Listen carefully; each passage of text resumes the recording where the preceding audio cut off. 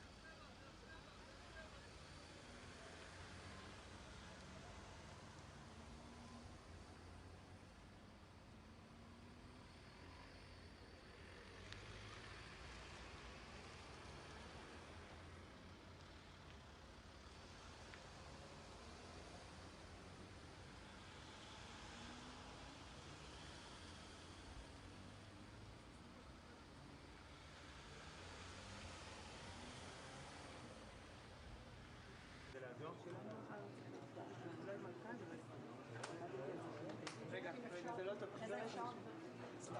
אז אפשר חצי צעד אחורה?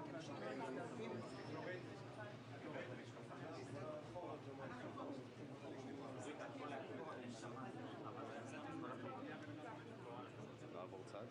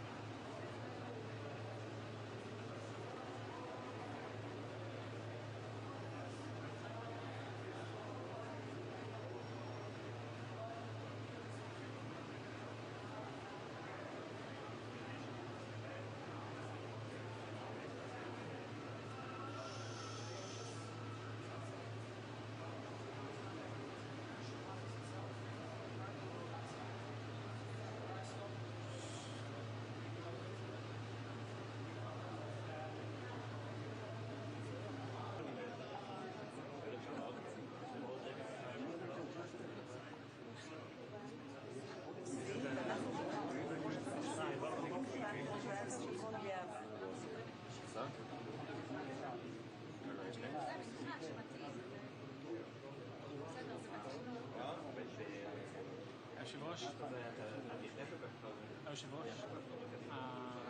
זה קצת יוצא מצד שני, לא, זה קצת שני, קצת שני.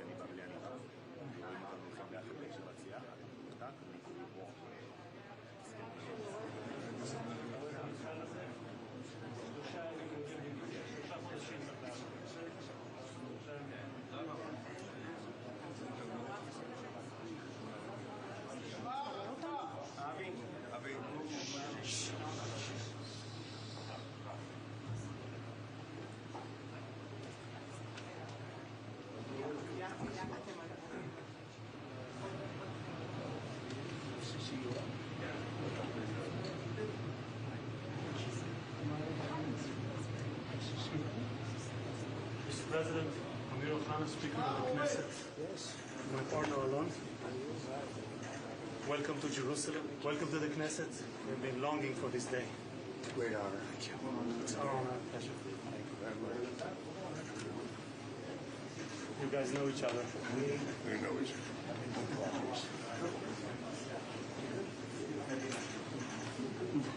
Good. Yes, please. This way, Mr. President.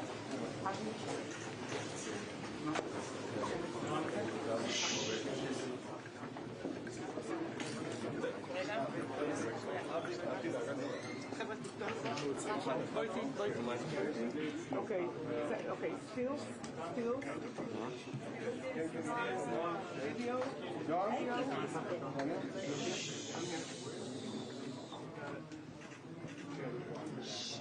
Let's start with one here.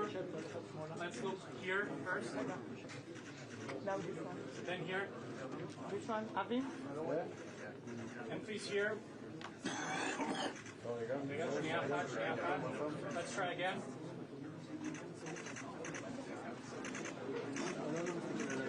Alon. Now here, please, to Avi, everyone. And White House photographer, please. Daniel? אוקיי, עכשיו על הספר? רגע, הראש מותי. היום. להסתכל על הספר. להסתכל על הספר. נועם, טיפה את העדשות. כן? אתה בסדר?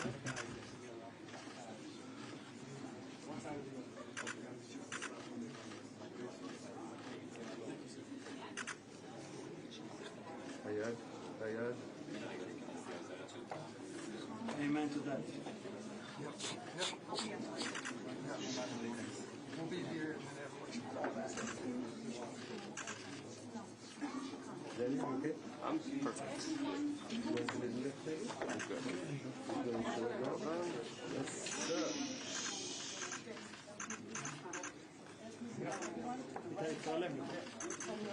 Amen to that, Mr. President. Thank you. לא פה לידי. כמה.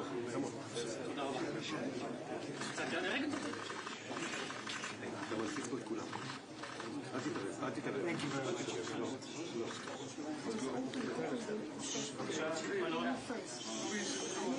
Move.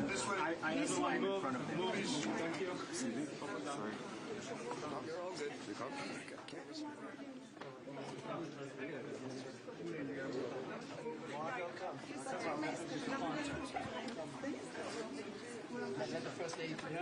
Daniel, White House counter.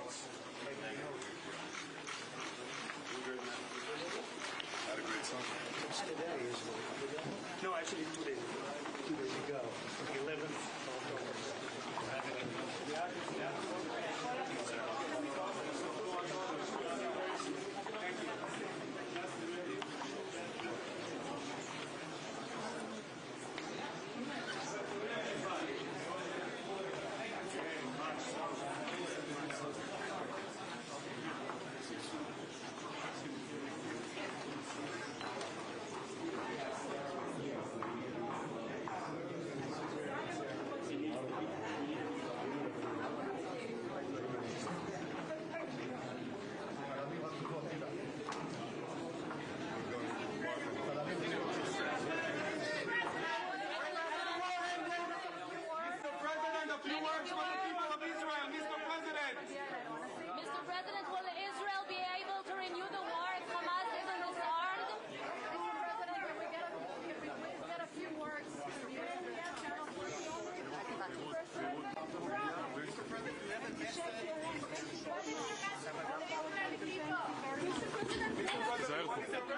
תיזהרו מהגדר.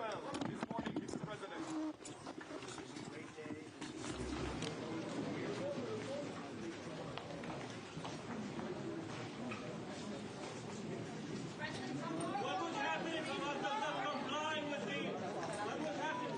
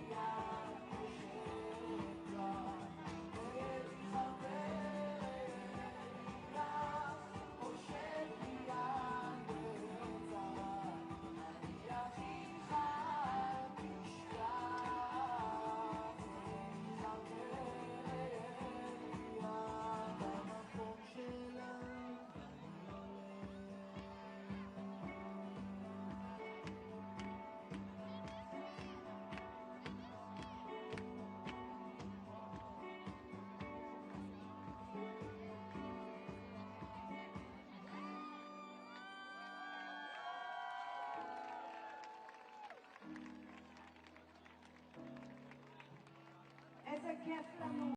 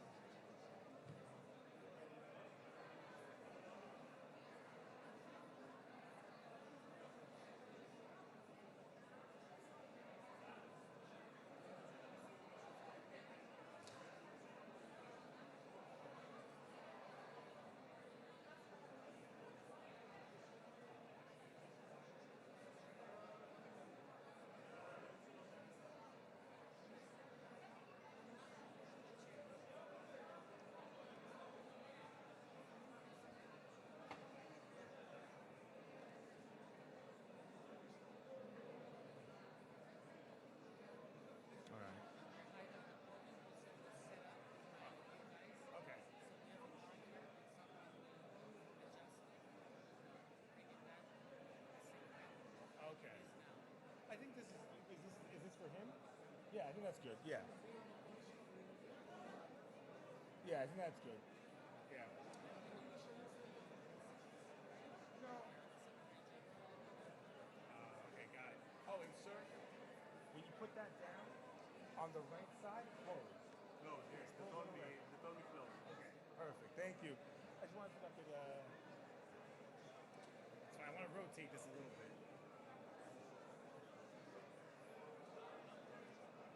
Yeah, I don't want to mess with it too much.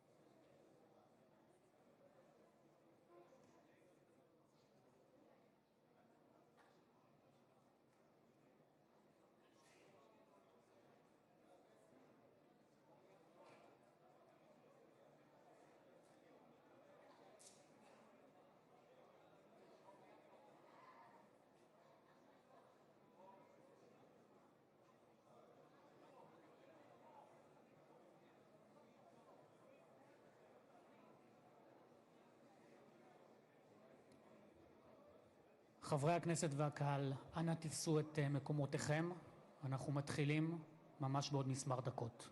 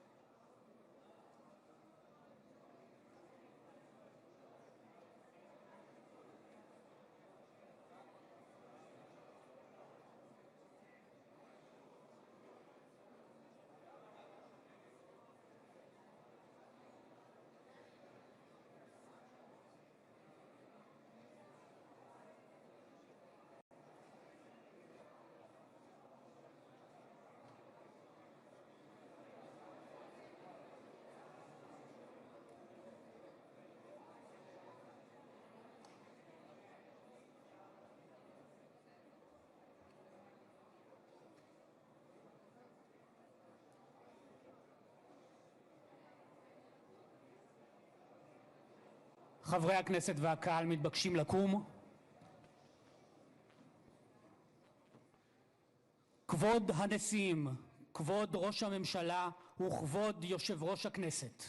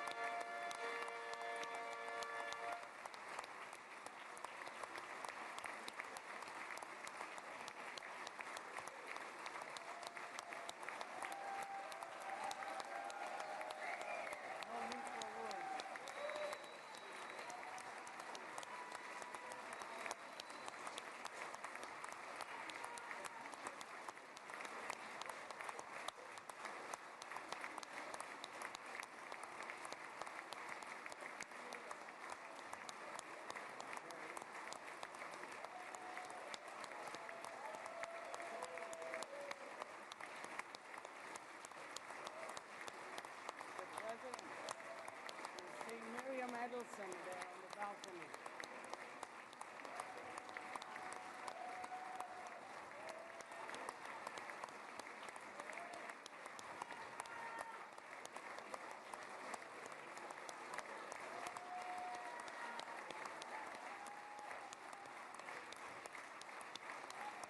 So much they love you.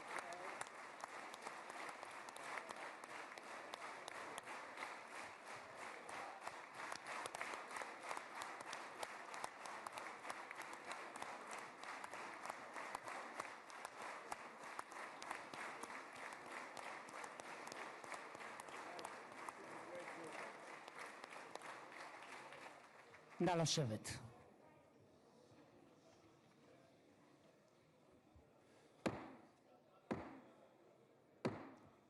חברות וחברי הכנסת, היום יום שני, כ"א בתשרי התשפ"ו, 13 באוקטובר 2025, ואני מתכבד לפתוח את הישיבה המיוחדת של הכנסת.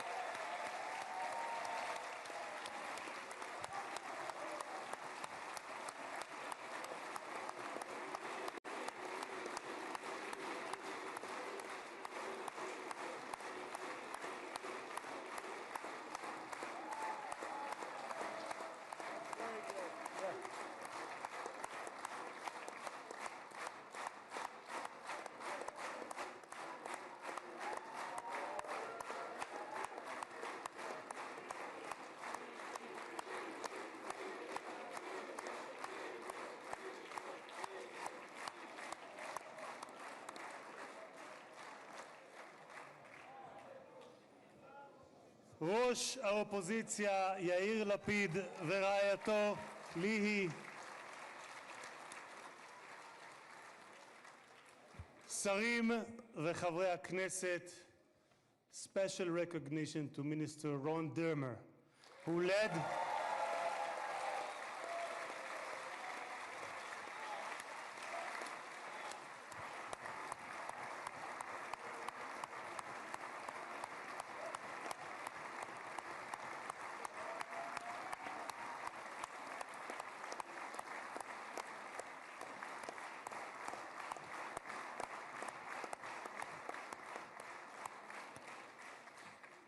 special recognition to Minister Ron Dermer, who led the negotiation team on behalf of Israel. Thank you, Ron.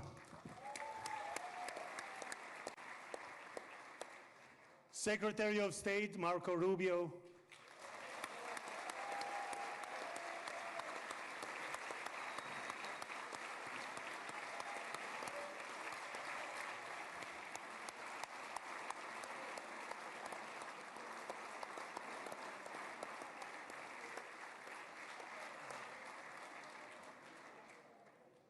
Secretary of War, Pete Hegseth.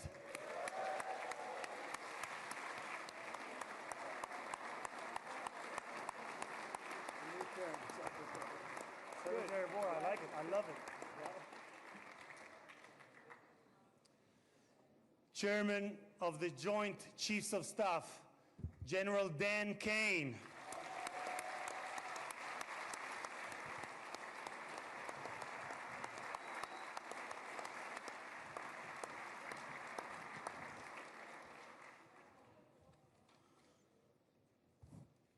Two key players.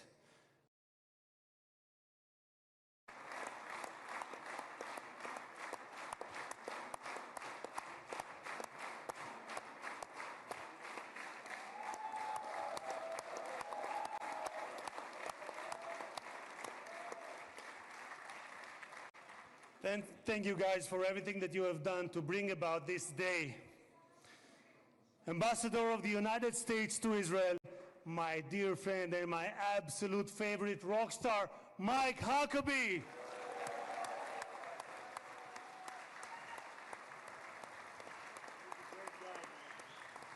we have Janet? I don't see Janet. No, Janet's not in. Janet's not here. Okay. Okay. שגריר ישראל בארצות הברית, יחיאל לייטר.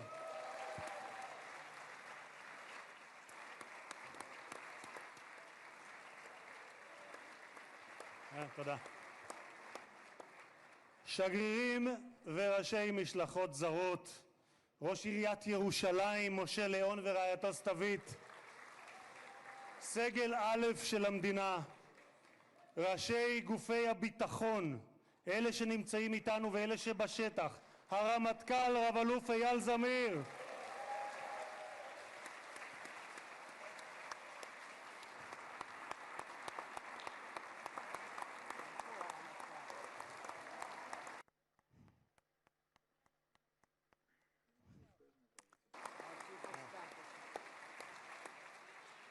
המפכ"ל רב ניצב דניאל לוי,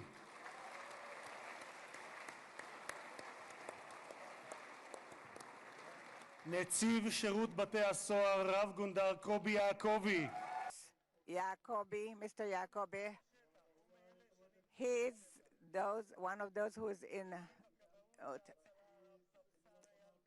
Mr. Eyal Kaspi, the head of the fire, the head of the Mossad, Mr. David Barnea.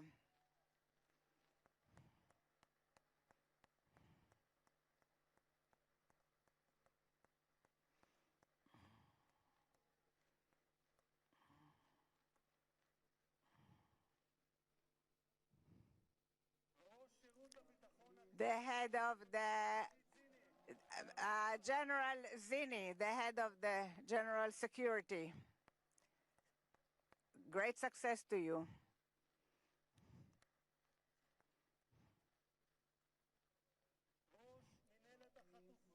The head, Mr. Gal Hirsch, the head of the headquarters for the abductees.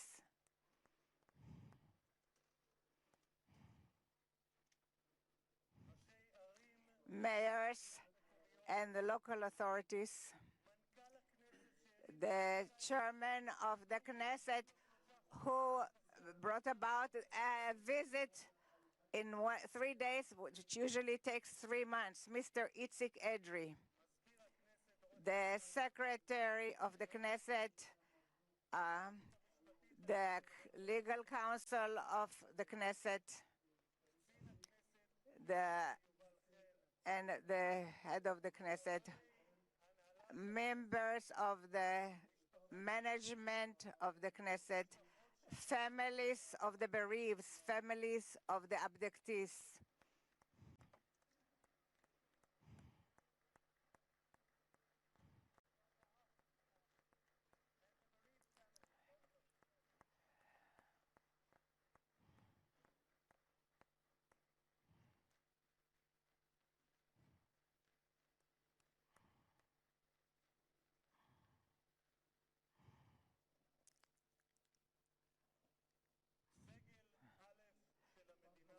the head great honoraries, and I am exempt the others from mentioning them. Dear and the citizens of Israel, I had the special honor to bless together with you the best friend of that Israel ever had in the White House.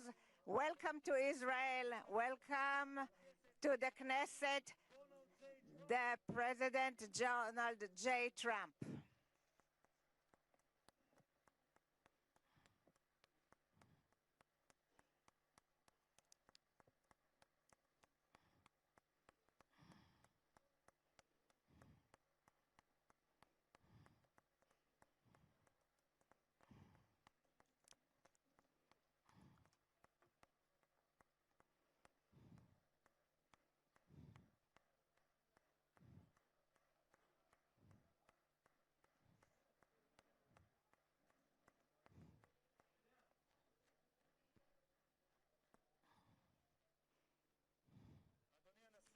Mr. President, I would like to thank you that you granted the Knesset the honor that it is the first parliament that you are visiting in your present term.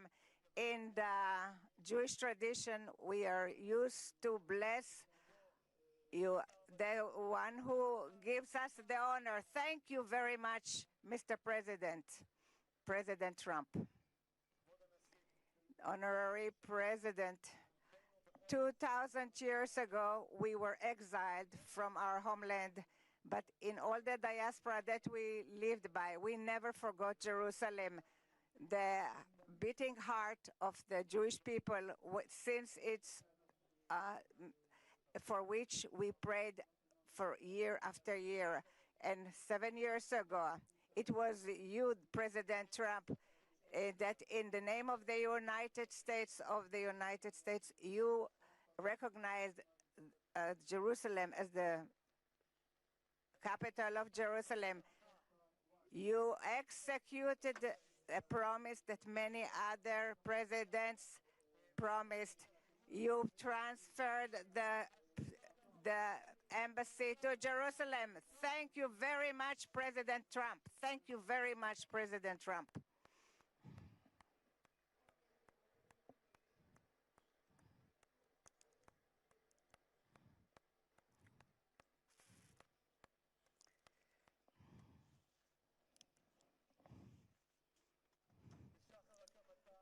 In the dawn of its establishment, Israel was forced to fight, but it always extended its hand to peace. 7 years ago, you led the Abraham Accords, and I had the privilege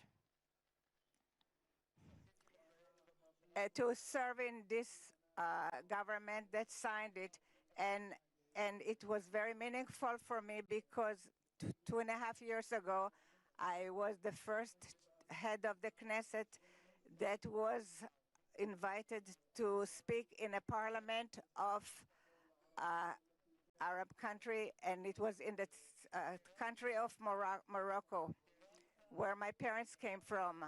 You made its relationship closer in accord that it's peace for peace. Thank you very much, President Trump.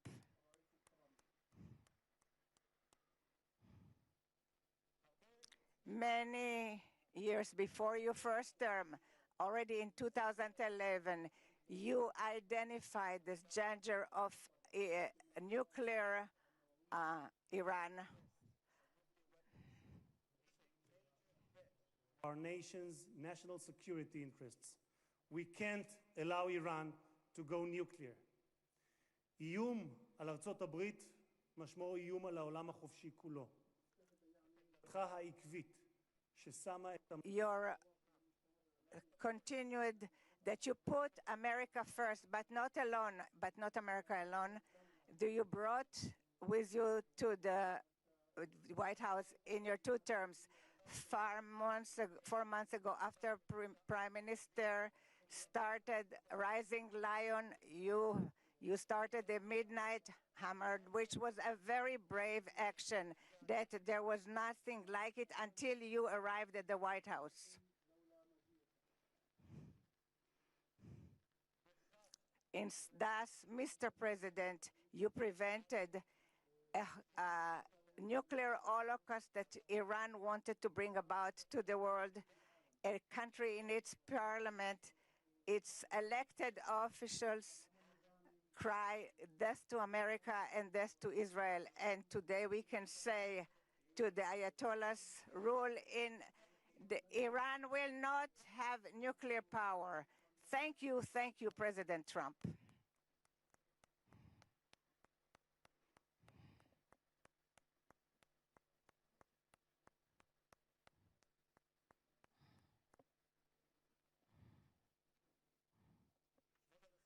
Mr. President, today the Jewish people are ending the holiday of Sukkot, and tomorrow it will be Simchat Torah. And 2 years ago in Simchat Torah, it was the most difficult day for the State of Israel since its establishment and for the Jewish people since the Holocaust. Many times I came with many visitors to the area of the slaughter, and I saw the horrors. And few weeks after the 7th of October, I accompanied Jared and Ivanka who came to those difficult areas. We saw what we were in Kfar Aza, and we saw what we hope that we will never see again, horrible sights of pogroms, children, men and women, the elderly, they are no longer there. The Satan not only murdered and raped and many of our brothers and sisters, he also abducted the alive and the dead. And since then, this has been the longest and the most just war. This wound of our brothers in prison has been when all the nation of Israel has been in pain of the families of the abducted until this morning. For 2 years, in the gallery where the guests are sitting, we had photos of the hostages. But this morning, towards this historical day, we were able to remove the photos, and I will do something spontaneous, and I will remove the pin that I received from Tzvika Moore. I am removing it because a minute ago I spoke to Tzvika Moore's brother, and they are celebrating this unification. Thank you so much, President Trump. Thank you so much, President Trump.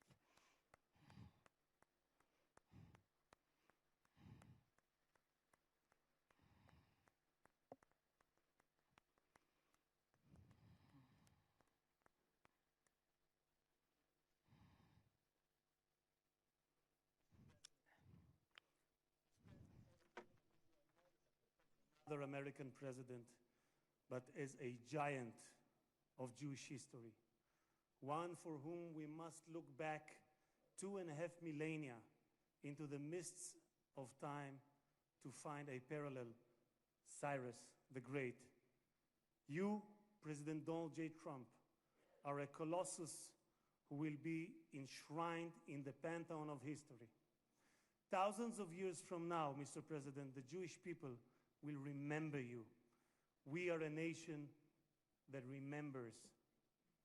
Far from being a local struggle, what we are witnessing is a global struggle, a global battle between the forces of extremism, radicalism, and fundamentalism, and those of freedom, liberty, and democracy.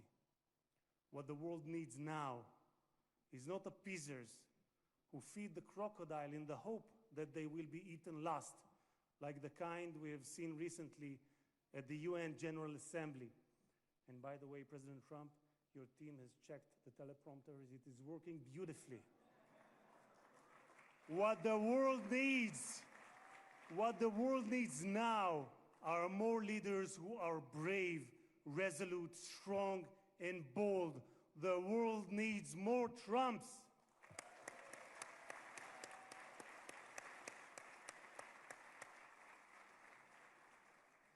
Mr. President, with your permission, I would like to take this moment to address Prime Minister Netanyahu.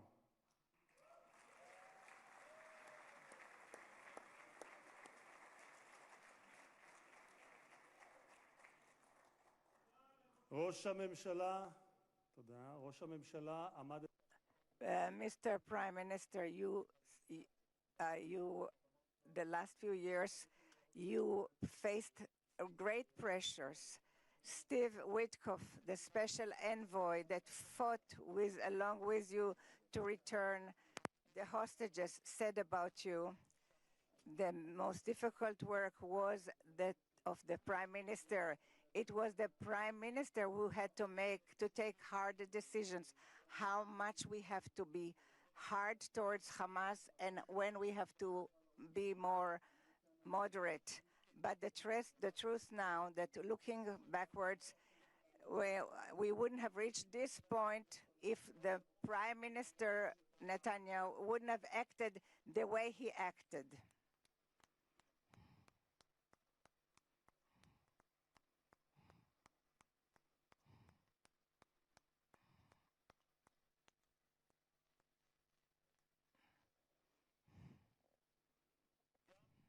Also, my President Trump believes that the Prime Minister Netanyahu made hard decisions, and there were people who would have been less brave who wouldn't have made these decisions. We are here today because the Hamas did not have an alternative. So says Witkoff. The pressure was great, and therefore we progressed immensely, and this is what brought about this agreement.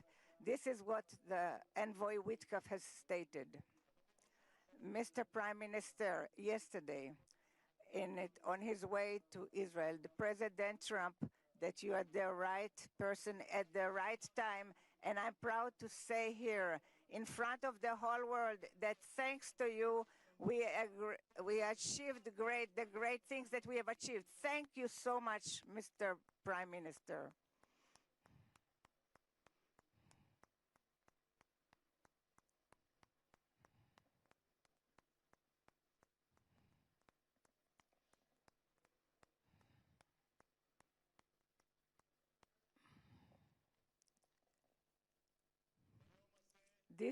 Today, and we will thank from the depths of our heart to the brave soldiers of the IDF, of the Israeli Defense Forces.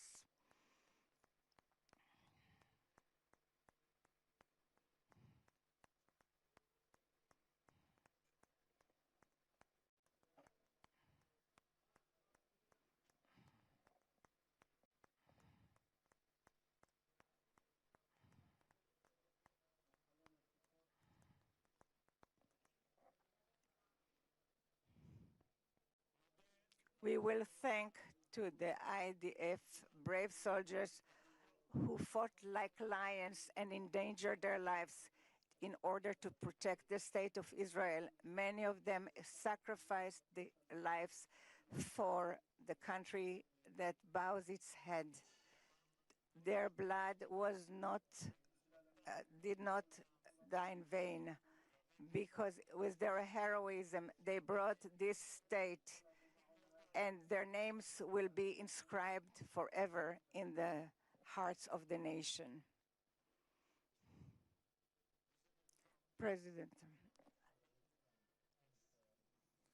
There was not a single person on this planet who did more than you to advance peace. No one even came close. Your election to the presidency marked a turning point, not only for the United States, but for the entire world. Through your strength of character and unwavering resolve, you brought an end to bloody conflicts in no fewer than 8 regions across the globe. In less than 9 months, You became one of the most consequential presidents in history. You saved countless lives that would have been lost without your leadership. And as our sages teach, whoever saves one life, it is as though he has saved an entire world. You have proven that true peace is achieved through strength, and that only those who are prepared to use force in the present can prevent the need to use it in the future. Mr.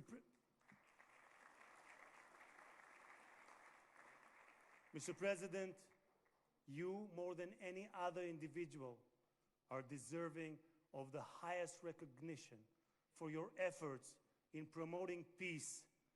Therefore, I hereby announce that together with our good friend, Speaker of the House, Mike Johnson, we will rally speakers and presidents of parliaments from around the world to submit your candidacy for the Nobel Prize, Peace Prize next year. There is no one more deserving than you, President Trump. No one.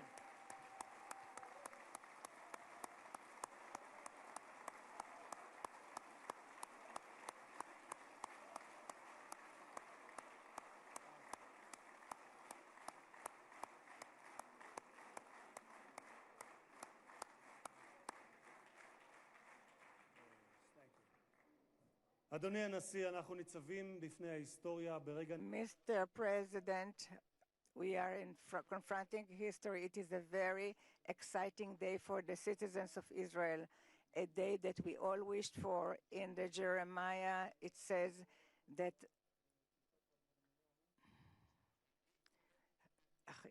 from when we hear your cry, there will be a wage for your and they will return from the country of the enemies, and the sons returned to their borders, to their land. The book of Jeremiah. I want to wish all the hostages how happy we are and how good it is that you're back home. The President Trump, who will give us that God Almighty will bless you, your family, your country, and all those who are dear to you, and will make America. And may God bless the state of Israel. תודה רבה וחג שמח.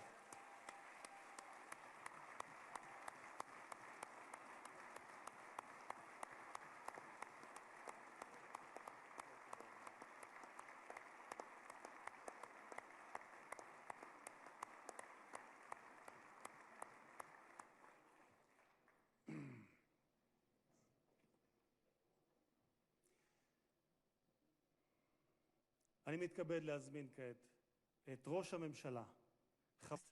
I'm inviting now Mr. Benjamin Netanyahu, the Prime Minister, to say a few words.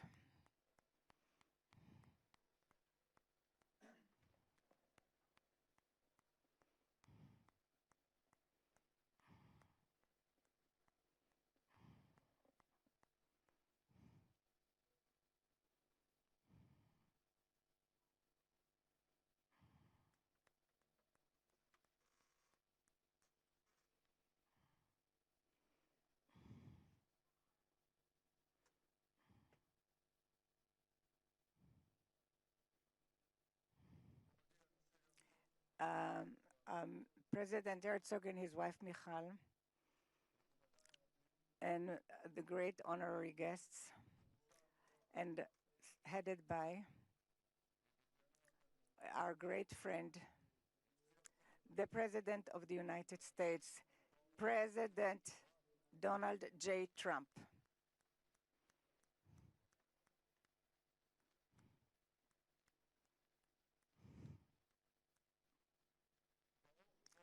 Welcome to Jerusalem, our eternal capital. Welcome to Israel in this moving day exciting day that will be inscribed in the history, on the annals of Israel, and you too, Mr. President, will be inscribed in the history of our nation, and you are already inscribed in the history of the world. And we remember our friends. We know your part, your important part, and the determined part of the return of the hostages in this day, when we were informed today, an hour ago, that all our live hostages returned back to us. What excitement.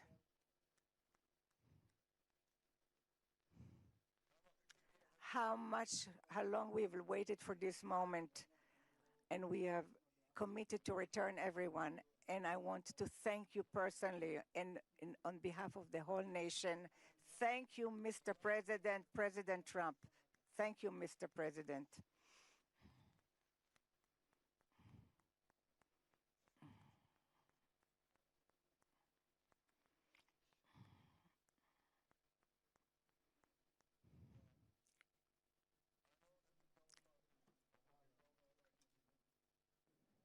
But I'm not sure about the translation. So I'll say words in English. President Trump, the Knesset welcomes you and your distinguished delegation to Jerusalem, our eternal capital. This is your first visit to Israel since you recognize Jerusalem as our capital and moved the embassy here. Thank you, President Trump, for that.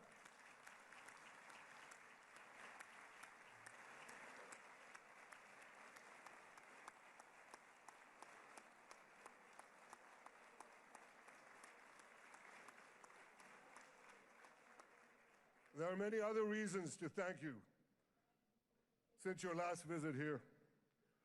Thank you for recognizing Israeli sovereignty over the Golan Heights.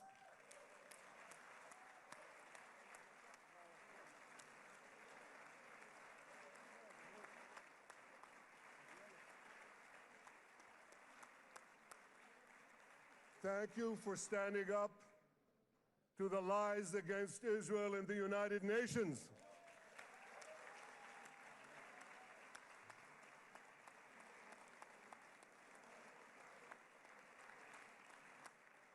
Thank you for recognizing in your 2020 peace plan our rights in Judea and Samaria, the ancestral homeland of the Jewish people.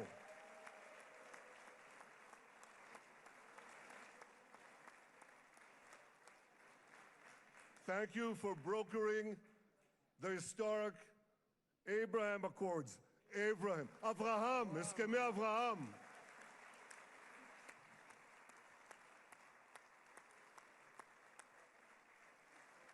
Thank you for withdrawing from the disastrous Iran nuclear deal.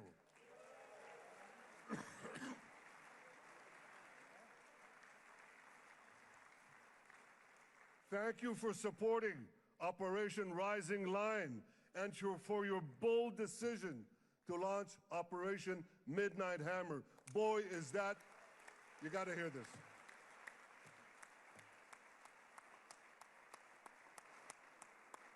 This is the most fitting name ever named for a military operation, because a little after midnight, you really hammered them.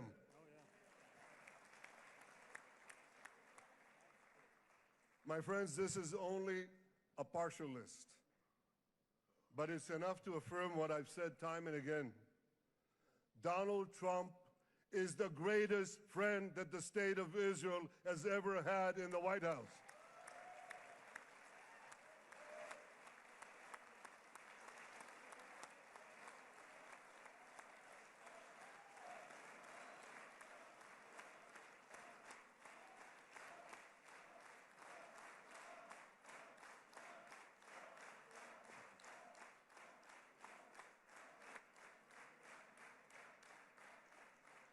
No American president has ever done more for Israel. And as I said in Washington, it ain't even close. It's really not a match. Mr. President, today we welcome you here to thank you for your pivotal leadership in putting forward a proposal that got the backing of almost the entire world. A proposal that brings all our hostages home.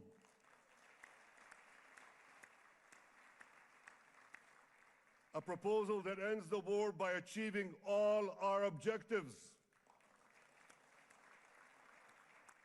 A proposal that opens the door to an historic expansion of peace in our region and beyond our region. Mr. President, you are committed to this peace. I am committed to this peace. And together, Mr. President, we will achieve this peace. We've done it before. We've done it before in the Abraham Accords, and we'll do it again. Mr. President, today the Jewish calendar marks the end of 2 years of war. That war began on October 7th, on the Jewish festival of Simchat Torah. You always tell me, and you tell the world, remember October 7th. Mr. President, we remember. We remember the thousands of Hamas terrorists who stormed into our towns and kibbutzim. We remember the 1,200 people Hamas savagely slaughtered in cold blood, including dozens and dozens of Americans. We remember entire families burnt alive as they embraced each other. We remember the beautiful young Israelis brutally gunned down at the Nova Music Festival. We remember the hundreds of our citizens who were dragged into the dungeons of Gaza, including 12 Americans, men and women, young and old, babies and elderly Holocaust survivors. My friends, Mr. President, Donald, these monsters take babies as hostages. In response to this barbaric attack on October 7th, Israel did what it had to do. With indomitable courage, we set out to defend our people, to defeat our enemies, and to release our hostages. Our heroic soldiers fought like lions. They fought on the front lines of civilization and barbarism. Israel achieved amazing victories over Hamas and the entire Iran terror axis. Sinwar, Dev, Hania, Nasrallah, Assad, they're all gone.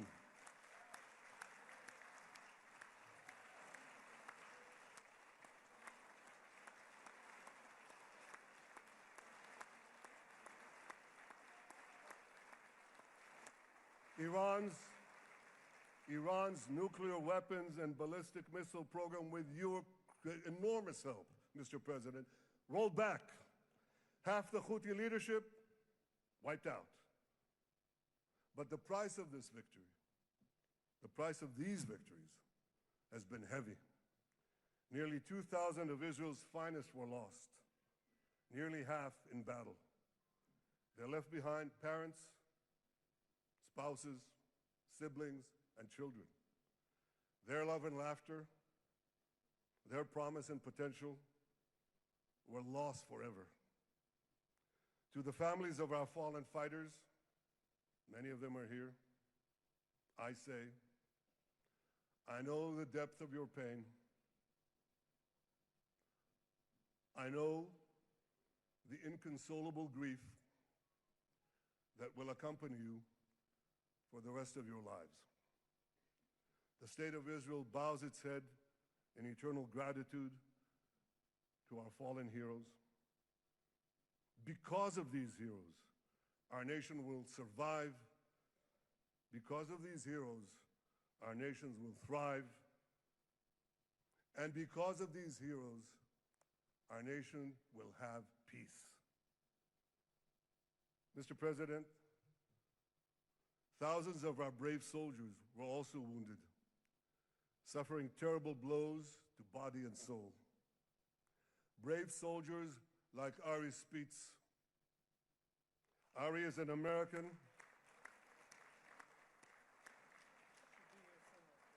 Ari is an American Israeli who was injured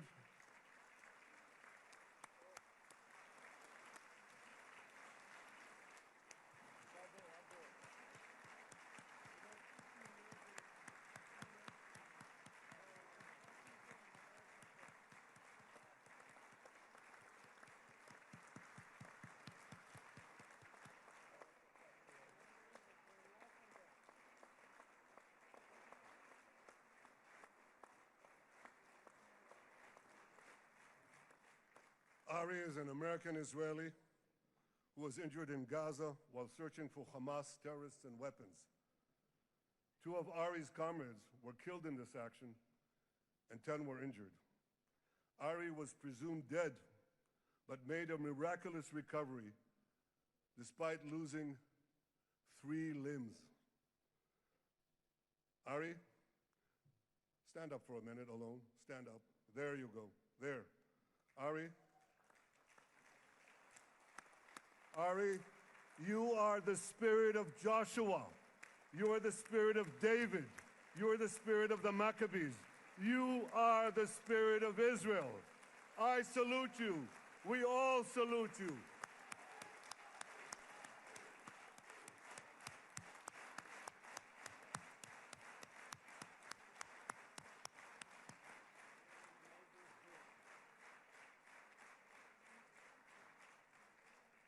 Sabine Tassa of Kibbutz Netiv HaAsara is watching us today from the Israeli consulate in Los Angeles.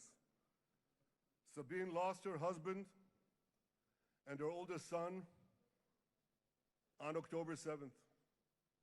She is the mother of 3 other boys.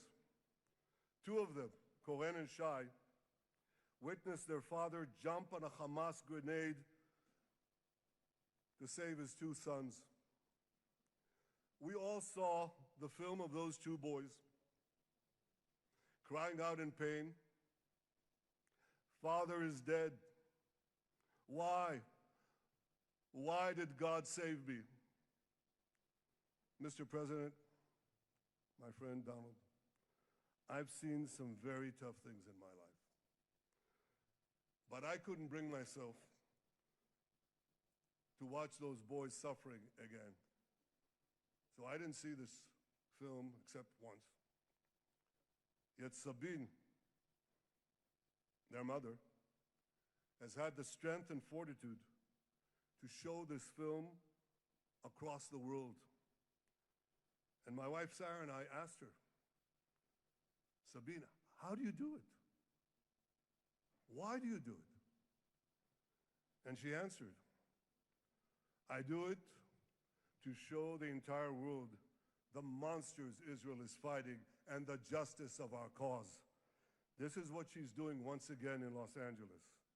Sabine, you can hear me now, so I want to tell you on behalf of all of us, you embody the spirit of our biblical heroines, Deborah, Ruth, and Esther.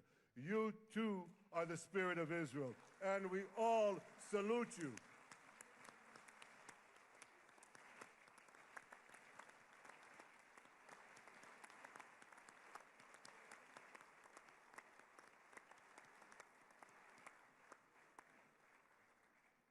Mr. President, you asked me on our many conversations during the 12-day war with Iran, you asked me, how are the people holding up? And I said to you, our people are strong. Israelis are a nation of lions with unlimited resolve to defend our country and secure our future. The people give strength to our soldiers, and the people give strength to me and to my colleagues.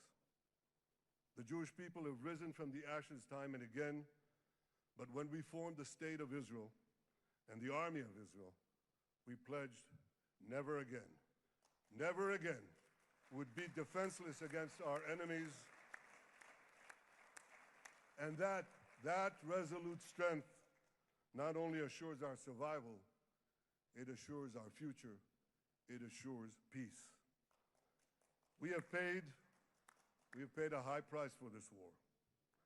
But our enemies now understand just how powerful and just how determined Israel is. They understand that attacking Israel on October 7th was a catastrophic mistake. They understand that Israel is strong and that Israel is here to stay. And this, Mr. President, is the indispensable foundation of peace. Peace through strength. Ladies and gentlemen, this is a momentous day, a day of great joy as the remaining hostages come home. My wife Sarah and I have met with the hostage families many times. There were no words to describe their agony, only tears of bottomless sorrow and unimaginable pain. At the beginning of the war, I promised to bring all the hostages home. Today, with the indispensable help, the determined and focused help, the unremitting help of President Trump and his team, and with the incredible sacrifice and courage of the soldiers of Israel, we are fulfilling that promise.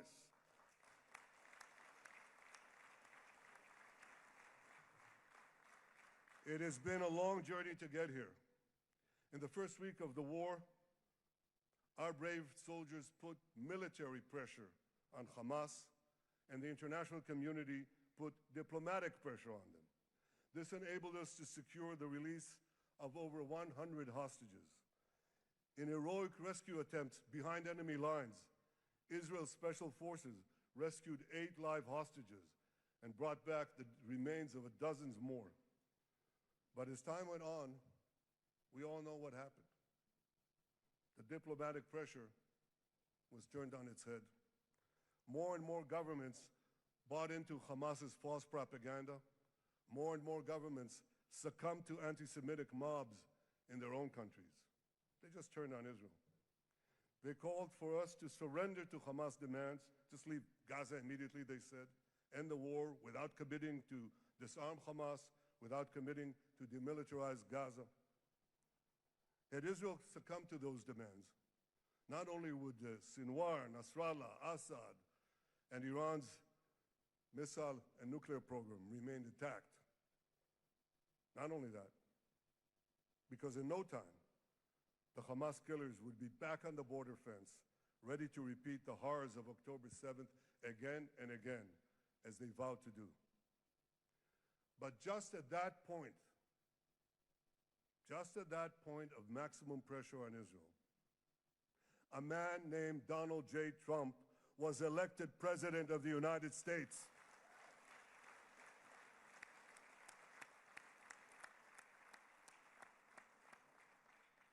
And ladies and gentlemen, overnight, everything changed. Everything.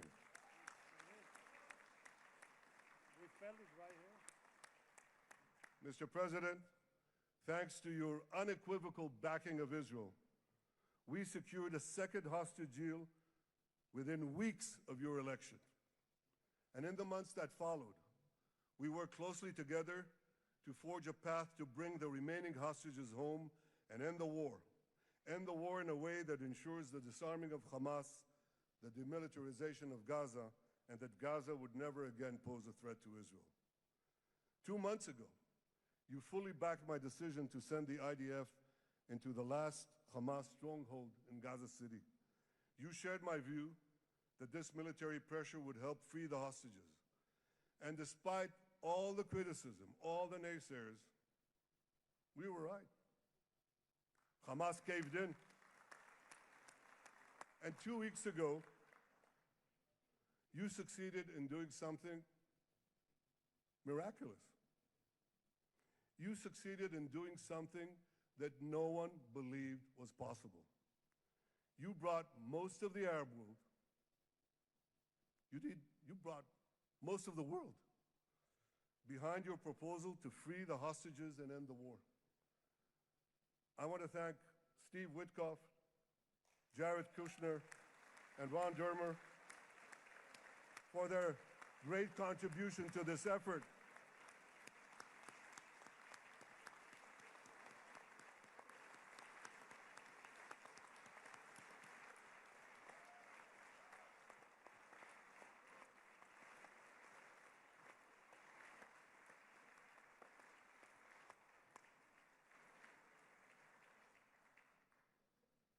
and I want to thank our negotiating team. I believe that the close cooperation between the two of us, between our two nations, combining Israel's military pressure and President Trump's unmatched global leadership. I have to tell you, I've seen a lot of American presidents. I've seen them all in the time that I've been here, and I've been here quite a lot of time.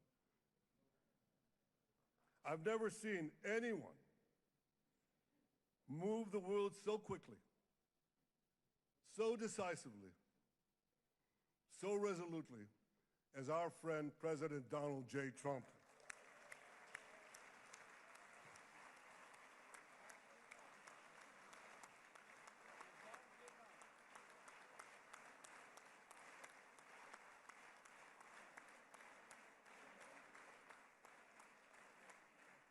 With our military pressure and President Trump's global leadership, we achieved this historic moment. It's a moment of indescribable joy as our nation embraces our sons who are coming home. Mr. President, this week, Jews around the world are going to read the book of Ecclesiastes, Kohelet, in the Bible. The Bible has many miraculous moments. One of them was your decision to bomb Fordo. I think it was a pivot of history because it wasn't meant only to bomb Fordo. That action and your previous action of taking out Qasem Soleimani, the architect of death, I think that changed the balance of power in the world. You brought America back again to the driver's seat.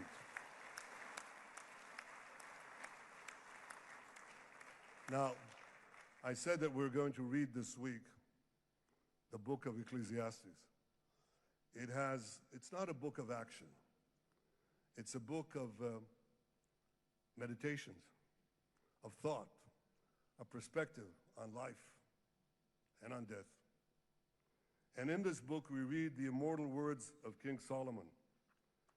To everything there is a season, and a time for every matter under heaven. Et milchama ve'et shalom. A time for peace and a time for war. The last 2 years have been a time of war. The coming years will hopefully be a time for peace.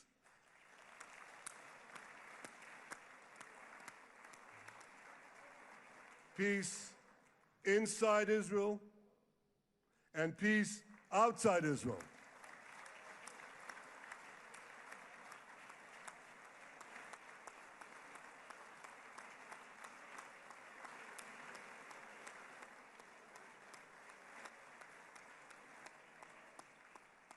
I look forward to continuing marching with you on the path we paved together with the Abraham Accords.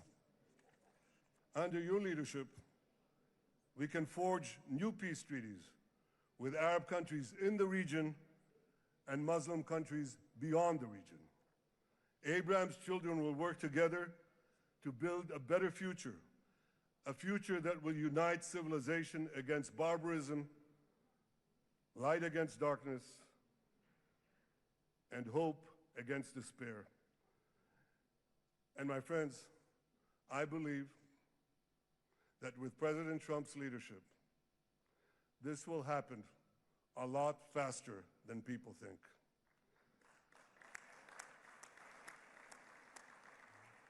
As Prime Minister of Israel, I extend my hand to hold those who seek peace with us. No one wants peace more than the people of Israel. Israel will always remain vigilant in defending itself, and Israel will always remain full of hope. Hope is our national anthem. Hope is our creed. Hope is our strength. It is time, my friends, to realize that hope and expand the circle of peace. Mr. President, thank you for all you have done for us. I have submitted your nomination to be the first non-Israeli recipient of the Israel Prize, Israel's highest award. As to that other prize, just a question of time, you'll get it. But I want you to get the Israel Prize, our highest award, to our greatest friend.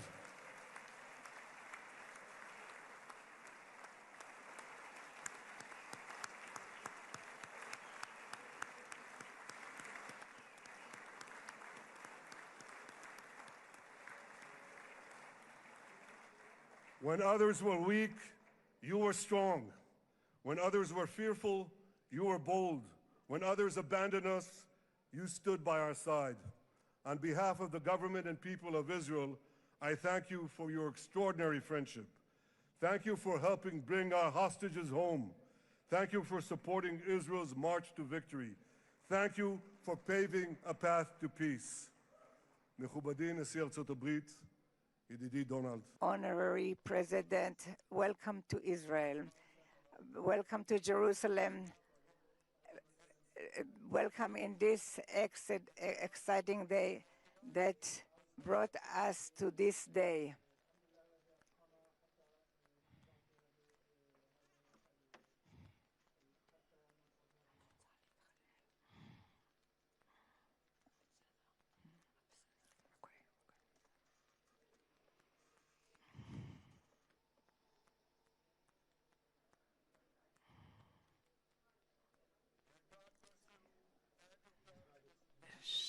May God bless America, may God bless Israel, and may God bless the covenant between our two promised lands. Thank you, Mr. President.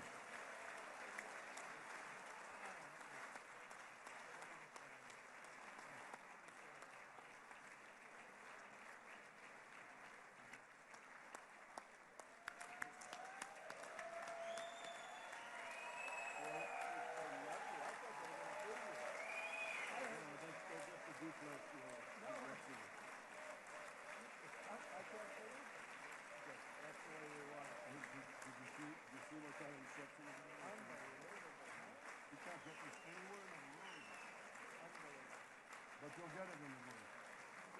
Thank you.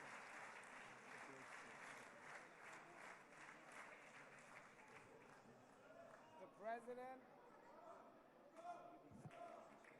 Where?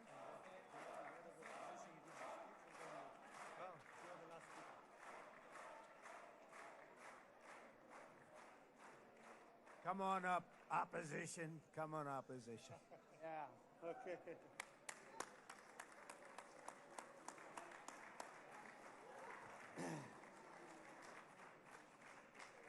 אני מתכבד להזמין כעת את ראש האופוזיציה, חבר הכנסת יאיר לפיד.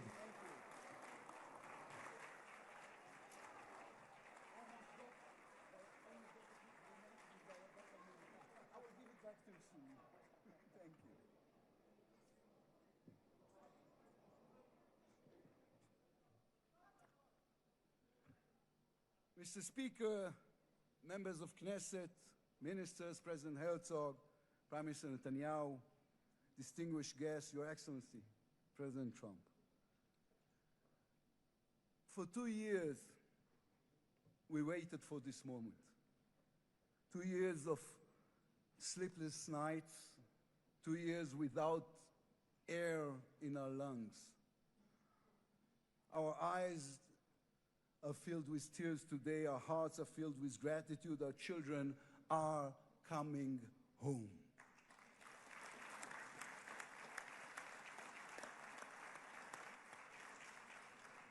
In the Babylonian Talmud, a sacred book of the Jewish people, it is written, whoever destroys one life, it is as though he destroyed an entire world, and whoever saves one life, it is though as he has saved an entire world. Mr. President, you have saved the lives of our hostages.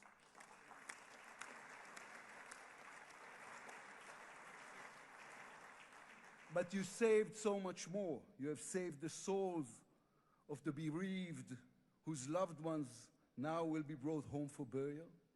You have saved thousands of soldiers who will now not fall in battle. And you have saved millions from the horrors of war. You have saved more than one life, and each life is an entire world. This is a historic moment, and a reminder that history is shaped by people. It is shaped by those who know the past, but have the vision to change the future.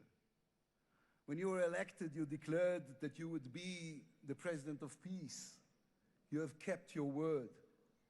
The fact that you were not awarded the Nobel Peace Prize is a grave mistake by the committee. But they will have no choice, Mr. President. They will have to award it to you next year.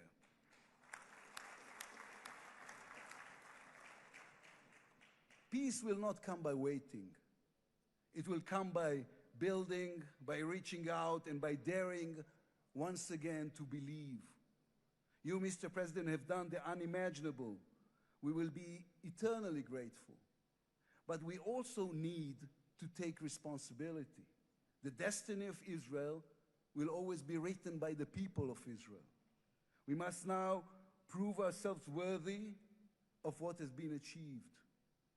From its founding, Israel has said to the world that our strength, our power, rest upon our values. Israel is the strongest country in the Middle East because we are the only democracy in the Middle East.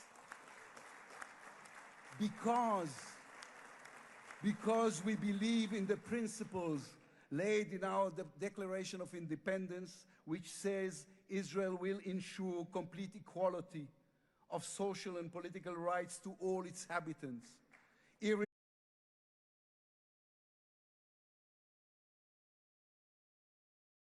And culture, it will safeguard the holy places for all who we are as people, as a country. Our neighbors must understand one more thing about us. We are not going anywhere.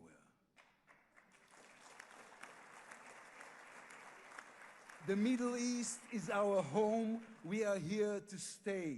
Our story did not end in the Bible. It began there. It continues in our laboratories and universities, in our innovation hubs. Hamas, Hezbollah, Iran, and the Houthis, they all read the wrong intelligence reports. The real intelligence report on Israel's intentions is found in the book of Genesis.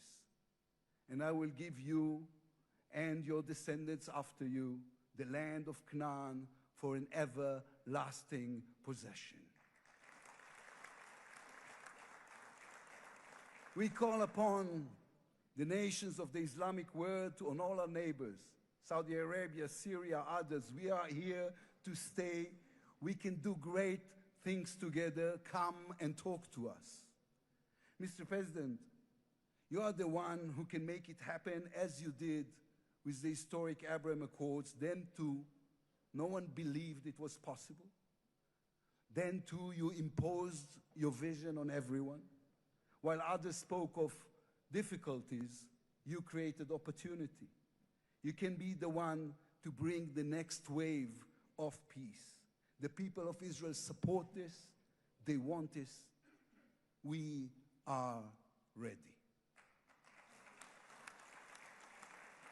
And you can later today in Egypt with your unbelievably talented team, my friends, Steve Witkoff, Jared Kushner, Marco Rubio, Pete Hegseth, forge a regional alliance that will change not only the Middle East, but the entire world. After 2 years of war, the peoples of this region should look around and ask themselves, whose situation is better? Those who chose the path of peace or those who chose the path of war? Those who invested in their people in the education of the children, in science and education and technology, or those who invested in hate and in violence. From here, I say to all those who demonstrated against Israel these past 2 years, on the streets of London and Rome, in Paris and in Columbia University. I do not represent the government. As you know, I am the leader of the opposition. And I tell you, then, you were deceived. You were deceived. Propaganda experts, funded by terror money, manipulated you. Now that the war has stopped, you have time and a chance to go and learn the facts. The truth is, there was no genocide, no intentional starvation.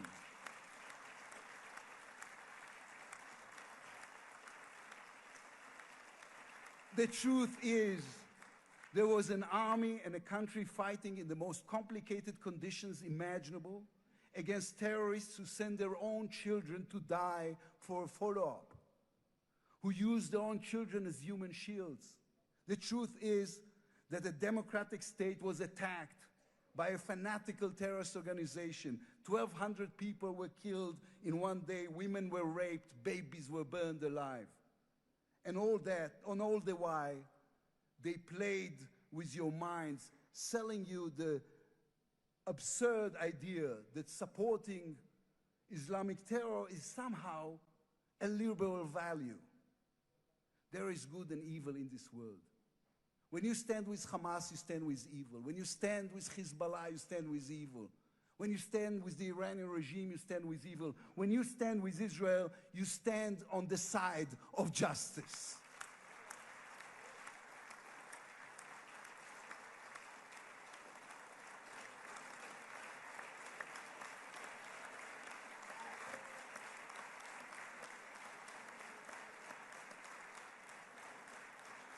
Last week I attended the 7th October Memorial Ceremony. An inspirational woman called Galit Dan spoke on stage. Galit had a daughter, Noya, a 13-year-old girl who was autistic like my daughter. And Noya was full of light. She loved Harry Potter. On that dark day, Noya was sleeping at her grandmother's, Carmela's house in Kibbutz Nir Oz. Carmela was 80 years old. Their bodies, grandmother and granddaughter, were found embraced. They were murdered together. On stage at the ceremony, Galit said a sentence that moved us all. We don't want revenge, she said. We want redemption. Today, the redemption begins. Israel has endured 2 terrible years on the battlefield and in the international arena. But in those 2 years, we also rediscovered our own greatness. We remember how good we can be, our pilots who took control of the skies over Iran, our industries leading the world in technology, our civil society, which reached out to help every victim of the war. We will move forward toward a different future. Our heroic soldiers who saved us all will fold away their uniforms and rise as teachers and engineers, scientists and innovators, investors and small business owners. We will never be able to repay the debt to those who sacrificed everything these past years, to those who, as President Lincoln said, gave the last full measure of devotion. We can only be worthy of them, worthy of their sacrifice. Mr. President, allow me to speak also to the businessman in you, the deal maker who understands value.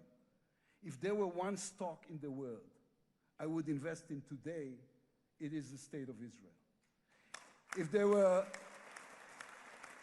one nation that deserves unrestricted access to GPU chips, to AI and SMR technologies, to American markets, it is the State of Israel.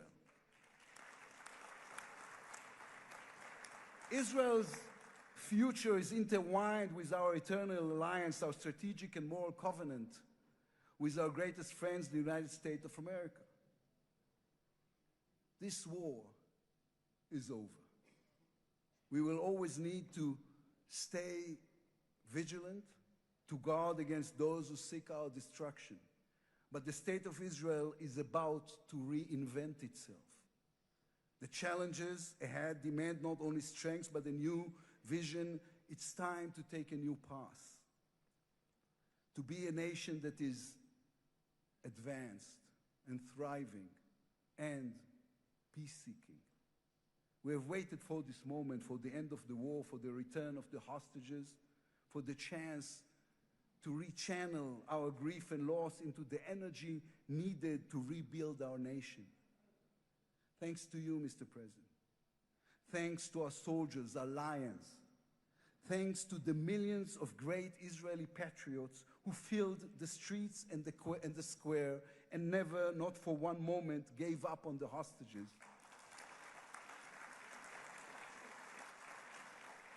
Thanks to all of them, the strength within us can now rise, succeed, and build for our future and for our children. Thank you very much. God bless the United States of America. Am Israel Chai.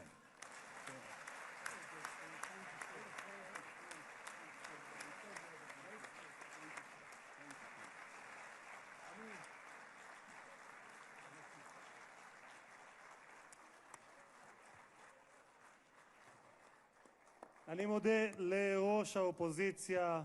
I would like to thank the head of the opposition, members of the Knesset,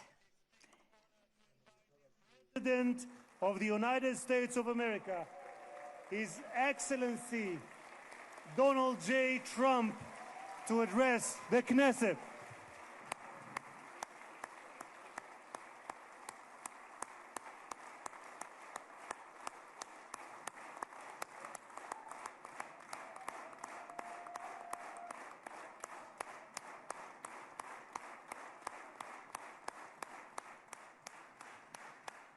Thank you very much. Thank you. Thank you very much, everybody. It's a great honor. Nice place. Very nice place. Mr. President, Mr. Prime Minister, Mr. Speaker, esteemed members of the Knesset and cherished citizens of Israel, we gather on a day of profound joy, of soaring hope, of renewed faith, and above all, a day to give our deepest thanks to the Almighty God of Abraham, Isaac, and Jacob.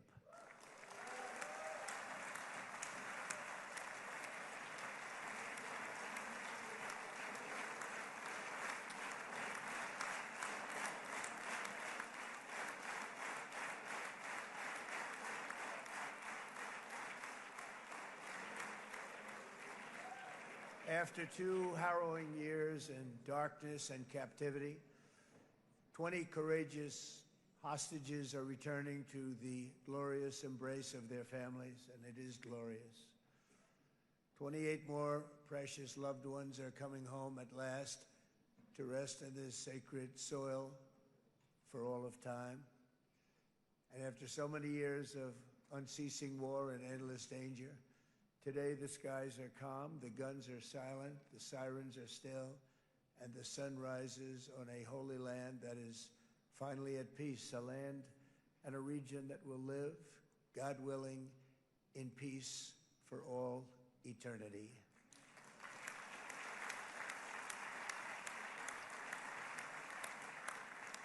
This is not only the end of a war, this is the end of an age of terror and death, and the beginning of the age of faith and hope and of God.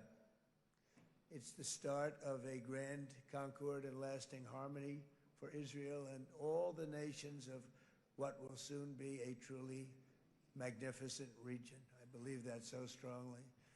This is the historic dawn of a new Middle East. I want to express my gratitude to a man of exceptional courage and patriotism, whose partnership did so much to make this momentous day possible. You know who I'm talking about. There's only one, Prime Minister Benjamin Netanyahu. Bibi, please stand up.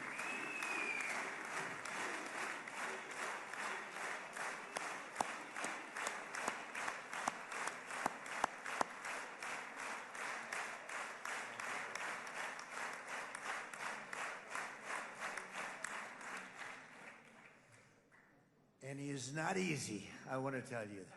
He's not the easiest guy to deal with, but that's what makes him great. That's what makes him great.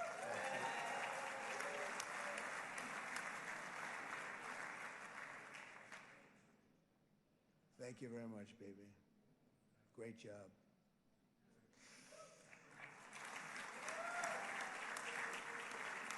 And let me also convey my tremendous appreciation for all of the nations of the Arab and Muslim world that came together to press Hamas to set the hostages free and to send them home. We had a lot of help. We had a lot of help from a lot of people that you wouldn't suspect, and I want to thank them very much for that. It's an incredible triumph for Israel and the world to have all of these nations working together as partners in peace.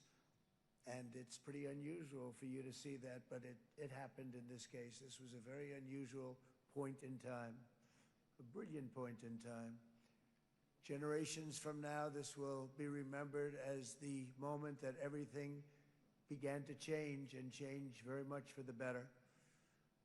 Like the USA right now, it will be the golden age of Israel and the golden age of the Middle East. It's going to work together.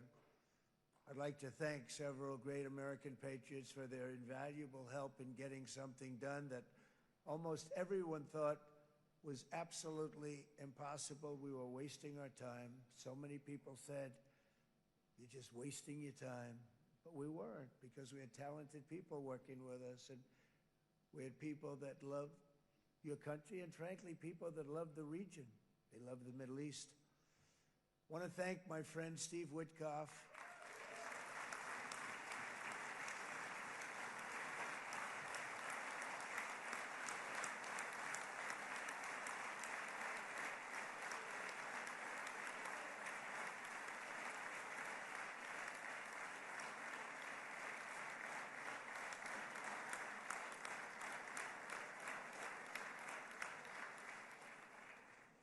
You know, Steve was chosen by me. He never did this before, but I knew him as a few things. He was a great businessman, but I know a lot of great businessmen, to be honest with you. He had tremendous negotiating skills, but I know a lot of people that negotiate pretty well, although it is an art. But there are people that can negotiate pretty well. But most importantly with Steve, he's just a great guy. Everybody loved him. Everybody. I mean, I know some negotiators that are so good, but you wouldn't have had peace in the Middle East. You would be in World War III right now with some of these guys. Everybody loves Steve, and they respect him, and they somehow can relate to him. I've known him for many years, and I've seen it over and over again. להוציא את חבר הכנסת עודה, להוציא אותו מהאולם, להוציא אותו מיד, החוצה, החוצה. Please expel this Knesset member. Please expel this Knesset member. Please expel Knesset member Kasif out of the hall. Please expel him immediately.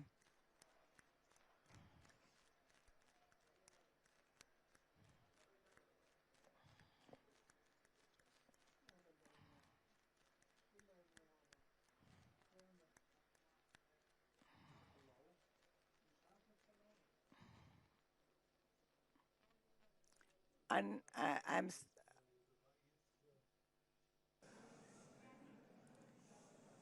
That was very efficient.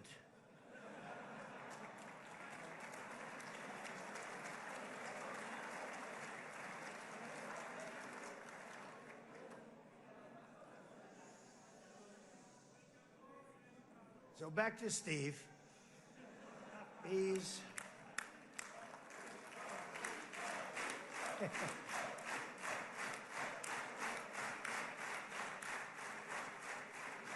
But I tell one story because he was so involved, and then we called in Jared. We need that brain on occasion. We got to get Jared in here. We got to get a certain group of people. But Steve started this all by himself. I call him Henry Kissinger, who doesn't leak, okay? Henry is a big leaker. He leaked.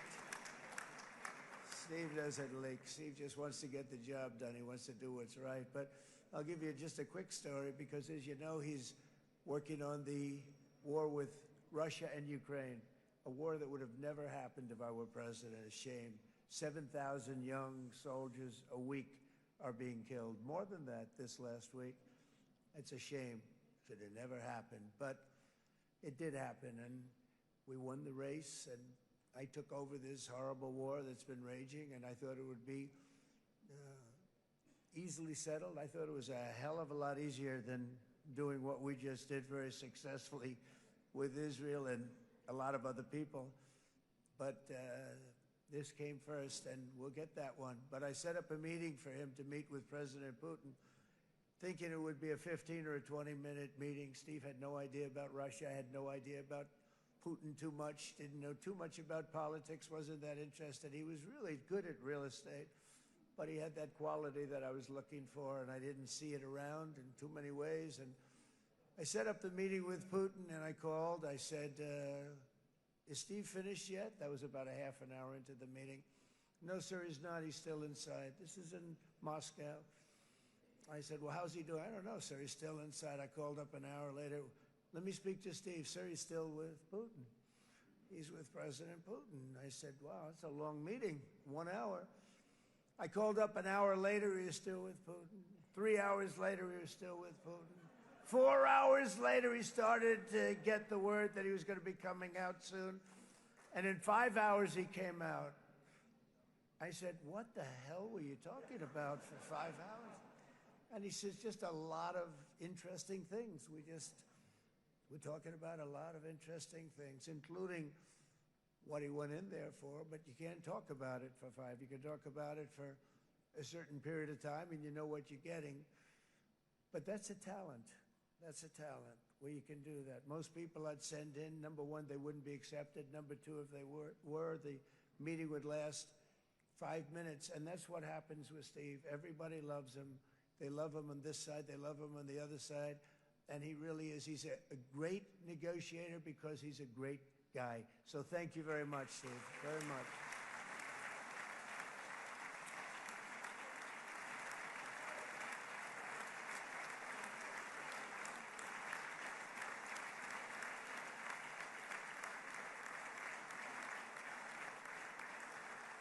And let me also give a very special thanks to someone who truly loves Israel. In fact, loves it so much that my daughter converted. My daughter converted.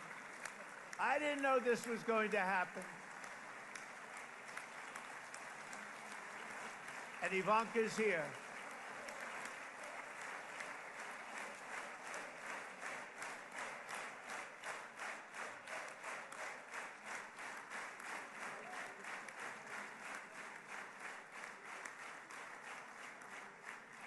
And Bibi, you do know this was not in the cards for me. You understand that.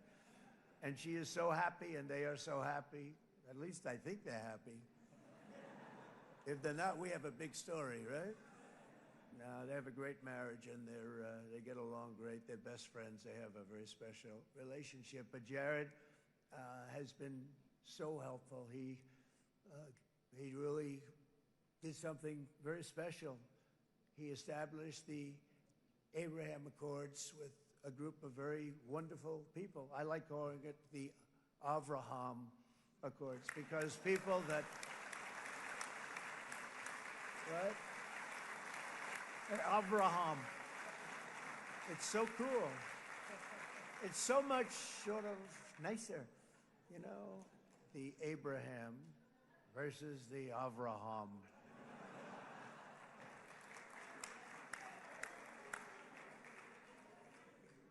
I just don't want to sound too sanctimonious when I do it, so, you know, I sort of split it up.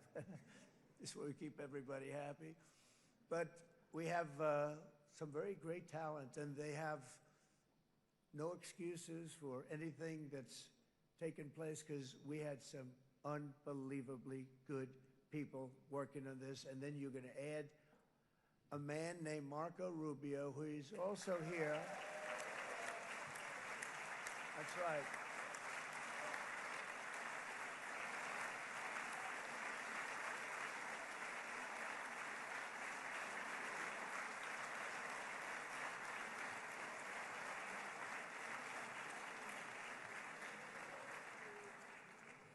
And I have a prediction that Marco will go down, I mean this, as the greatest Secretary of State in the history of the United States. I believe that. I believe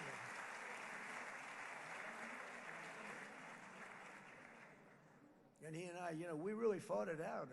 You remember, he was tough. He was nasty. Who the hell thought this was going to happen, Marco, right? And now I'm saying he's going to go down as the greatest. He will.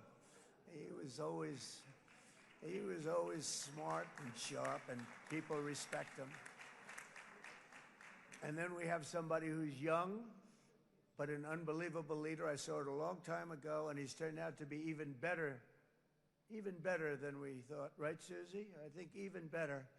And that's Pete Hegseth, who is our Secretary of War, formerly Secretary of Defense.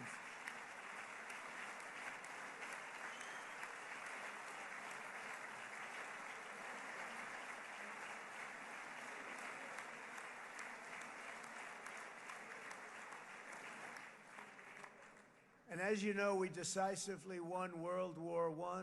We decisively won World War II decisively.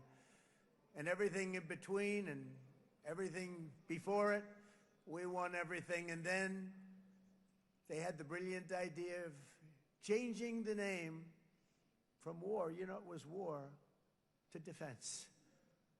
And with that went a certain thinking.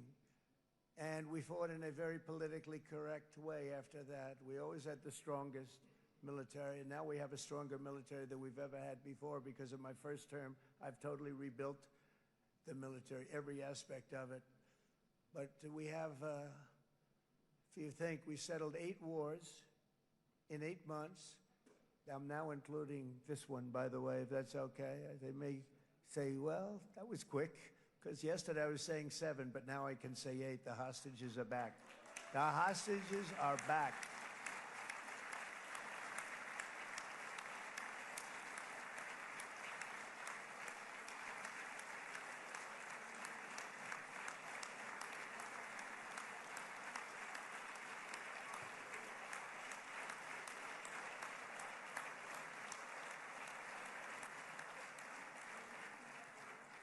It is a good feeling. Isn't that nice to say? You know, I just said the hostage. First time I said the hostages are back. It feels so good to say it. But when you settle 8 wars in 8 months, that means you don't like war. Everyone thought I was going to be brutal. In fact, I remember Hillary Clinton during a debate, she said, look at him, he's going to go into war with everybody. And actually, she said, he's got a personality that's all about war. No, and my personality actually is all about stopping wars, and it seems to work. Seems to work. But it also means this name change and our attitude that we're not going to go into a war, but if we do, we're going to win that war like nobody has ever won a war before. We will not be politically correct, but we're not going to be there. And I think, you know, as you mentioned, Bibi, before, peace through strength, and that's what it's all about. The United States has the greatest and most powerful military in the, right now, history of the world. I can tell you we have weapons that nobody's ever dreamt of. I only hope we never have to use them. I rebuilt the military. I was proud to do it, but some of the things I hated to do. I hated certain of the weapons because the level of power is so enormous. It's so dangerous, so bad. But we have to do what we have to do. We make the best weapons in the world, and we've got a lot of them. And we've given a lot to Israel, frankly. And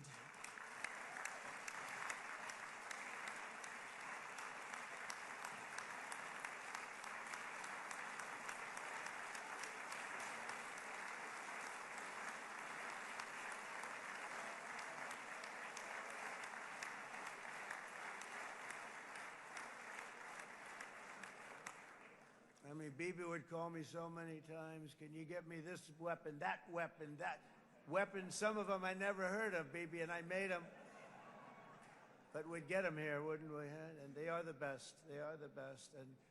But you used them well. It also takes people that know how to use them. And you obviously used them very well. But so many that Israel became strong and powerful, which ultimately led to peace. That's what led to peace. So as we celebrate today, let us remember how this nightmare of depravity and death all began. 2 years ago, on the eve of the Simchat Torah holiday, thousands of innocent Israeli civilians were attacked by terrorists, and one of the most evil and heinous desecrations of innocent life the world has ever seen, the worst slaughter of Jews since the Holocaust. The cruelty of October 7th struck to the core of humanity itself. Nobody could believe what they were witnessing. The United States of America grieved alongside you, and we mourned for our own citizens who were so viciously taken that day. And to all the families whose lives were forever changed by the atrocities of that day, and all of the people of Israel, please know that America joins you in those two everlasting vows: never forget and never again.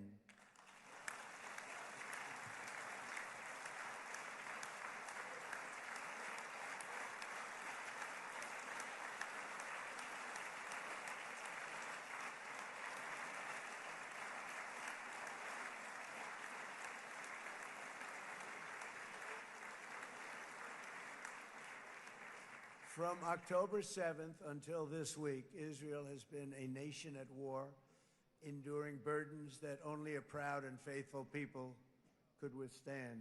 It was a very tough period of time. For so many families across this land, it has been years since you've known a single day of true peace. But now at last, not only for Israelis, but also for Palestinians and for many others, the long and painful nightmare is finally over. And as the dust settles, the smoke fades, the debris is removed, and the ashes cleaned from the air, the day that breaks on a region transformed, and a beautiful and much brighter future appears suddenly within your reach. This is now a very exciting time for Israel and for the entire Middle East, because all across the Middle East, the forces of chaos, terror, and ruin that have plagued the region for decades now stand weakened, isolated, and totally defeated. A new coalition of proud and responsible nations is emerging, and because of us, the enemies of all civilization are in retreat. Thanks to the bravery and incredible skill of the Israeli Defense Forces and Operation Rising Lion,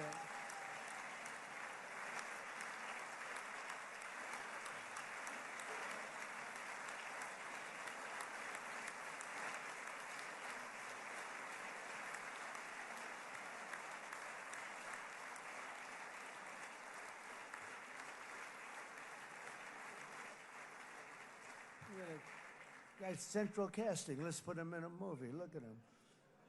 Great job. And my people loved working with you. Loved it. They worked so well together. But many of Iran's top terrorists, including nuclear scientists and commanders, have been extinguished from this earth. And with Operation Midnight Hammer, boy, that's a great name for that, what we did last June. The United States military flew 7 of those beautiful B-2 bombers. They look so beautiful all of a sudden. They were always, I thought they were pretty planes. I had no idea they could do what they did. In fact, we just ordered 28 more of them. A little updated version. We ordered a whole pile of them. And almost 100 other planes went with them, including fighter jets. We had 52 tankers.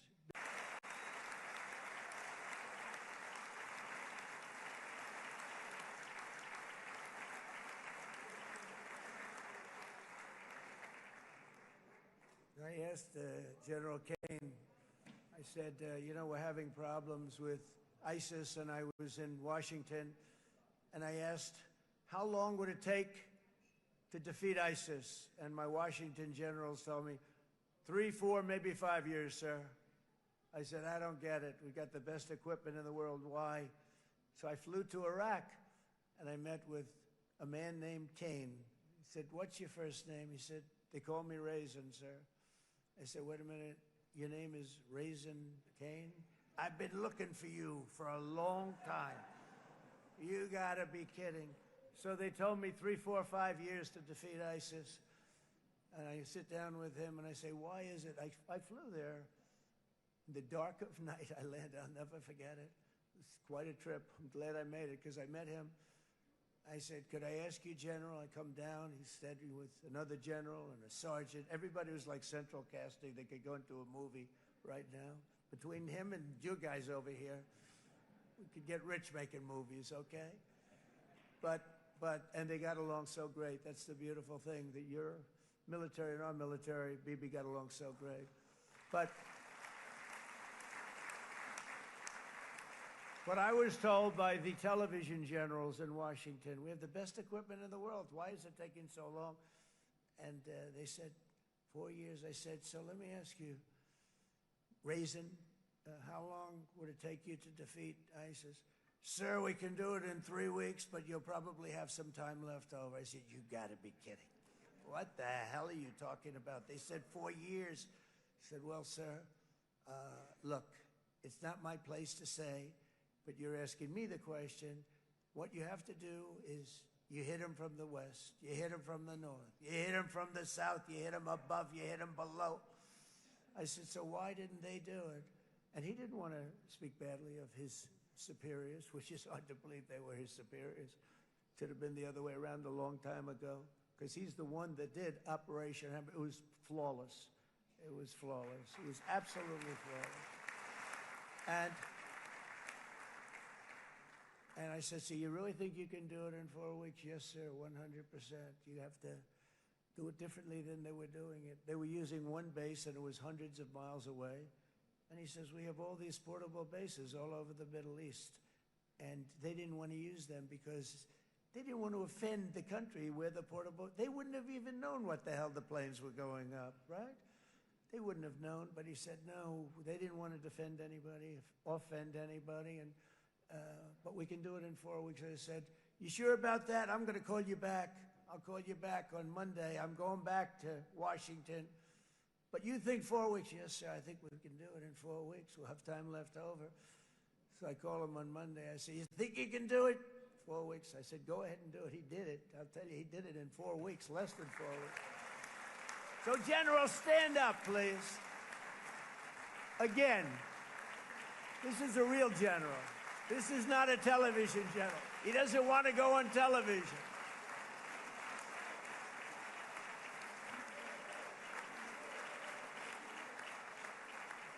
He doesn't want to go on television. I said the other guys love being on television. So we dropped 14 bombs on Iran's key nuclear facilities, totally, as I said originally, obliterating them. And that's been confirmed, and everybody understands it. Together we stopped the #1 state sponsor of terror from obtaining the world's most dangerous weapons. And if you think about it, if we didn't do that, and assuming we made the same deal that we have today, there'd be a dark cloud over this deal. And #1, it wouldn't happen because the other Arab and Muslim nations really wouldn't feel comfortable making the deal that we have now, right? If Iran had that nuclear weapon that they were about 2 months away from having. They would have had it in 2 months or maybe less than that. They were right at, this was our last shot. They looked at it for 22 years. This was our last shot. The pilots told me that. They said, 22 years, sir, they looked at it. Our predecessors looked, they studied it. 3 times a year would do drills on that exact attack. And boy, did they get it right. But let's assume they didn't, and let's assume there was large-scale nuclear weapons in the hands of Iran.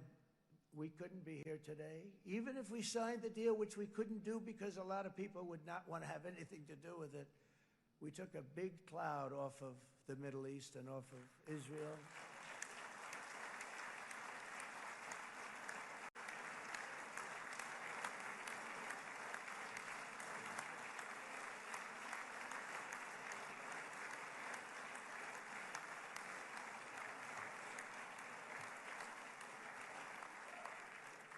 And it was my honor to help.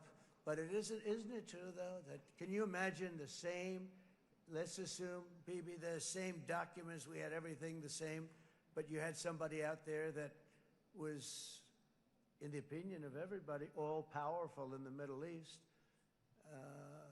They took a big hit, didn't they? Didn't they take a big hit? Boy, oh boy.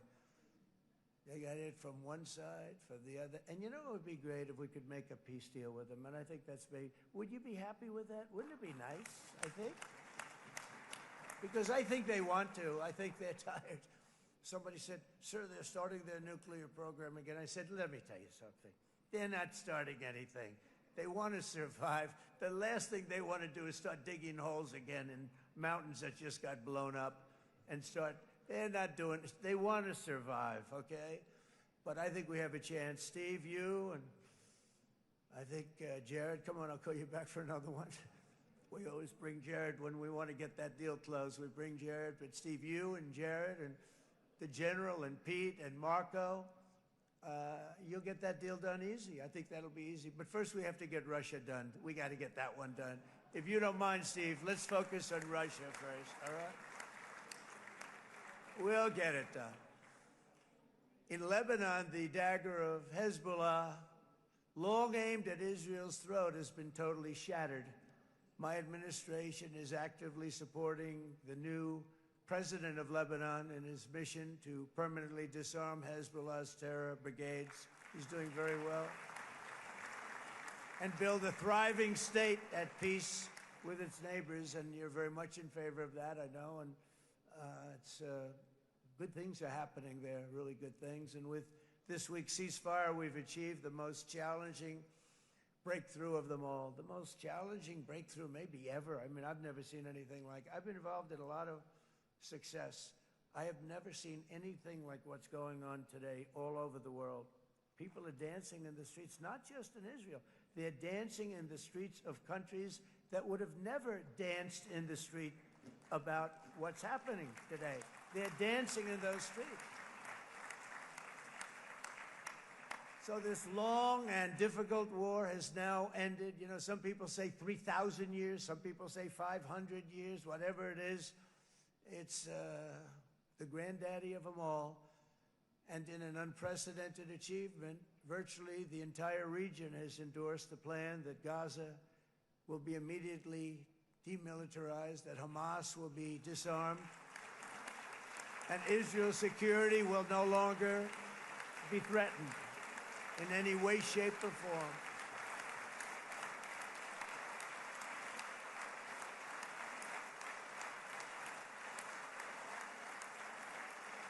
So Israel, with our help, has won all that they can by force of arms. You've won. I mean, you've won. Now it's time to translate these victories against terrorists on the battlefield into the ultimate prize of peace and prosperity for the entire Middle East. It's about time you were able to enjoy the fruits of your labor. Mr. Opposition Leader. I said he's a very nice opposition leader. I think, no, he's a nice man. Bibi, he's a nice man. Good. He knows what he's doing, right? No, a very nice guy. Well, see, now you can be a little bit nicer, Bibi, because you're not at war anymore, Bibi.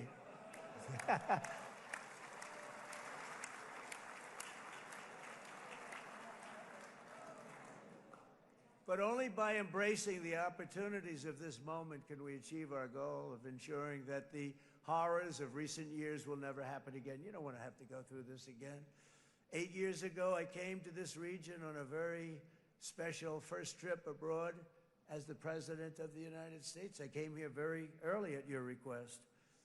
I addressed the leaders of the Arab and Muslim world gathered in Saudi Arabia and said that it was time to build a future free of the grip of extremism and terror. And interestingly, right now, as soon as I'm finished, I'm quite late. You've kept me quite late between opposition leaders and Bibi's brilliant but very long speech. I thought I was going to run up here, make a speech, and then head to Egypt. It didn't work out though. And you made a pretty long one too, sir.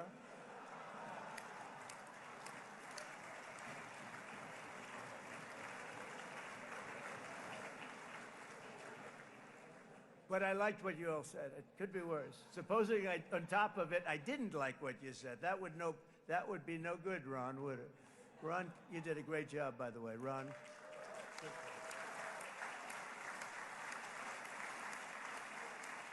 Yeah.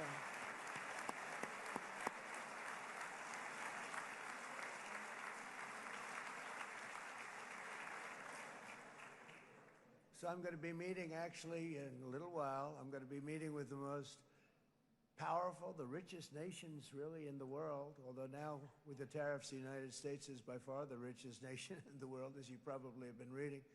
But the richest nations, most powerful nations, tremendous, headed by some tremendous people in many cases. Some cases I wouldn't say necessarily I would endorse, but I will tell you, some incredible people that really helped us make this all possible. So I'll be going there. I'll be quite late. They might not be there by the time I get there, but we're going to give it a shot.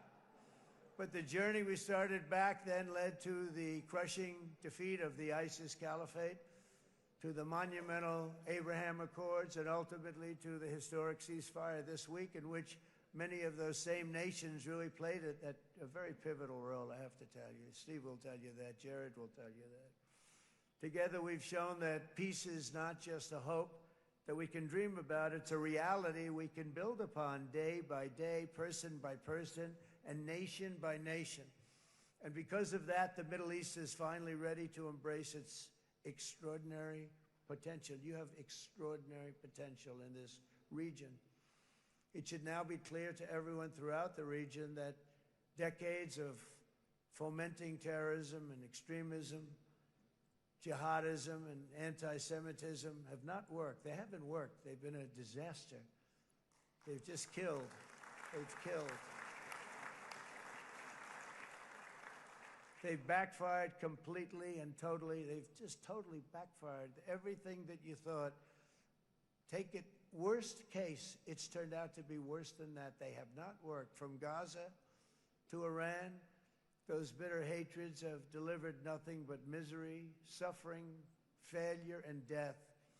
They've served not to weaken Israel, but to annihilate the very forces that did the most to foment this hatred. And it's really, I mean, everybody that's tried it has become irrelevant. Meanwhile, we've seen those nations that set aside their differences, reached across ancient divides, and pursued engagement are now among the most successful in the region. They're getting along with Israel, and they're doing great. And I can tell you the 4 nations that joined the Abraham Accords early on, and you'd all be doing me a favor, and I'm going to be saying this in a little while to some other friends, would love you all to, is this right, Jared? Join up in the Abraham Accords. We have to join up and get together. You can have that whole thing filled out. We had a very weak administration, worst president in the history of our country by far. And Barack Obama was not far behind, by the way.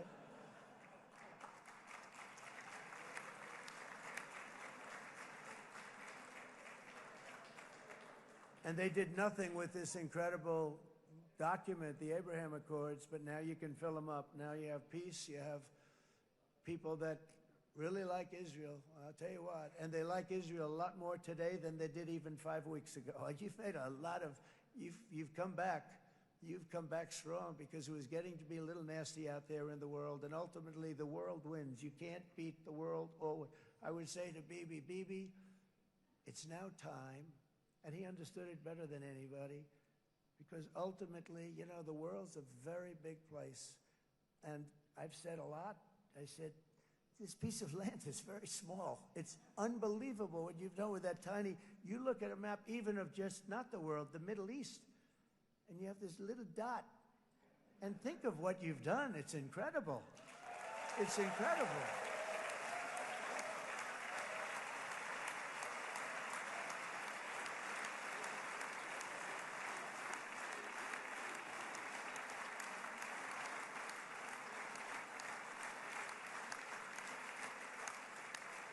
But the world is loving Israel again. And I said to Bibi, you know, the world is big and it's strong. And Ron, ultimately, the world wins. And we don't have to worry about that now. But there was getting to be a period of time over the last few months, you know, the world wanted peace and Israel wanted peace. Everybody did. Everybody did.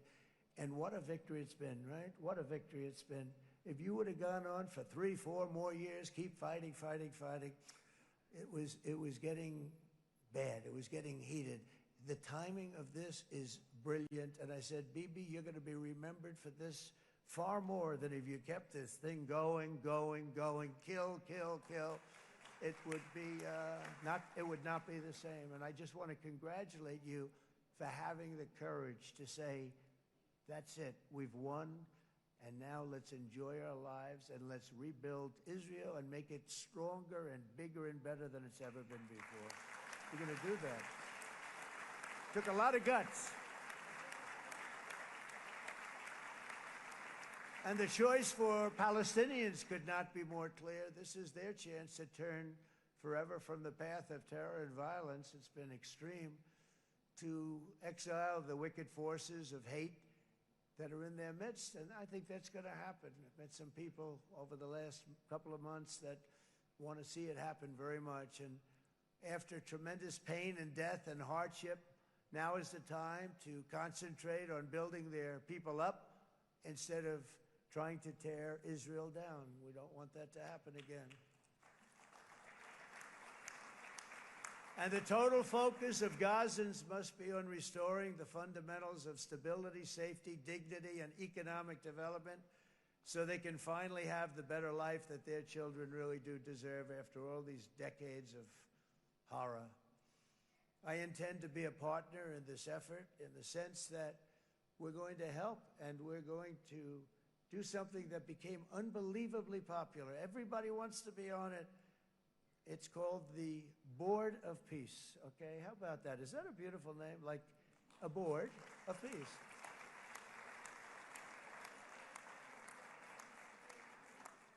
The only bad thing from my standpoint, every single nation involved has asked me to be the chair, and I'll tell you, I'm very busy. I didn't count on that, but you know what? If we do it, we'll do it right, and we have unbelievable power and wealth, because you're going to need wealth. You're going to need wealth to rebuild things, and they have wealth like few people have wealth. I want to thank the Arab and Muslim nations for their commitment that they've made to support a safe rebuilding of Gaza and beyond. I have many Arab countries, very wealthy countries, that came up and said, we'll put up tremendous amounts of money to get rebuild Gaza, and I think that's going to happen. The power, they want dignity, they want to come forward, and they want to say, and I want to say who they are, because what they're doing is going to be, I think, something that you're going to be very impressed with, Bibi, and you need that. You need the kind of economic power that they have, and they want to see it work, and they want to see it be safe, and they want to see it be good for Israel, too. And as much money as it will be, and it's a lot, as you can see, it's a lot. For these countries, it's relatively little relative to their worth. It's really a lot of money like most people could never even conceive, but for these countries, it's not that much, especially because it ensures success and stability in the Middle East, which is what they want to see. So many of them will be with us in Egypt in a little while, I think. I'm not sure. They may be gone. They may have taken their Boeing 747s and left. I said, what kind of a plane do you fly? 747. I said, that's a large plane. No, they may have. Steve, do you think they've left on their their brand new Boeing 747s? Or I don't know. We're going to find out soon. It's going to be a big story. There'll be 2 people left, and they'll be the 2 poorest ones.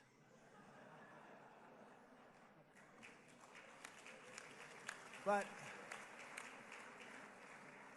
it will be the wealthiest and most powerful group of nations. So the group that we have assembled, that's waiting for us, is the wealthiest and most powerful group ever assembled at one time. There has never been a group like this.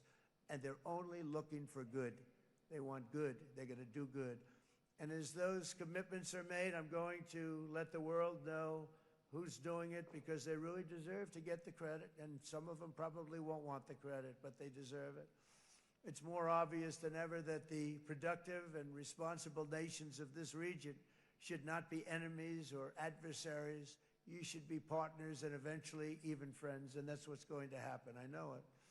Together you can stand against the forces of chaos. Yeah, you go ahead. That's an important point.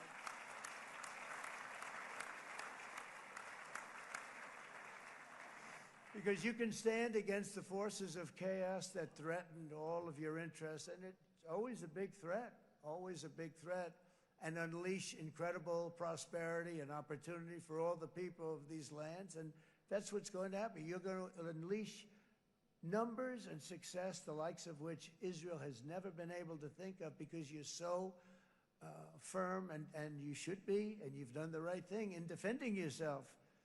You're not going to have to worry so much about it. You've won, and now you can build, and you can do things that you never even thought possible. When you put that genius into doing something else, it's going to be something it's going to be a miracle. The miracle in the desert, it's going to be amazing. And it already is in a true sense. But it'll be wonderful when you can spend time thinking about other than war and defense and offense also. To that end, it's my firm hope and dream, frankly, that together the Abraham Accords will turn out to be everything that we thought they would.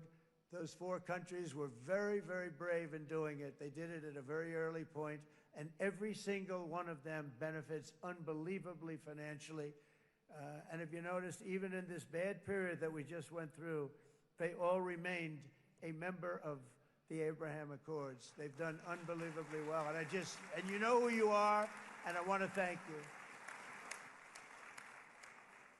And they've stayed because of loyalty, but they've also stayed because it was really good business. They've made a lot of money being members, and you're going to all, I hope that every one of the countries that we're seeking, Jared, I hope they join quickly.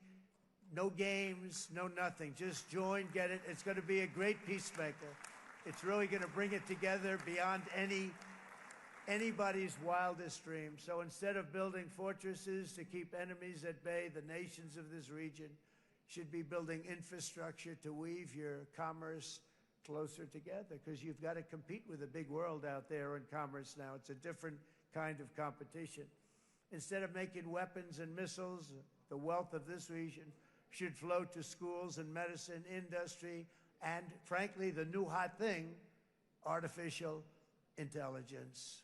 It's a lot of intelligence they're going to have to be thrown off to pay back these sums of money that they're doing. But that's really the hot one. And I might say that the United States, a year ago, was a dead country. I say it to people. I heard it first from the King of Saudi Arabia. I then heard it from UAE. I heard it from Qatar. I heard it from many other countries. A year ago, the United States of America was a dead country. Now it's the hottest country anywhere in the world. It is the hottest. There's no question about it.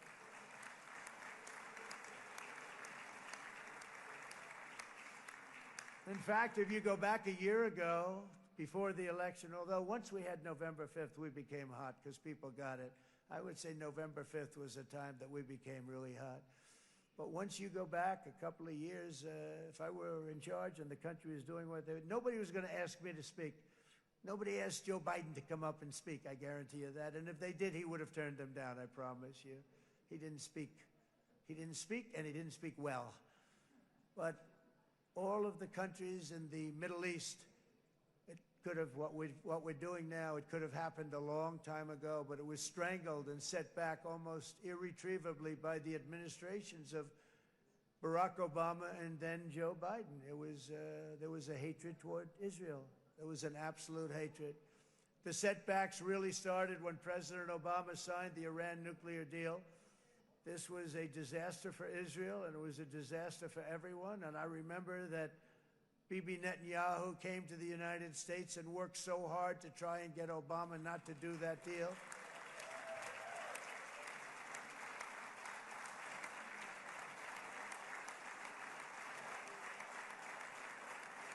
He worked so hard. But it was like talking to a wall. I remember him telling me it was like talking to a wall. They wanted to go with Iran. They chose Iran, frankly, over a lot of other good nations, but specifically Israel. And that was the beginning of a very bad period of time. You had Obama go out, and the Iran nuclear deal turned out to be a disaster. And by the way, I terminated the Iran nuclear deal, and I was very proud to do it.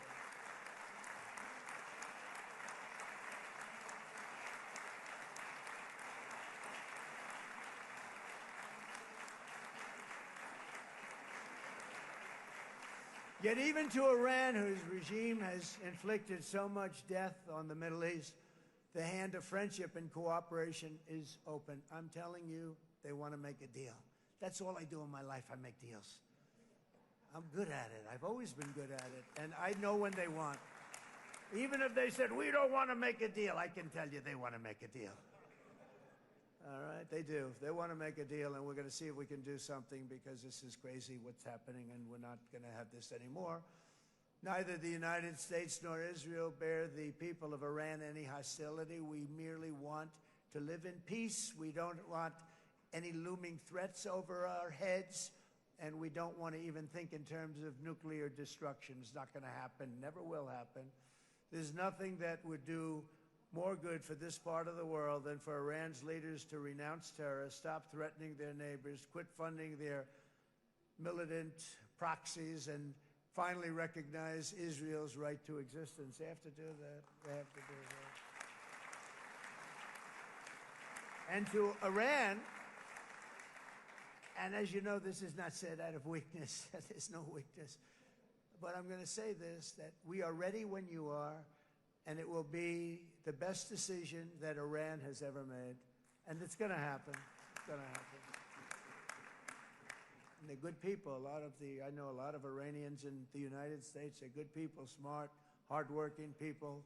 They don't want to see what's happened to their country. The story of fierce Israeli resolve and triumph since October 7th should be proof to the entire world that those who seek to destroy this nation are doomed to bitter failure. The state of Israel is strong, and it will live and thrive forever.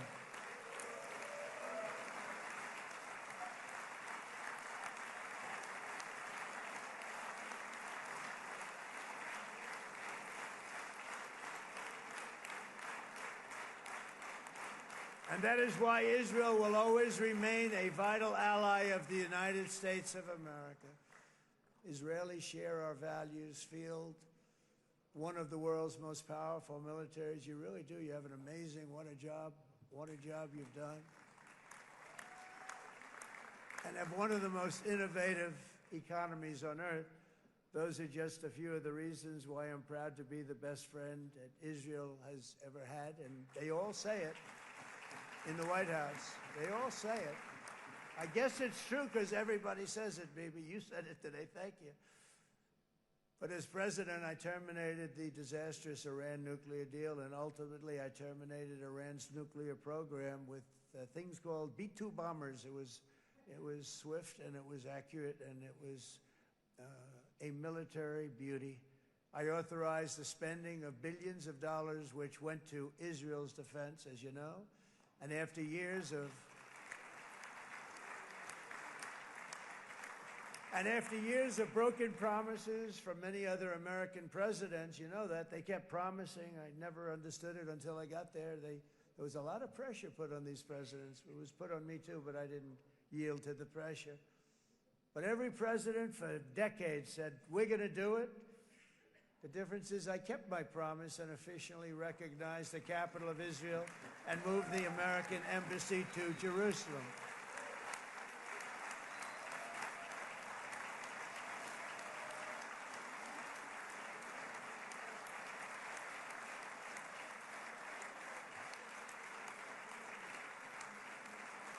Isn't that right, Miriam? Look at Miriam. She's back there. Stand up, Miriam. Stand up.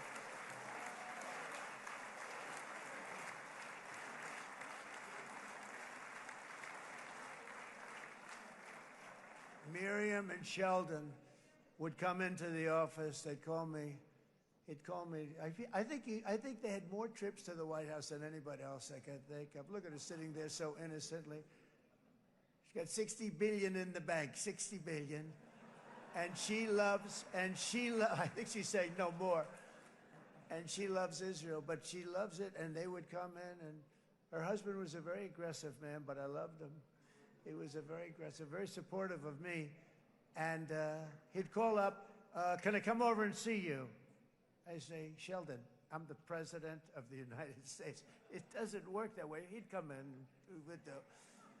But they were very responsible for so much, including getting me thinking about Golan Heights, which is probably one of the greatest things to ever happen to Israel.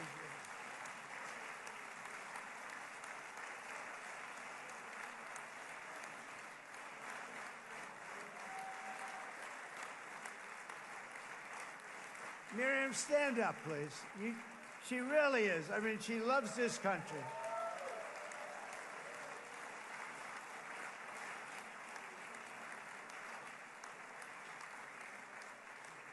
She loves this country. Her and her husband are so incredible. We miss him so dearly. But I actually asked her, I'm going to get her in trouble with this, but I actually asked her once, I said, so Miriam, I know you love Israel. What do you love more, the United States or Israel? She refused to answer. That might mean Israel, I must say. We love you. Thank you, darling, for being here. That's a great honor. Great honor. She's a wonderful woman. She is a great woman. I've always stood for the people of this community, and I always will. I'll always be with you. I'm always going to be with you. I guess maybe something could happen to change my mind. Somebody that's really stupid gets into office and wants to do really bad things, but that's about it. We don't think we're going to have that happen. I hope we're not going to have that happen. And this man is a good man right here. These two men are good men right here.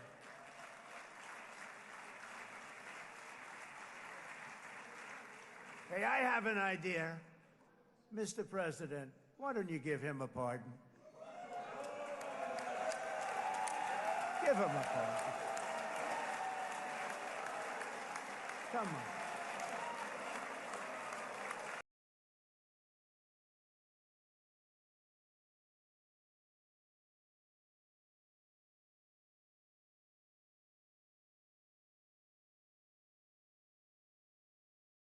Give him a pardon. Give him a pardon. Come on.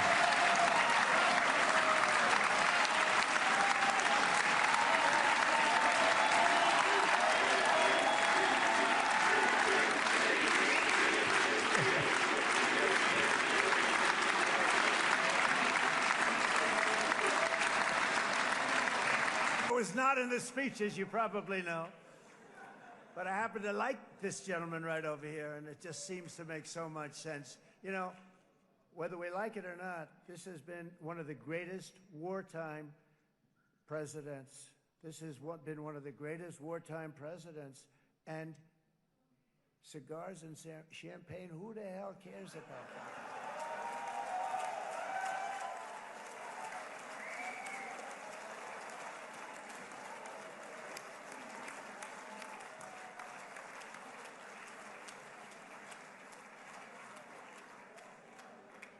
All right, enough controversy for the day, right?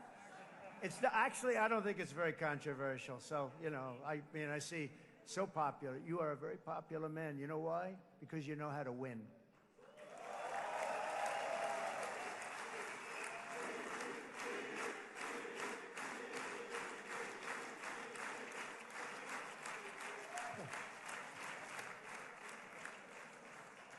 Over the past 2 years, I've met many of the families of the Israelis taken hostage and those that were taken hostage. Unbelievable. I've looked into their eyes. I've seen the worst nightmares of their suffering, but I've also seen something else, the beautiful love of the people, the love of people, frankly, that hold things together, the love that gives you the courage to carry on through thousands of years of persecution and repression and to emerge with the heart of David.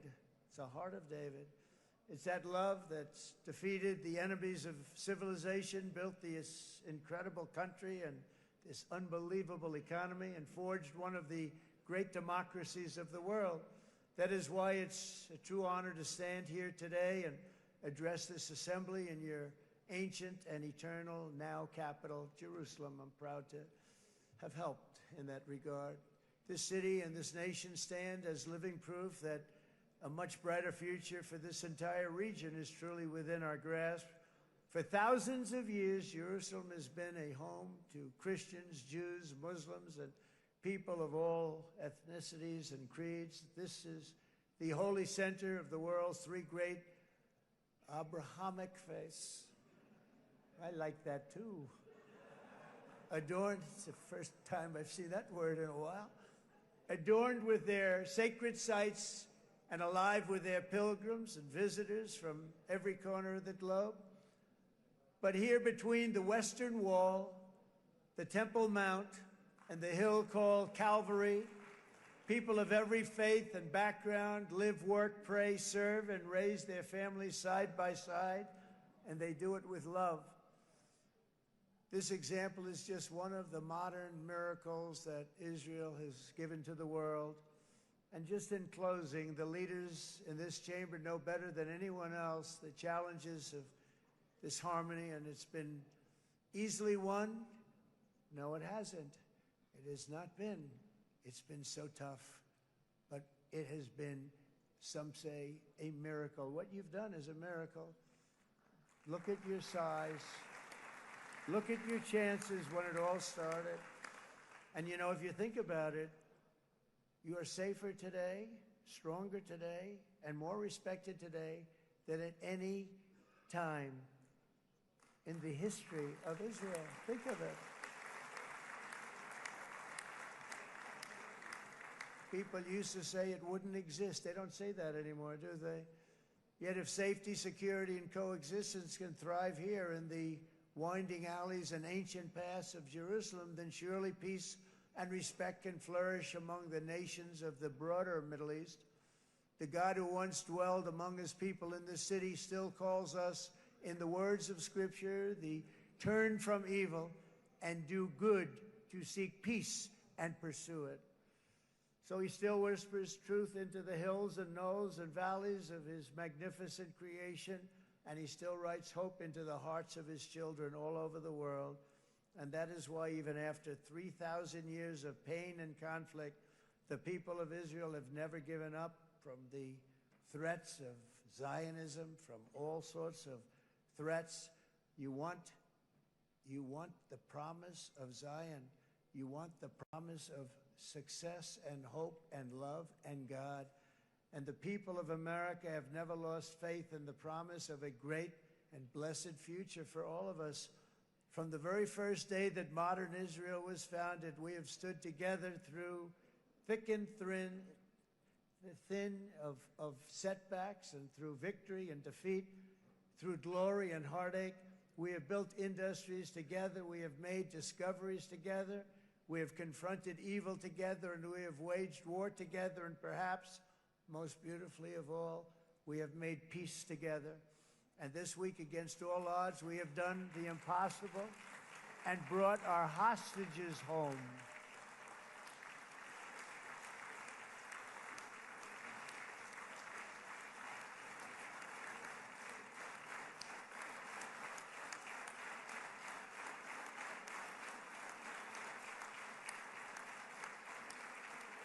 So now we're going to forge a future that is worthy of our heritage. We're going to build a legacy that all the people of this region can be proud of.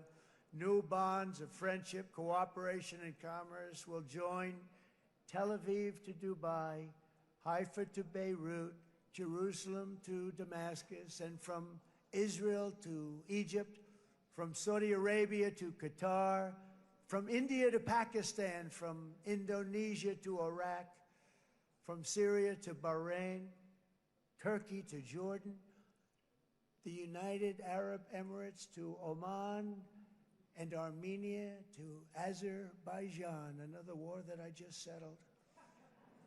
We are going to have hope, harmony, opportunity, and happiness here in the spiritual and geographic center of the entire world. That's what you are. Israel, America, and all of the nations of the Middle East will soon be safer, stronger, greater, and more prosperous than ever before.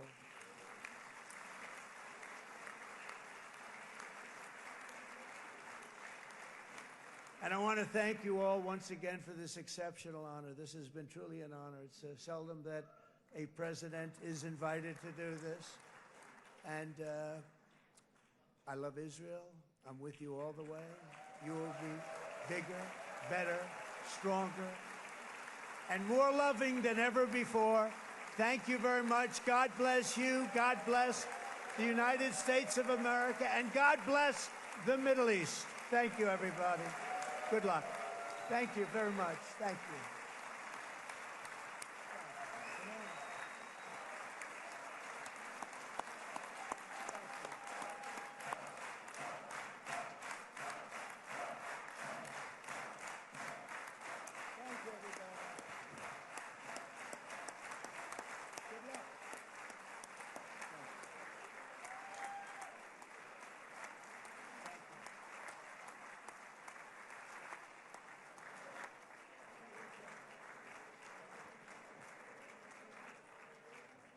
אני מודה לנשיא ארצות הברית של אמריקה. I'm thanking the President of the United States. This session is over.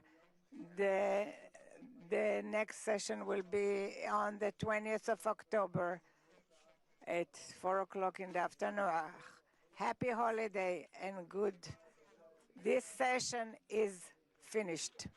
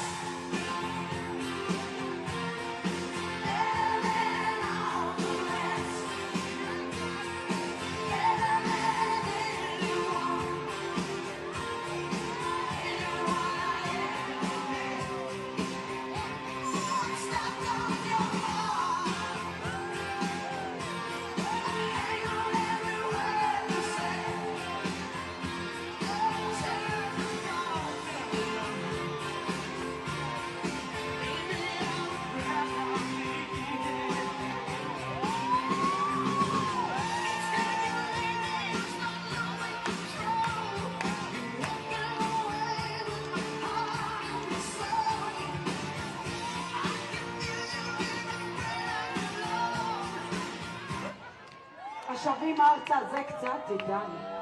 השבים ארצה ממריאים אל בתי החולים, שם הם יפגשו את משפחותיהם. בדקות האחרונות המריאו במסוקי חיל האוויר השבים נמרוד כהן, יוסף חיים אוחנה ובר קופרשטיין לבית החולים בליווי בני משפחתם. החטופים השבים עברו הערכה רפואית ראשונית ועושים דרכם אל בתי החולים, שם עתידים להיפגש עם שאר בני משפחותיהם ולקבל המשך טיפול רפואי. אנחנו עוד רגע נראה את המסוק של נמרוד כהן עובר כאן מעלינו בדרך לאיכילוב. אז נחכה לו ונגיד לו שלום ונשמח שהוא חזר הביתה. כמו שאנחנו רוצים שכולם יחזרו. עוד 28 חטופים בעזה. אנחנו חייבים להחזיר אותם, את כולם, עד החטוף האחרון.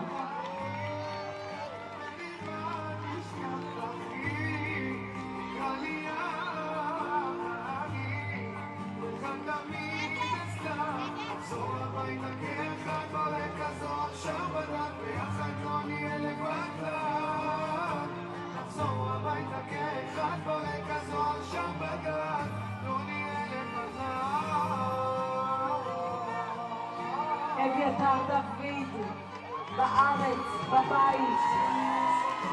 כולנו ראינו את הסרטון האחרון שלו ונעתקה נשמתנו. רום ברסלבסקי, גם הוא זכור לנו מהסרטון האחרון. כמה כאבנו פה בכיכר. והנה הוא עכשיו בבית איתנו, משוחרר.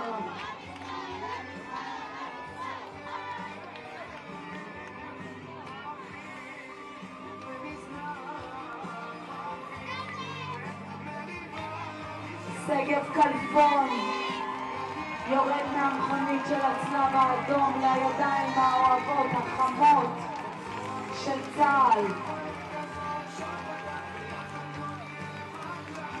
אריאל קוניו שהארבל שלו חזרה לפני חצי שנה. איזה כיף.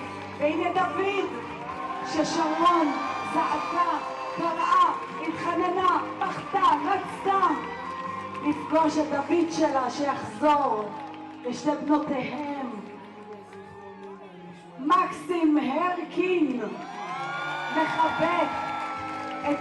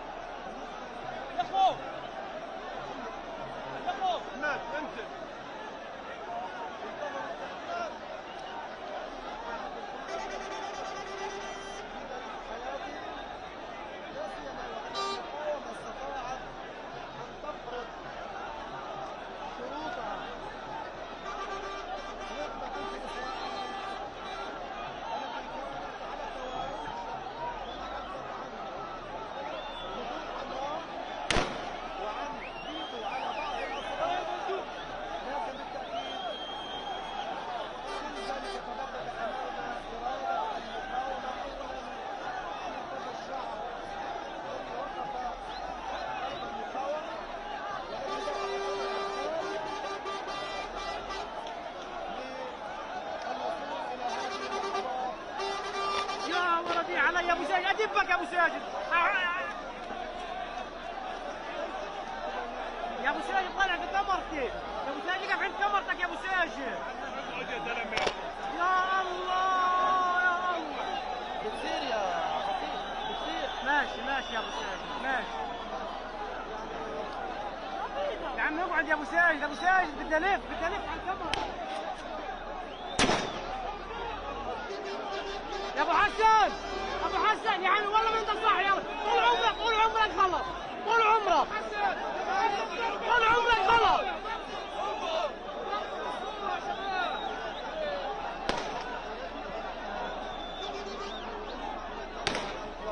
اقعد يا ابو ساجد اقعد بدي الف ثاني يا ابو ساجد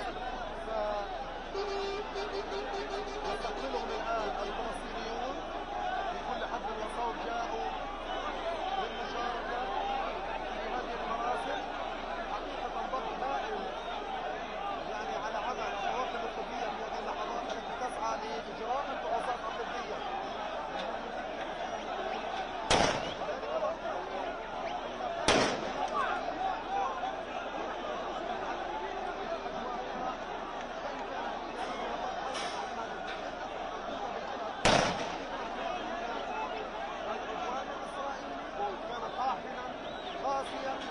قاتلا لكن اهالي غزه كما كانوا على الدوام كانوا اكثر قوه واراده وتحديا لاسرائيل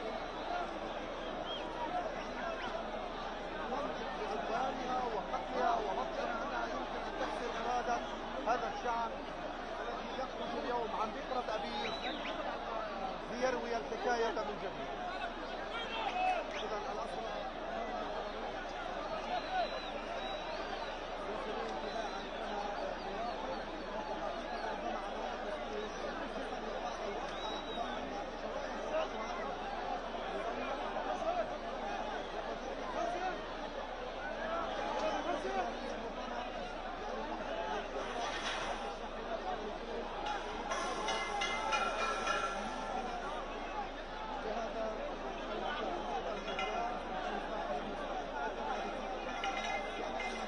عمالك يا علي عمالك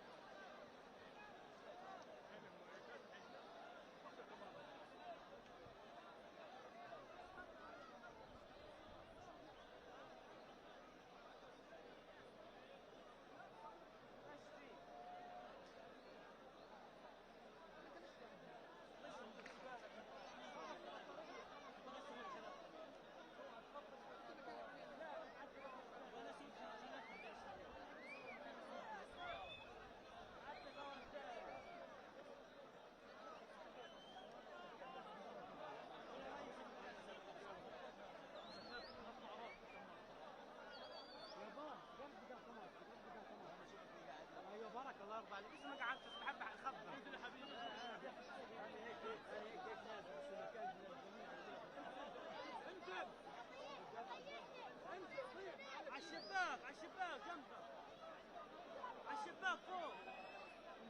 هيا على الشباك على الشارع على الشارع. مع مين بعدت؟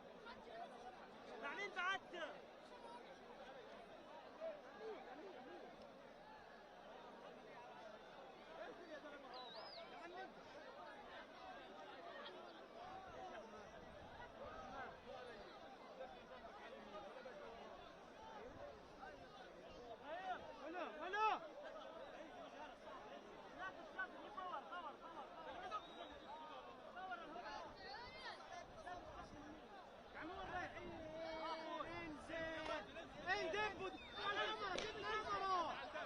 دبوا انت دبوا يا راجل. عارف لحظة البطارية خلص البطارية انزل انصرف. كيف كانت الصورة قبل؟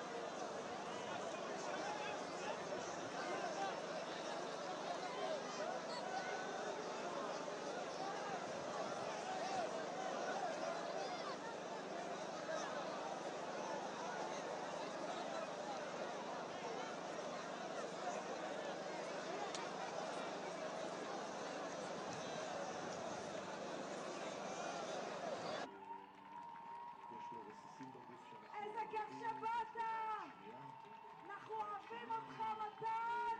זאת אומרת, יש פה, אתה יודע, דברים שכרגע אני אומר, וואלה, קטן, הוא פה איתנו, כמה טוב שבאת הביתה, מתן! איזה אימא יש לך, אתה לא מאמין! לטפל בו. אבל כן, הוא עבר שם תקופה מאוד קשה, בתנאים מאוד קשים, אבל הוא שרד את זה. קובי, שאלה מהאולפן הוא דיסגר. קובי, טוב לשמוע אותך וטוב לראות אותך עכשיו, איך שאתם ביחד. ספר קצת על המשפחה.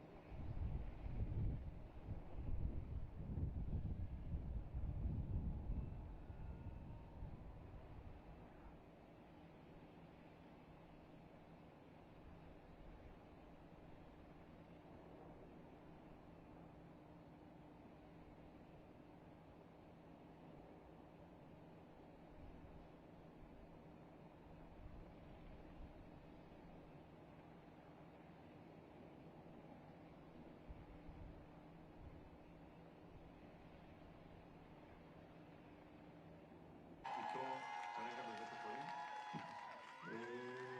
היה דבר אחד שהוא ביקש, ברגע זה הבאנו לו נעליים, אבל הוא לא כל כך רגיל ללכת עם נעליים, אז הוא תמיד הלך עם טבע נאות. אז הוא ביקש טבע נאות. הביאו לו טבע נאות עכשיו, הגיע מטבע נאות, הם דאגו, תוך חצי שעה יש לו פה טבע נאות. ביום כזה שיש גם את תמונת המשקפיים שלו, כאילו הכי קול שיש בשדה, כאילו הוא נולד ברגעים האלה, פלוס טבע נאות, יש פה בקמפיינים בדרך, ממה שאני שומע. נראה מה הוא ירצה. אני אומר משהו כזה... הנה מתן, הנה המסוק שלו! אנחנו מחכים לו! תכף הוא יצא! ככה, התערבו שנתיים, בוא נראה, בכל זאת דברים השתנו.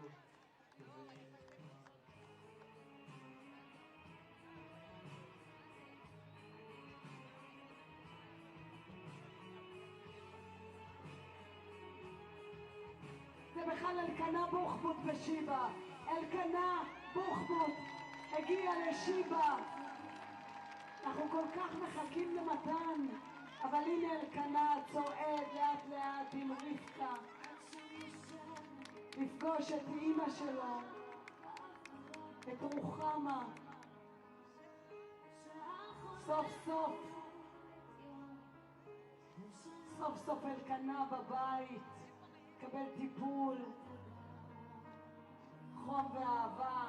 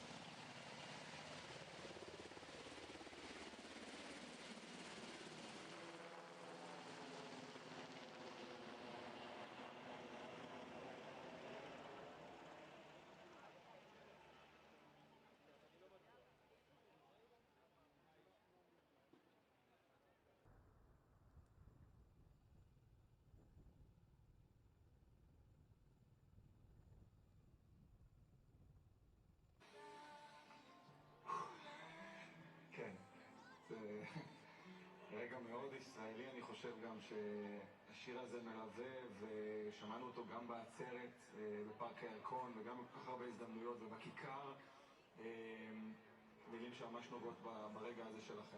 כן, זה נהפך סוג של ההמנון שלנו, שהוא מחבר אותנו מכל הכיוונים, מחבר גם את כל העשייה שלנו במהלך כל התקופה הזאת, ואנחנו כל הזמן בעצם הסתכלנו על החיבורים בין אנשים, לראות בעצם איך אנחנו מסתכלים על התקווה, איך אנחנו מסתכלים קדימה, כשהתקווה היא זאת שהובילה אותנו כל הזמן.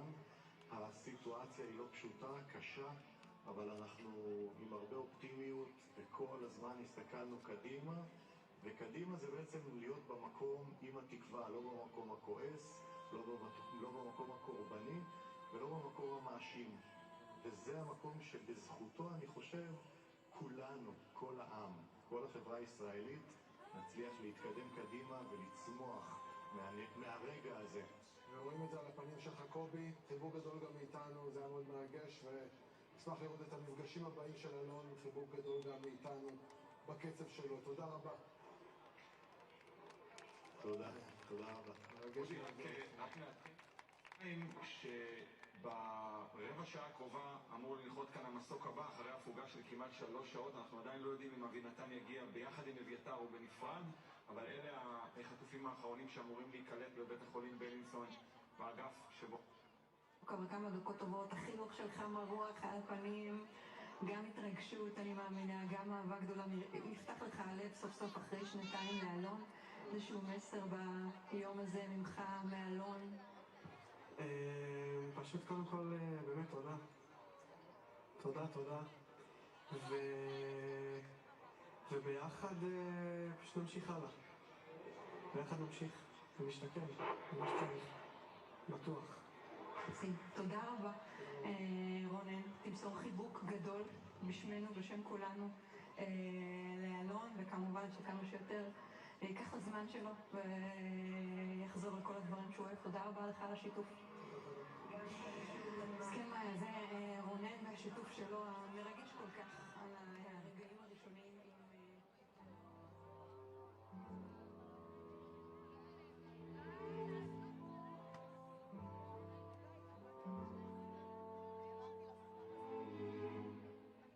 החיים עוד לא חזרו למסלולם, לא, הפצעים עדיין לא הקלידו, אולי זה יישאר כבר לעולם, אולי צריך לתת לזה עוד זמן, מה יהיה ימים, אולי צריך לתת לזה עוד זמן.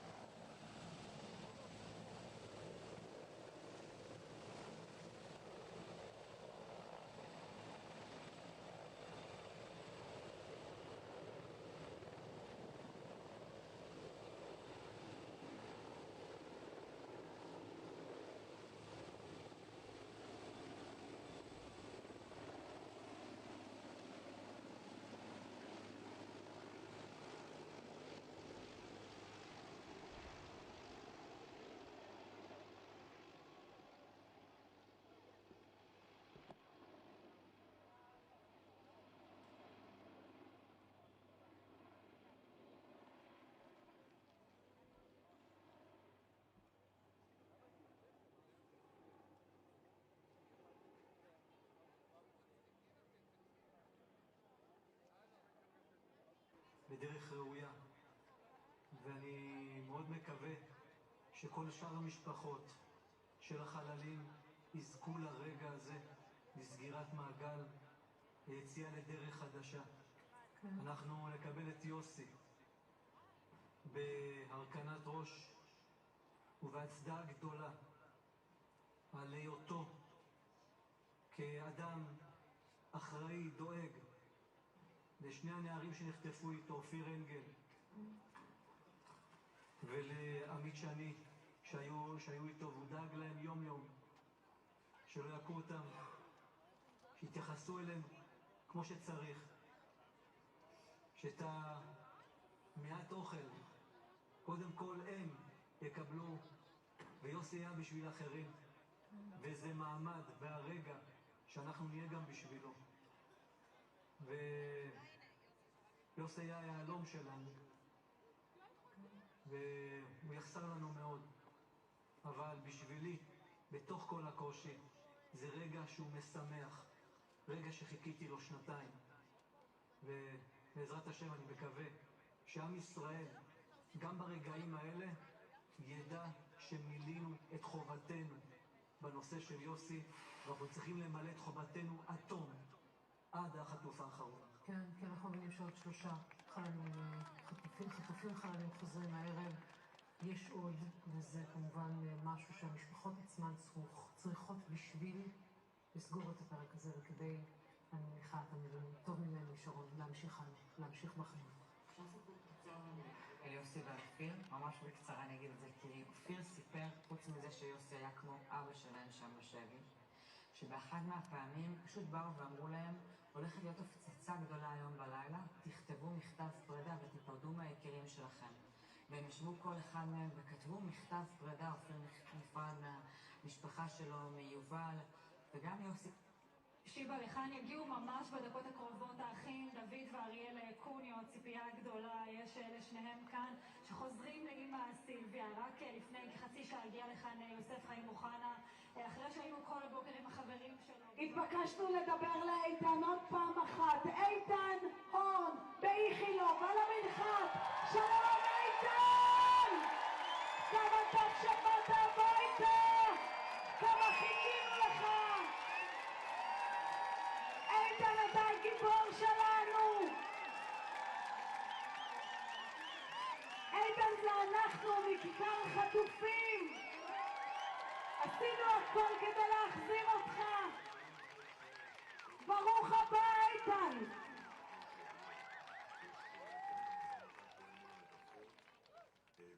במאמץ להגדיל את מספר החללים שיוחזרו עוד היום. לא ציפינו שיחזרו כולם, לא ציפינו אפילו שיחזרו למעלה מ10, אבל המספר הזה של 4 הוא נמוך מדי, הרבה יותר נמוך מהציפיות שהיו בישראל למה אנחנו צפויים לקבל היום, ולכן מפעילים את המתווכות שיפעילו לחץ כבד על חמאס שעוד היום ישבו גופות חללים נוספות. האחים קוניו כאן גם כן מסתובבים. הנה האחים קוניו, אריאל ודוד. שיפתחו לנו את הדלת ויגידו שלום, אהלן אהלן אהלן. כמו שסיפרת לנו מאיה, נמצאות איתם גם שרון וגם ארבל, שמלוות אותם לטיפול בבית החולים שימשך כמה ימים עד שהם יוכלו להשתחרר. חמאס התאפק לא לצלם טקסים במהלך המסירה של חטופים, אבל עכשיו הוא מתחיל להוציא סרטון של רום ברסלבסקי. זה הג'יהאד האסלאמי הוציא? שצולם טרום השחרור ומפיצתו. יכול להיות שאנחנו נקבל עוד לא מעט סרטונים כאלה ביממה הקרובה. כאמור, בישראל הייתה הבנה שנושא החללים לא ייפטר היום ולא מחר, אבל לא מוכנים להסכים למספר הנמוך הזה של 4 חללים שיושבו אלינו בערך בעוד שעה, ולחץ גדול מאוד על חמאס להביא עוד חללים עוד הערב, מתוך הבנה שלא כולם זמינים לו, אבל איזה איתות של חמאס לא עשה אפילו מאמץ משמעותי כדי להביא חללים. אנחנו רואים קבוצה של אנשים על הגג של המנחת באיכילוב, בעוד שנשיא ארצות הברית דונלד טראמפ בדיוק עוזב, המטוס שלו יורי לפני כמה שניות, ואנחנו רואים את המטוס הזה עושה את דרכו למצרים לפגישת מנהיגים. היה דיווח באחת הרשתות שנשיא טורקיה חג מעל שמי קהיר זמן מעט שהתברר מה קורה עם ראש הממשלה נתניהו, כי התברר שנתניהו החליט לבטל את ההגעה שלו לשם. אנחנו מדברים הרבה על החגים ועל גפני. פה היה איום של ארדואן שאמר לטראמפ שהוא יחזים את הוועידה אם נתניהו יגיע. זה אירוע אחר. אז זה עוד כמובן שאנחנו לא יודעים מה קרה שם. גם ראש ממשלת טראמפ הודיע שהוא לא יבוא אם ראש ממשלת ישראל יגיע. כן, אז יכול להיות שבכלל נתניהו עזר לטראמפ לייצר את הוועידת שלום שהוא כל כך רוצה, וזה לא רק הסרבנות המדינית או השמירה על כללים הדוקים של מצוות החג שאמור להיכנס בעוד כמה שעות. בכל מקרה אנחנו רואים את הנשיא טראמפ עוזב, אנחנו רואים את המסוקים נוחתים בבתי החולים, רואים את המשך הטיפול, רואים את האחים קוניו, הם מגיעים לבית החולים שיבה ואת ההמונים שעדיין נמצאים בכיכר ומנופפים ומלווים את כל התהליך הזה. ועכשיו אנחנו רוצים לראות את המפגש של מתן אנגרסט עם בני המשפחה שלו, ובואו נראה את זה.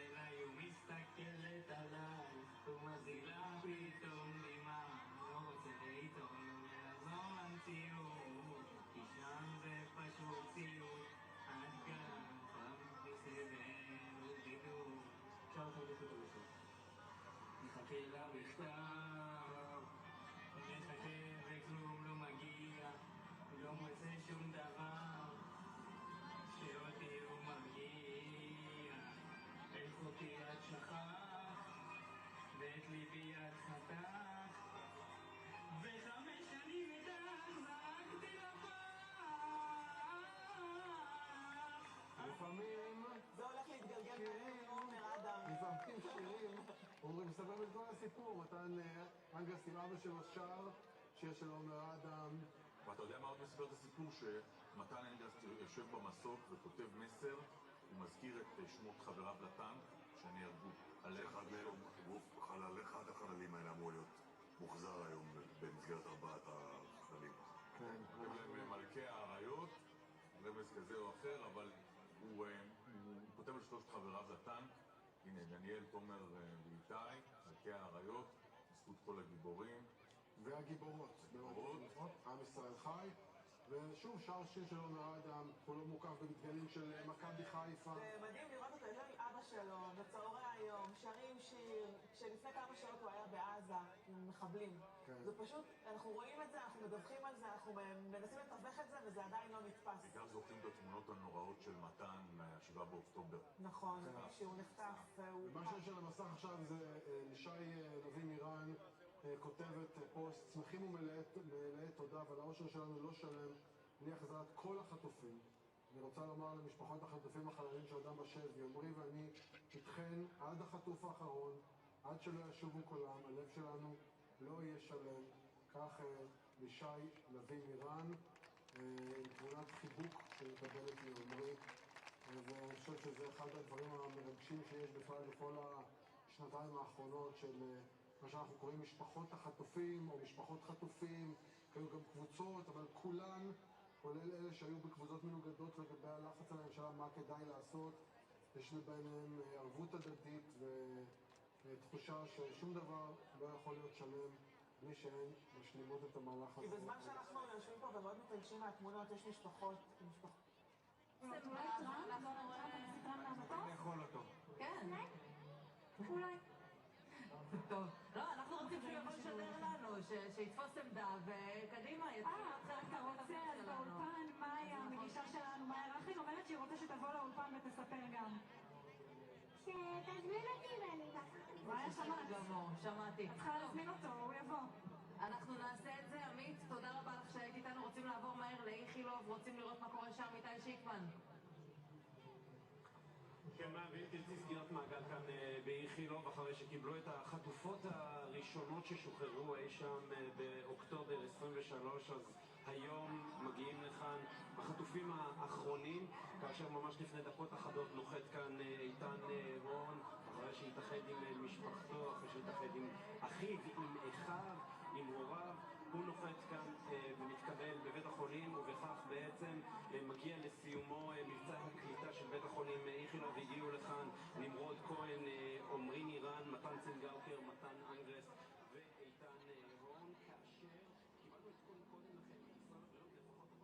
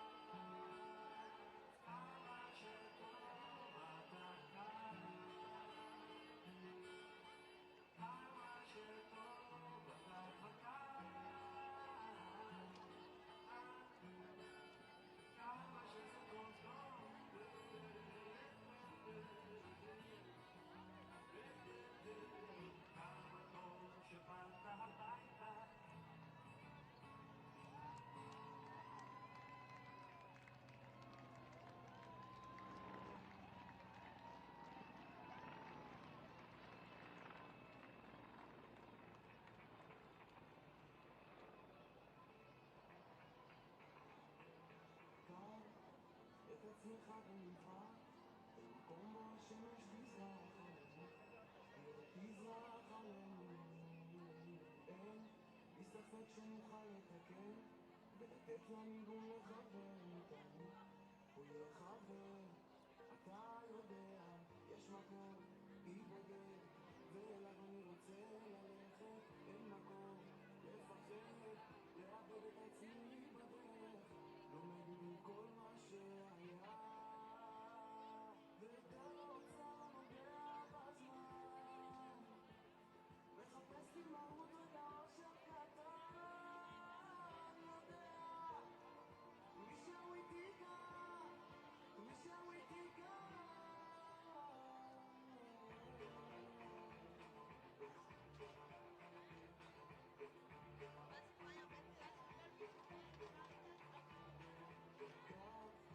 את עצמך בו נצרח, על מרפסת נרקוד ונשמח, רק שומעים איך נשמח, רק שומעים ושמע, לכל שאלה יש תשובה, אתה מאיפה אתה בא, ולאן תלך, מי יודע, יש מקום, ייבדל, ואליו אני רוצה ללכת. אין מקום, לפחד, לאבד את עצמי בדרך. לומד מכל מה שהיה, ויותר לא רוצה, לא נוגע בזמן. מחפש לי מהות רגע אושר קטן, יודע, מישהו איתי כאן, מישהו איתי כאן. כמו משוגע לא יודע לאן, כשהרגשתי לבד זרקת סימן, יודע, מישהו איתי כאן, מישהו איתי כאן.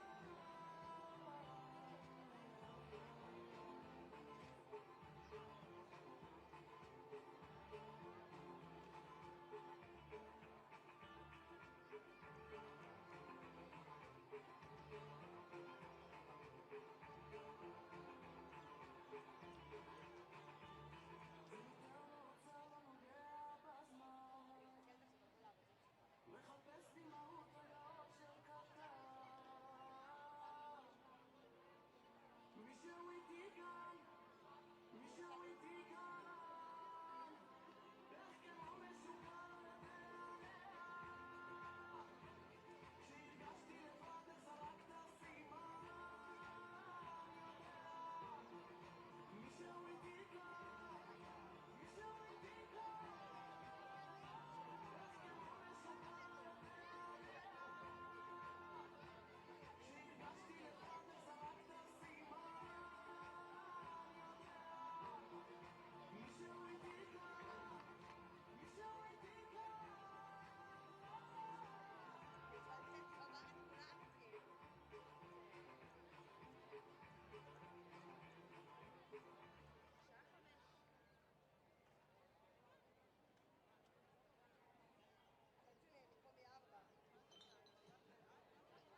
כל הדמעות הכאב שבקעו מעליי עוד יצמיחו עליי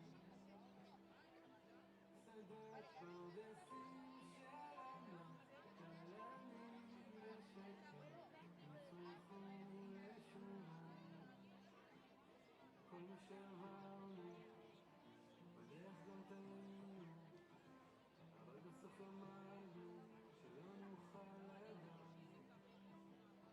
כל מה שידענו התברר שלא ידענו, לקח מיום שמחתנו תנענו רגע דם. כל הדמעות הכאב שבקעו מעליי עוד יצמיחו עליי שדות פרדסים של ענק תלמים בשקט יפרחו לשומם. בוקר שמיני עצרת, בו הזמן עצר מלכת, שועלים חילו בקרב, לקחו את הגוף אכלות את צלם, ואז תוך כדי הערב הרבנו טוב הגדלנו חסד, ביום ברזל וגם חרב, בתפילות בבית הכנסת.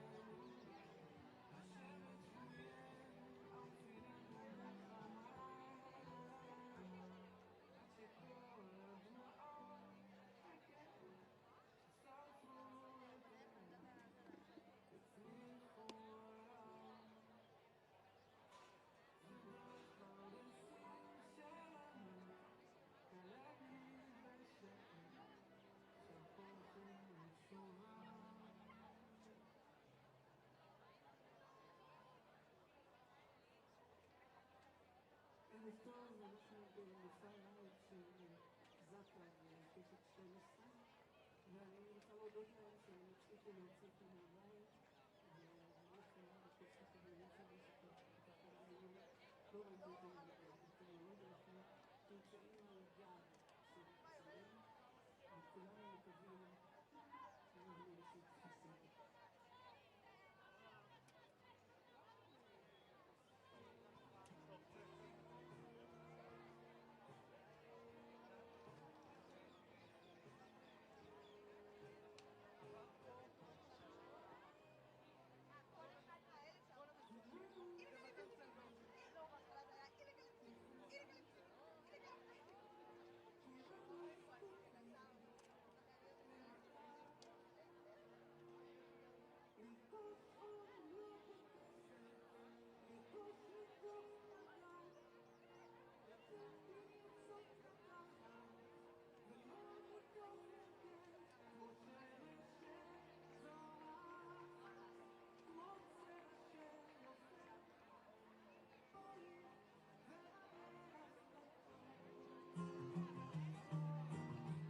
טוב, אז זה היה היום שלנו. הגיעו חטופים הביתה. 20 חטופים על הרגליים. עמרי ומתן, גלי וזיבי.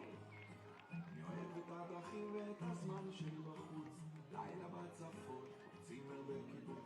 אני אוהב להסתכל על החיים שלי מהצד, להבין שאני יודע חזרו הביתה היום. אני אוהב את הצלילים עוד 13 בפעימה שנייה. ואנחנו החזקנו פה כולנו את האירוע הזה, היינו עדים לרגע ההיסטורי הזה. אני אוהב לחזור הביתה, אחרי שראיתי כל הלילה, למצוא את השנה שאני חייגה, לפשוט מעליי את החיים. אני אוהב לחזור הביתה, הלב שלה כל רגעי האושר, כל המתח הזה שהתפרץ ברגע הזה שראינו אותם יורדים מהרכבים של הצלב האדום, עוברים לידיים של צה"ל, בריאים, שלמים, על הרגליים. זה היה היום שלנו כאן בכיכר החטופים. אני אוהב את השקט, לשמוע את המציאות שותקת, נכנס לאוטו מכיוון סמבוק, מר לי הלקט. גלי וזיבי נפגשו לראשונה. 9:40 בלילה, נותן אחלה מפלט. אני אוהב את הגעגוע לכל מה שנעשה, זה עושה לי להבין כלום לא מובן מאליו. אני אוהב את המלחמה שנתנה לי הבמה, כל הזדמנות שונה, לפזר את הנשמה.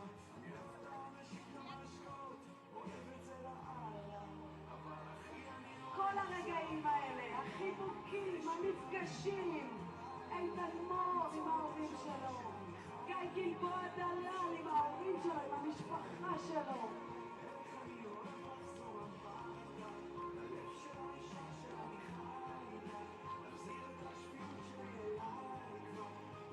עמרי, מירן ולישי ודני, החיבוק סוף סוף. ואלון נואל עם המשפחה, עם עידית וקובי, והשיר שהוא ילך לנגן, מתן אנגרס וגלי וזיבי. זה היה היום שלנו, התרגשנו כל כך. הנה המסוקים עוברים מעלינו, מעל בלומפילד, מעל הכיכר, הנה, הנה, הנה.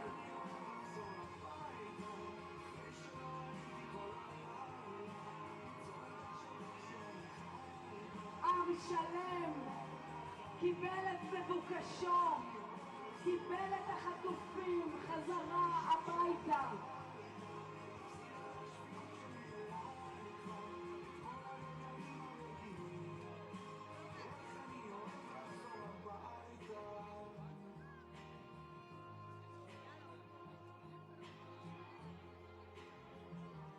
הנה הכיכר, הנה אתם, תודה לכם.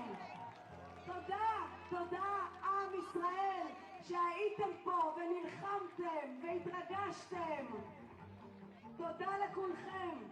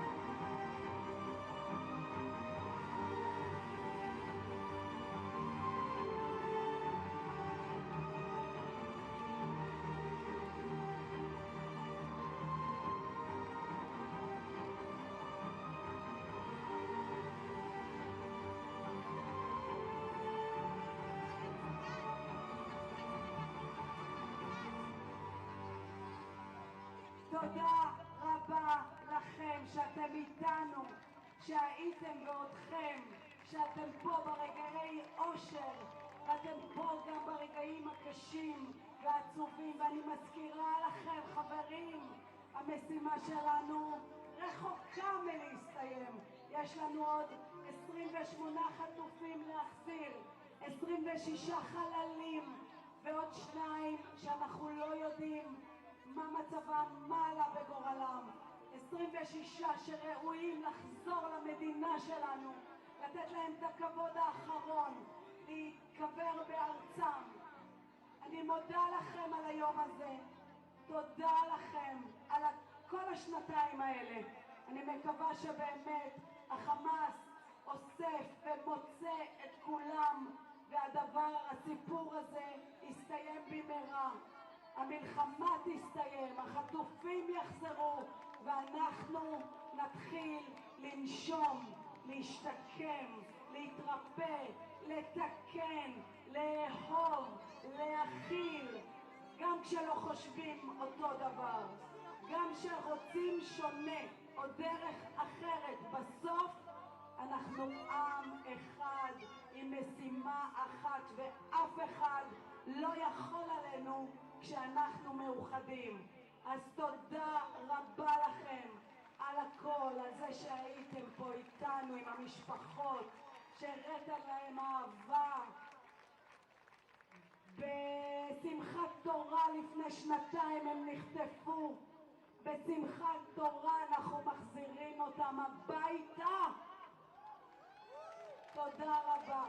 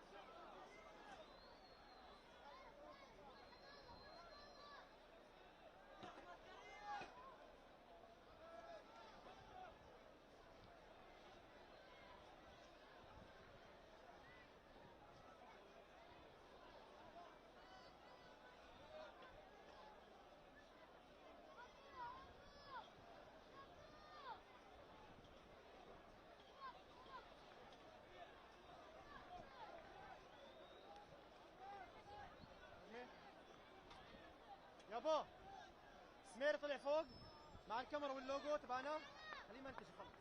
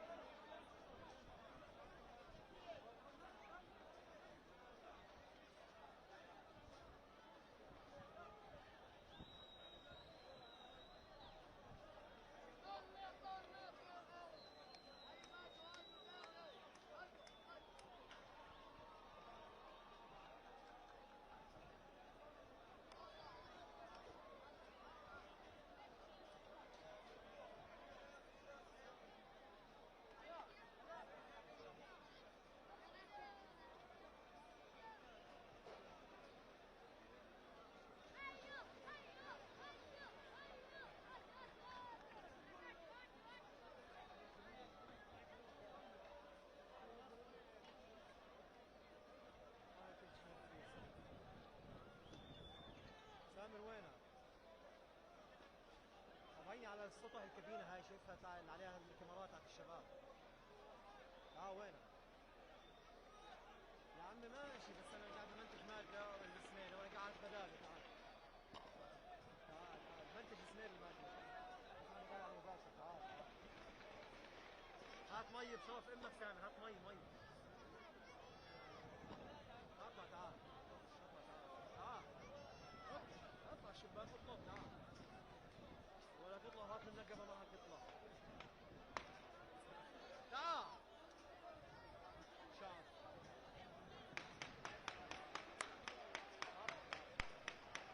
اطلع. ولا هي.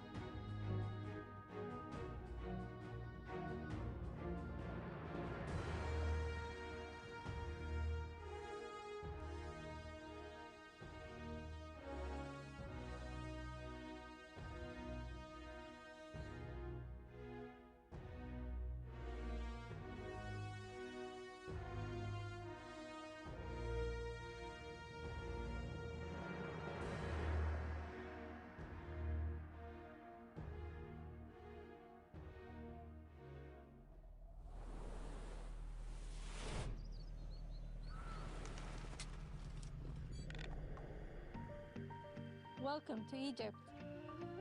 نورتونا. Bienvenue en Égypte. أهلا وسهلا. 欢迎来埃及。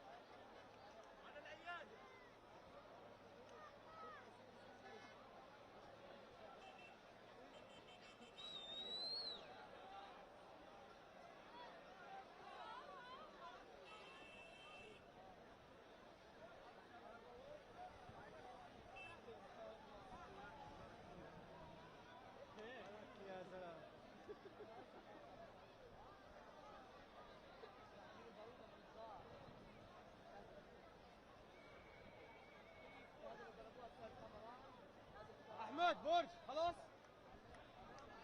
شغاله. بعد قديش بياخذوك؟ قديش بياخذوك بعد قديش؟ بدي اطلع فوق اخذ المد وانزل. هذا يجيب سميري. سميري بجيبه. نسيب الله يخليك. بجيب سميري بس عدول بروح هتلاقي اسبوع قاعد.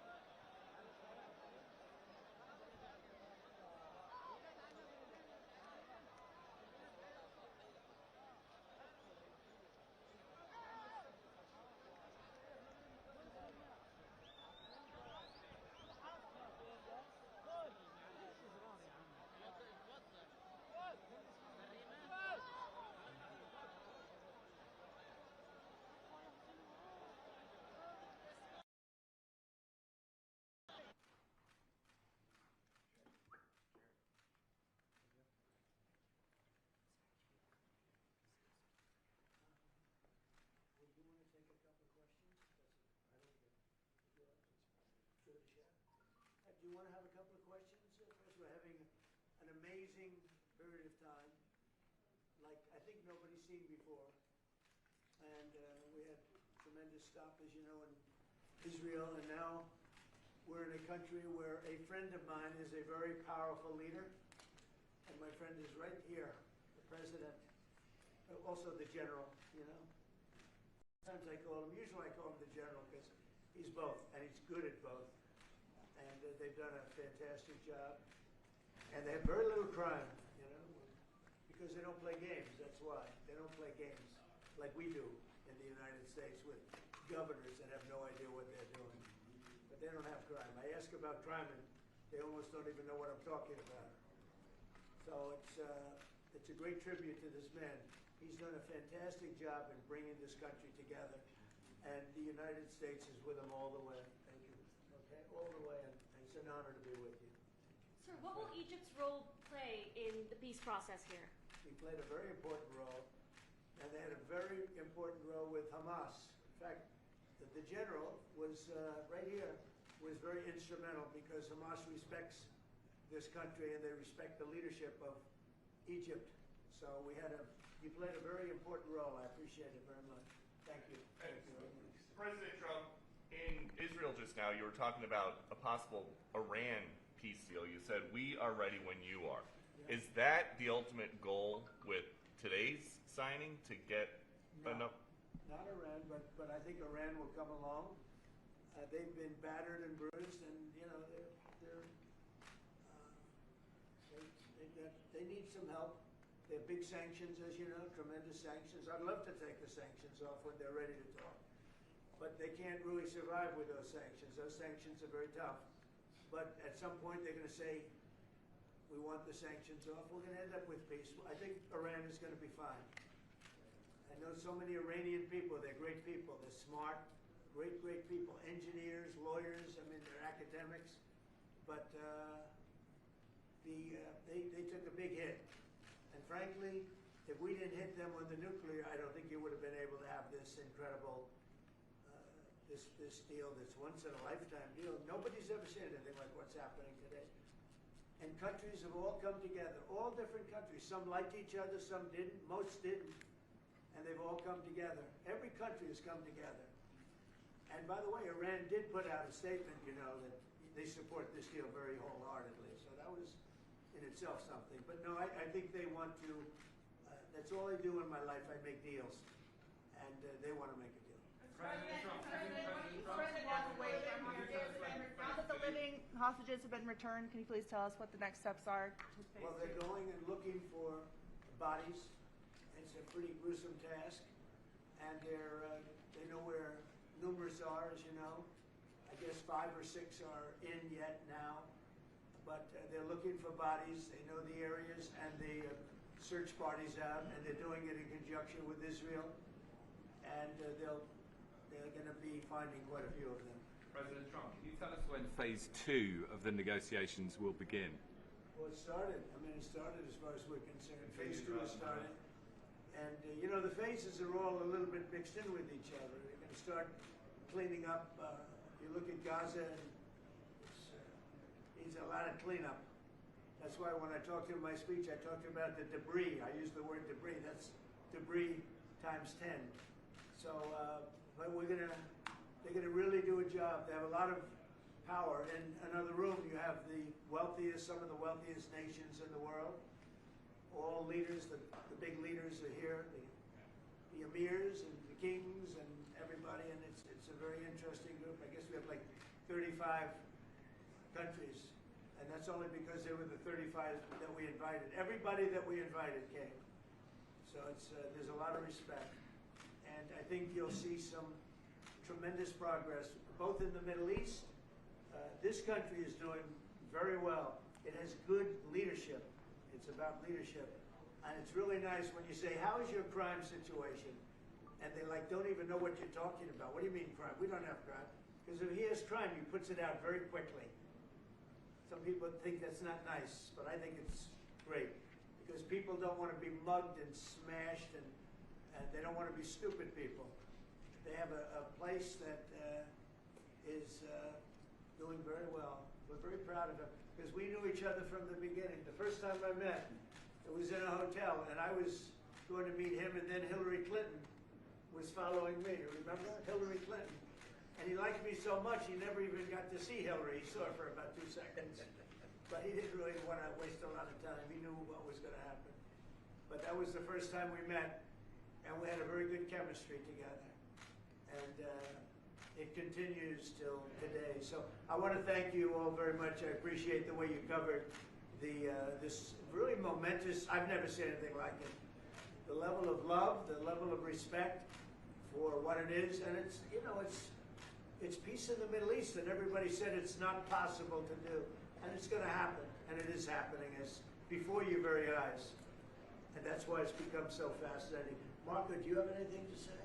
Egypt's been a phenomenal participant. I think both Steve and Jared will tell you the critical role they played, and they can tell you themselves. They hosted the talks here, and they're going to play a very important role now in the follow-up, the implementation of this, which is really, it's not simply about restoring Gaza, it is about transforming the region. So we have an incredible partner, a long alliance, very capable partner here, and a tremendous collection of leaders.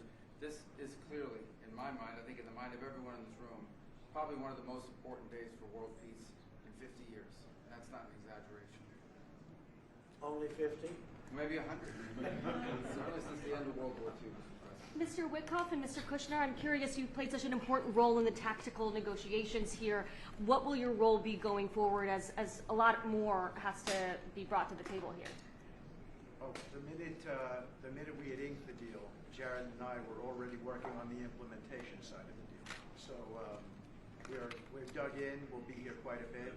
That's at the direction of the President. That's probably going to be one of the most important phases here. Jared is remarkable to work with. I talk about it all the time. And of course, we both love working for the President, so it's feels like a very honorable job. Mr. President, would you like to say something with the interpreter? Yes. اسمحوا لي في البداية أن أنا أرحب بفخامة الرئيس. وأنا سعيد وكل شرف موجودة في مصر. في شرم الشيخ مدينة السلام. يسمح لي فخامة الرئيس أن أنا اسمي وباسم كل المصريين ويمكن حتى وكل محب السلام نوجه لك التحية الأمريكية والاحترام على تحقيق هذا الإنجاز الرائع والعظيم. Well, first of all, Your Excellency, I welcome you to Egypt. It's a great pleasure and an honor to have you with us here in the city of peace, Sharm el-Sheikh. Allow me also to extend, on behalf of all Egyptians and peace lovers around the world, salute, the appreciation, and the respect for this unprecedented and momentous accomplishment by your hands.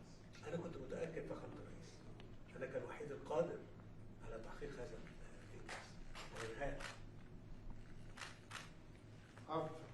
I've been very confident that Your Excellency is the only one who's capable of bringing this about and bringing an end to this war. وأنا في خلال اتصالي بفخامة الرئيس ذكرت له ذلك بدقة. قلت له فخامة الرئيس أنت وحدك القادر على تحقيق السلام في منطقتنا.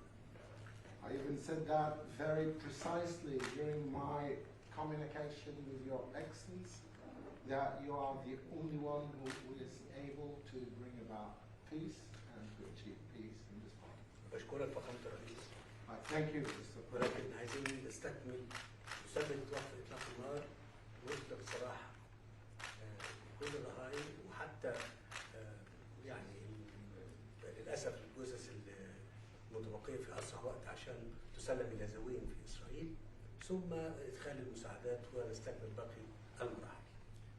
And what we need to do now is to fixate the ceasefire, make sure that it maintains and sustains, that we can deliver all of the remaining, the bodies of the deceased to their families, and this is very important, to bring in more humanitarian assistance into the district, and working very closely on following up the rest of the steps that should be taken to make this successful.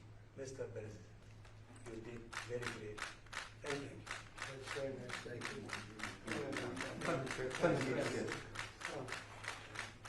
He's a good man. He's a good man. We're with him all the way. Will he be on the Board of Peace, sir? I'd like to have him on the board. I'd like to. We may need an interpreter, but that's okay. As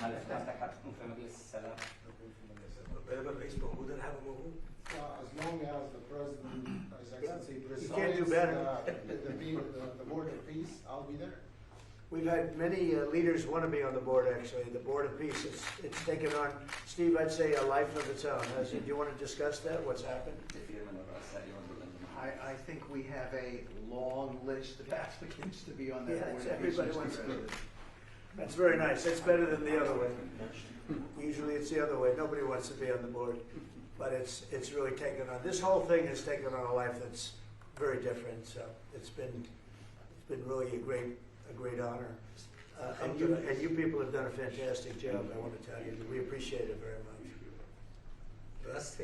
Thank you very much, everybody. All right, thank you, guys. Go, Browns, go, thank you.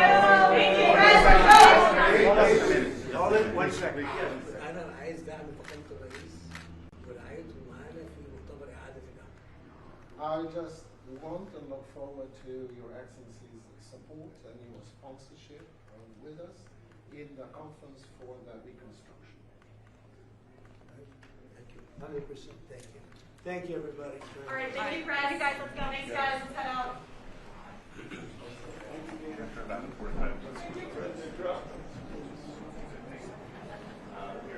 Violet done. Come on, guys.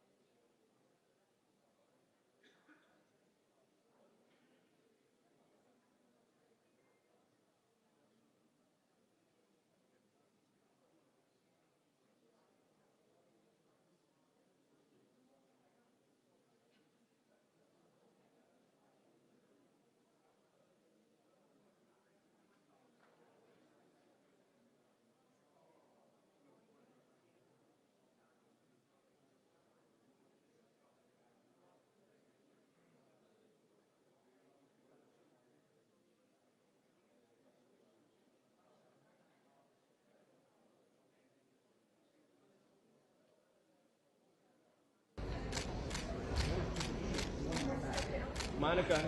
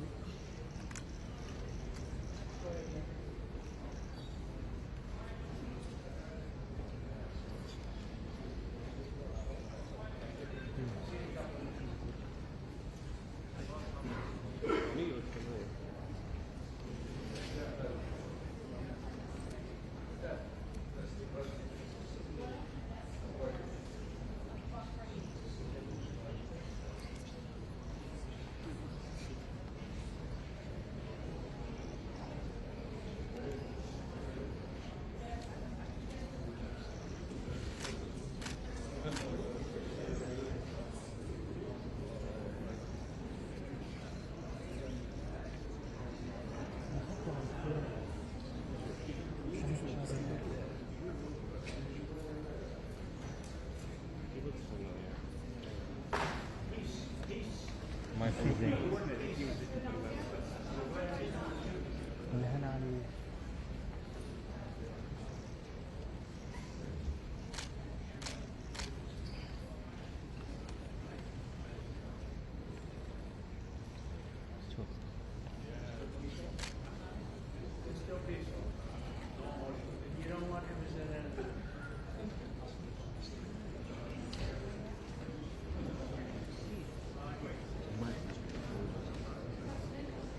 Where's the hemisphere?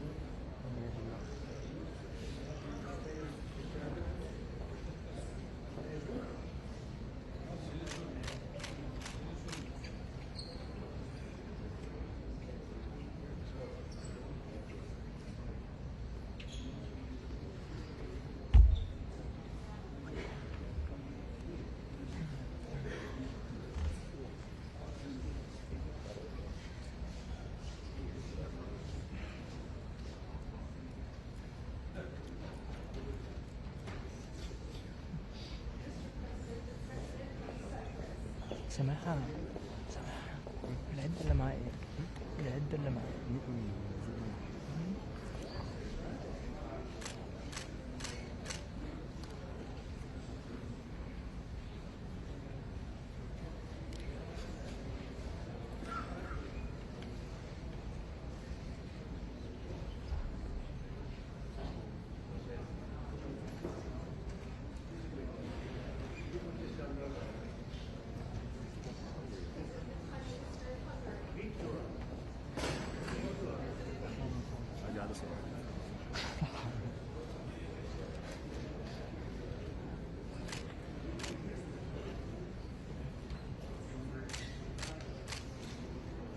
كده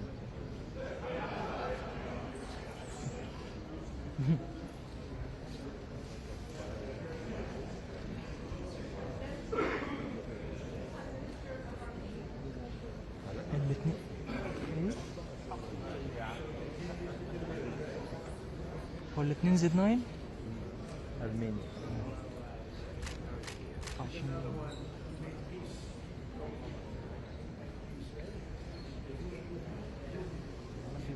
حبينا عليك تقريبا احنا بنستخدم مرقمات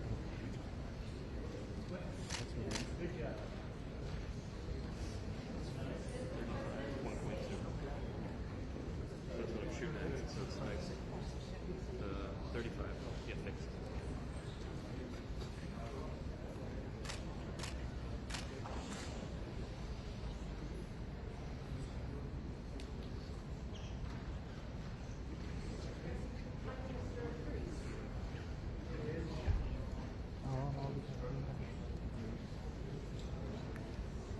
أحمد مصطفى احنا في الصورة التذكارية ما تنسيش الطيارة دلوقتي والله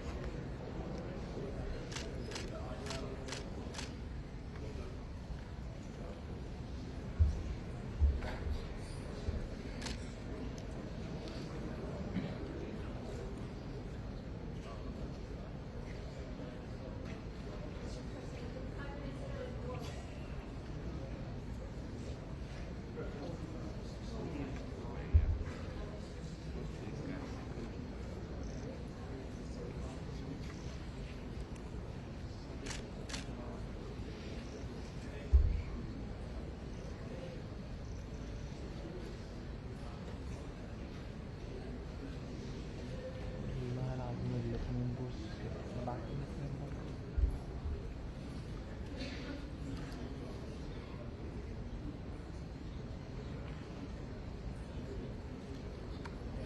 هو الفلاش ده ايه؟ الفلاش رابيدو؟ رابيدو مين اللي هو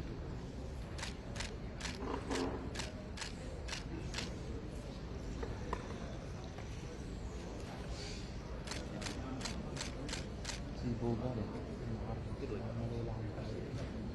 بوغارة؟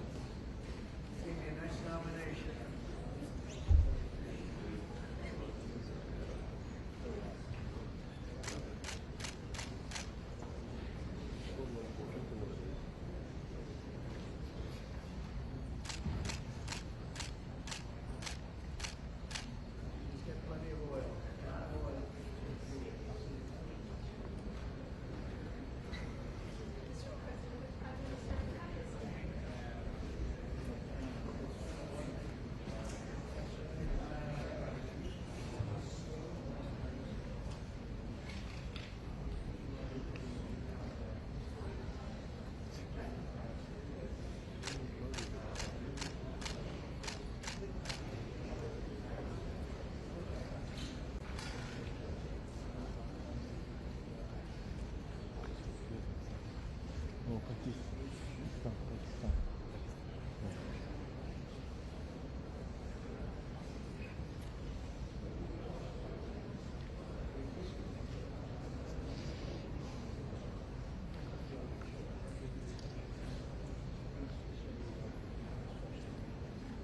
ها بقى arkası bize de arkası. Alpin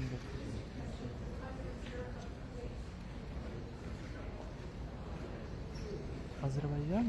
Yes. Baku? Yes.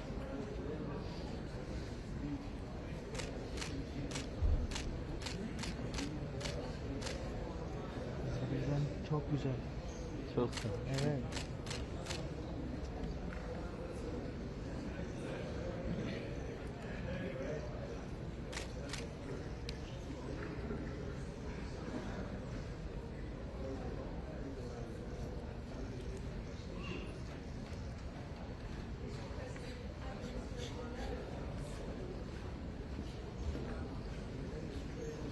Resimler gönderiyor musunuz hemen mi? Hemen. Ha. İnternet? Evet.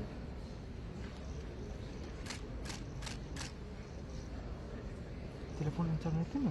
Evet.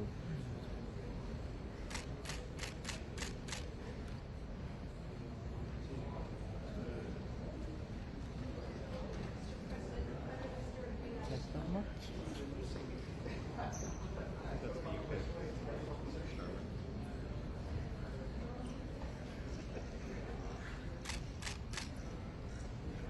سماحة هو رابط الكاميرا على النتورك وبيبعت الصور على طول كلها دايركت.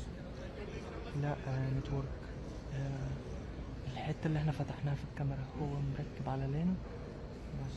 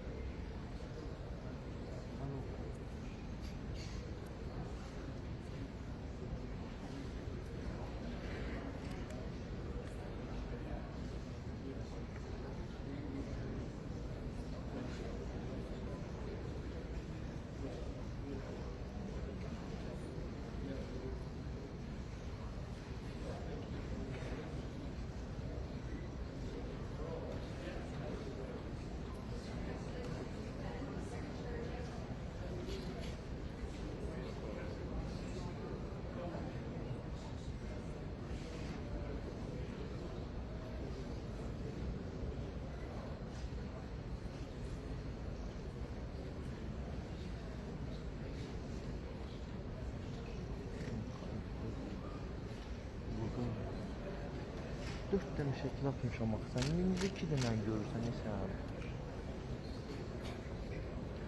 Yukarıda da atmış abi.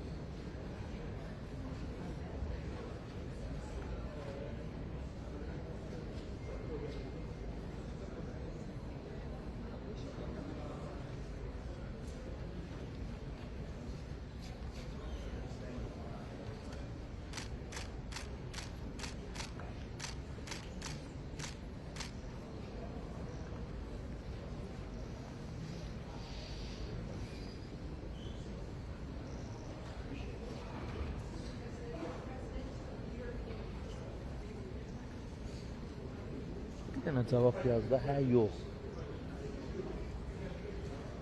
Tamam.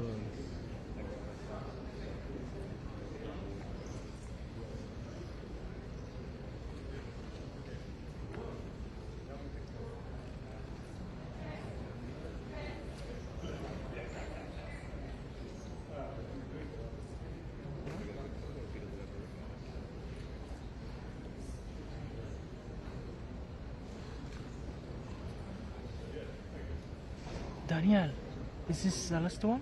Or Egypt has to go, yeah?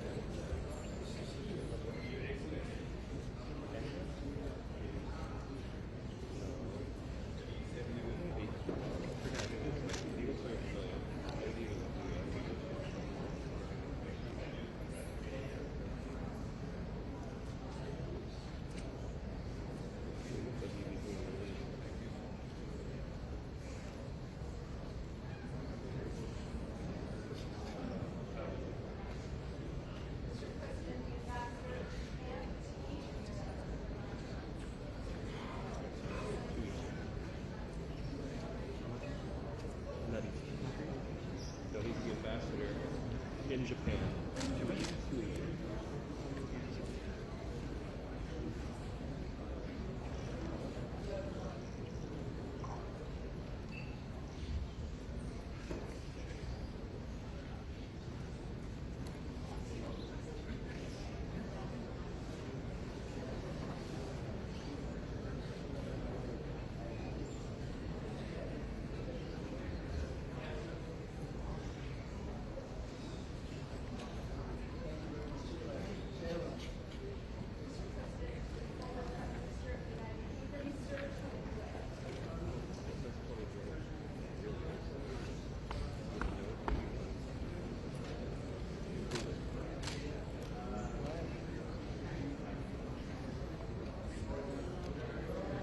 should have the FIFA bag too.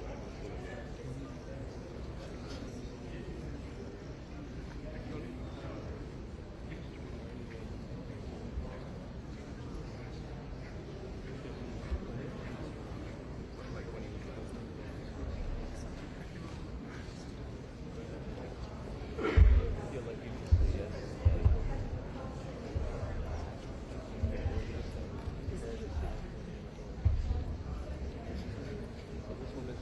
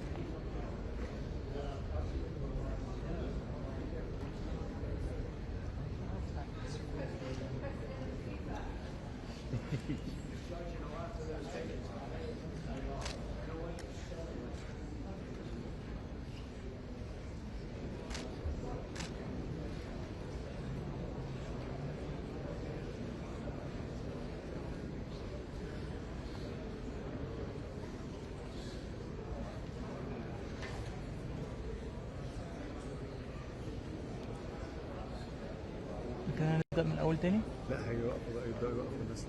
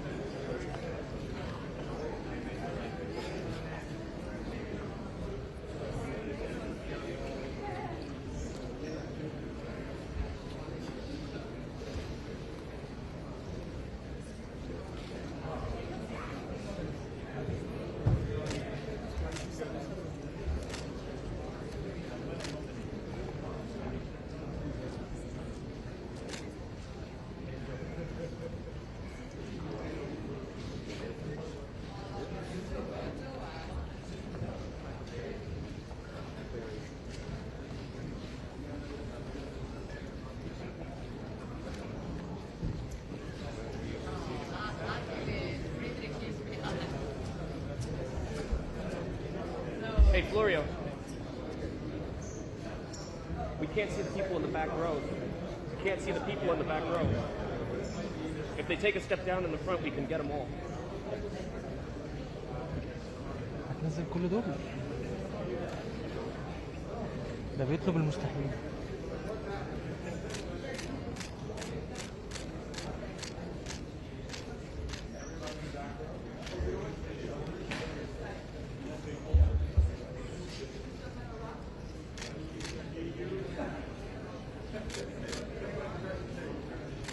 كلهم شبك في البتاع والله.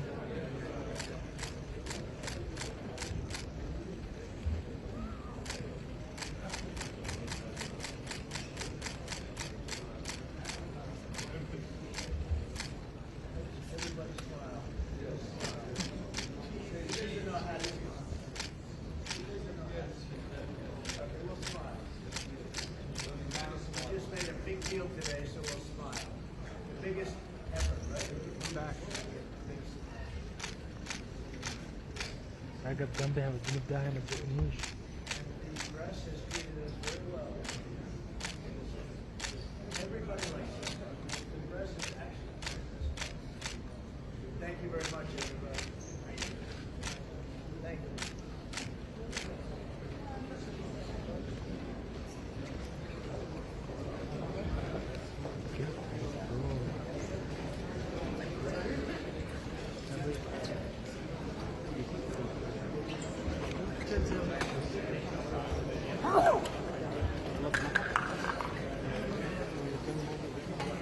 Daniel, happy Thanksgiving.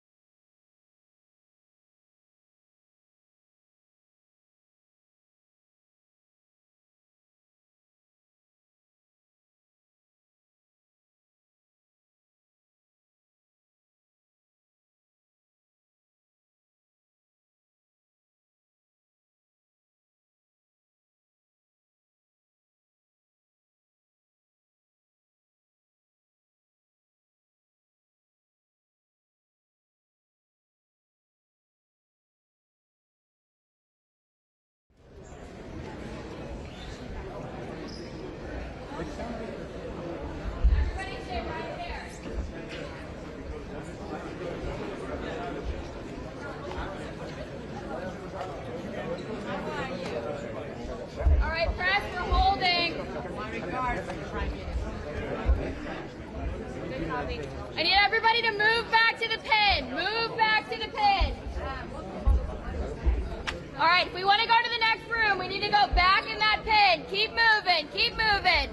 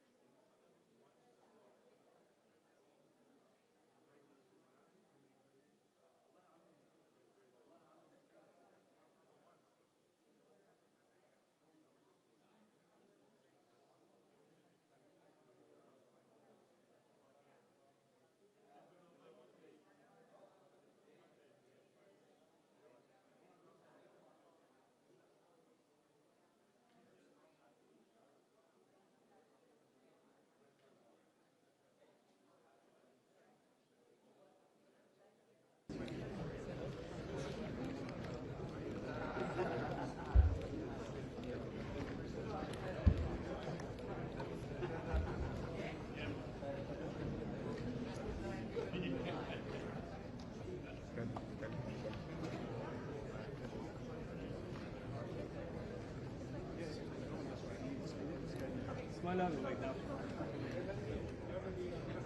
Berat abi geldi mi? Just making sure. Ne yapıyor? Ya dolaşıyorsa.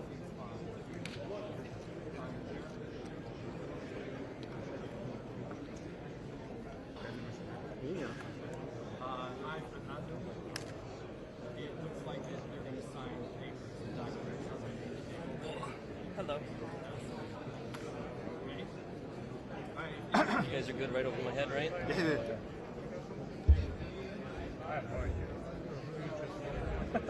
My schedule has gone out the window. Spending the night, Kevin? Did you get a room tonight? Yeah, 2. Bring your nice bag? Yep.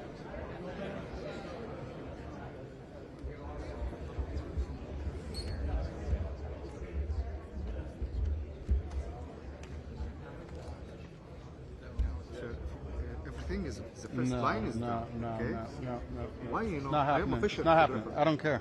You don't care? I don't. Okay, no problem. No problem.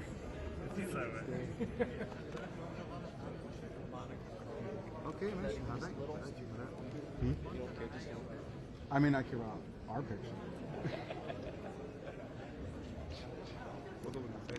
لا لا لا أنا قلت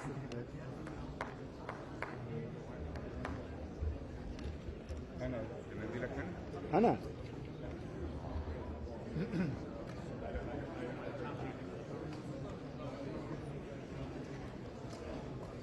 There we go. Trump's in, guys.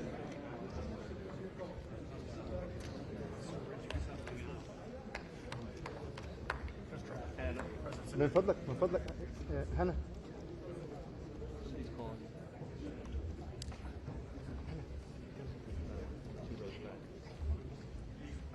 I can't. There's no.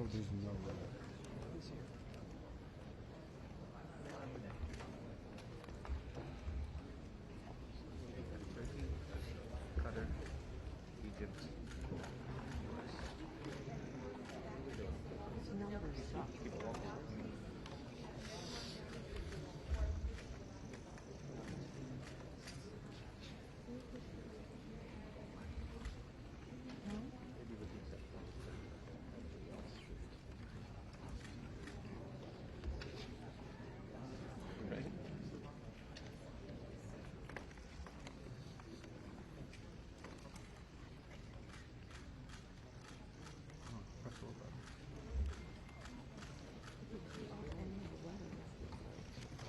Hop.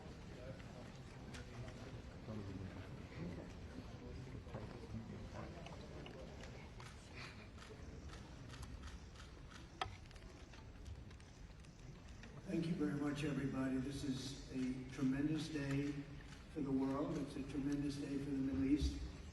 And you can see that this is probably the greatest assemblage of countries in terms of wealth and power maybe ever assembled. And it's just an honor to be a part of it. We're going to be signing a document that's going to spell out a lot of rules and regulations and lots of other things. And it's very comprehensive, but we've already signed documents in the Middle East and having to do with Israel and Hamas and just about everything else. And it's really working out incredibly well. The hostages, as you know, were let go on time, on schedule. The very sad situation of bodies, which was always a sad situation, and they're being sought out, and they're working with many different people, finding some were brought in and some were not, and they're working out to find out where those bodies are. It's hard to believe that you even have to say something like that. It's so sad. It's so sad. But what's not sad is that we have finally, after, I guess they say 3,000 years, I've heard from 3,000 years to 500 years, but whatever it is, it's a lot. But this was the one, this was the granddaddy of them all, and frankly, I thought this was probably going to be the toughest, and maybe in many ways it was, but we had a lot of good talent. Steve Witkoff, Jared, Marco, and Pete, and General Kane was so great. John Ratcliffe was incredible. We had an amazing array of talent, and we were helped by, in particular, the countries represented at this table. I will say, Tamim, you were fantastic, and your countries unbelievable, and I don't think they give you a fair shake. They talk about you as though you're not a nice person and you happen to be a nice person. You happen to live in a little tough neighborhood. You're surrounded by everybody. And without you, this wouldn't have happened. And I just want to thank you very much. That's Qatar. And thank you. He's a great friend. He's an amazing leader. And another man who's been a friend of mine for a long time. I don't know what it is. I like the tough people better than I like the soft, easy ones. I don't know what the hell that is. It's a personality problem, I suspect. But this, and then of course we have the host tonight, and I just want to thank you very much. There was a reason we chose Egypt, because you were very helpful, and very, very helpful. Everybody wanted to have this, but we really thought it was appropriate. And you are a great leader. You have very little crime. You have problems that other countries don't have. And of course, nothing's perfect, but the job you do is amazing, and I want to thank you. Another one, we've been my friend right from the beginning. During the campaign against crooked Hillary Clinton, have you heard of her? We were both downstairs waiting to go up to meet this gentleman who has a place called Egypt, the oldest civilization. They say 6,000 years. China's 5,000 years, but you're actually number one. 6,000 years, can you believe it? But the oldest, they say, civilization. But so I went up to meet him first, and we liked each other so much that she waited for about an hour and a half. And I think your meeting lasted about 2 minutes with her. So I always remembered that. But that was our first meeting. We had great chemistry together. And he's a fantastic man and a fantastic general, by the way. But he's a great president. And I want to thank Egypt and all of your representatives for treating us all so well.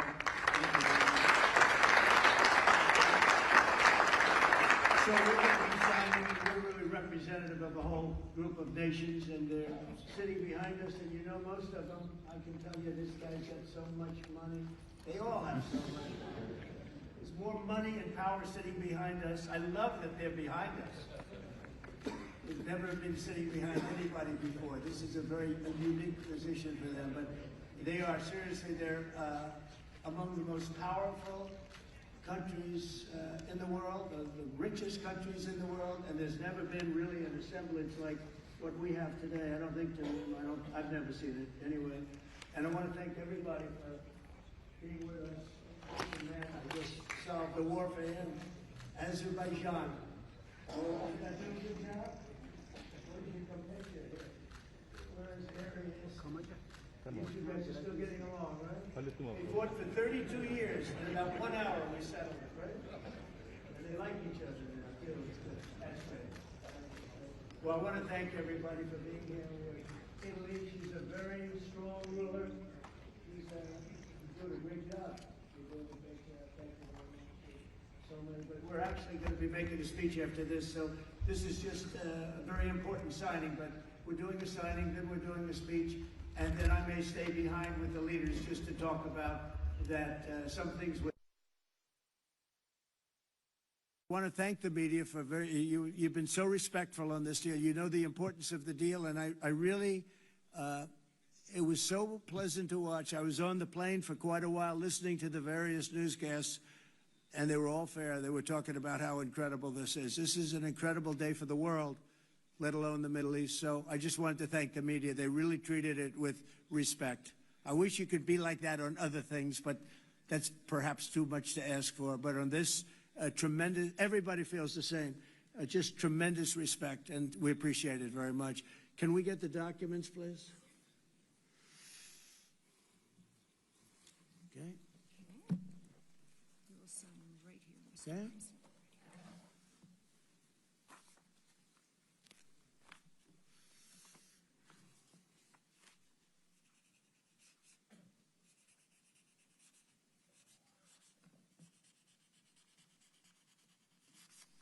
Okay.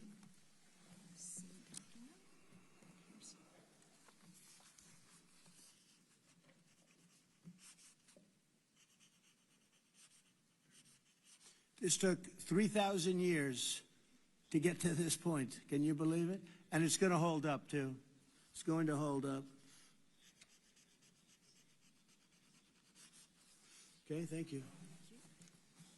You can use my pen if you want. Have a pen? Want to use mine? Okay.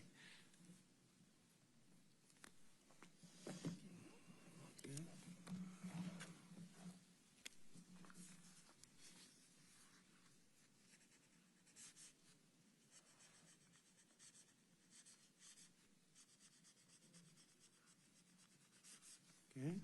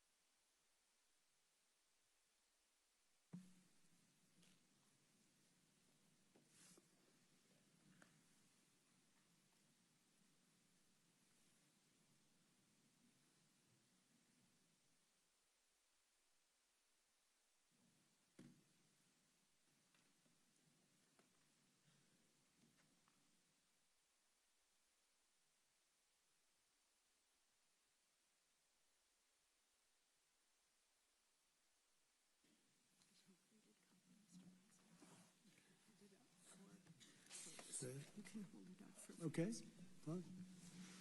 I think we're going to hold it up. I don't hold up the signature page, yeah.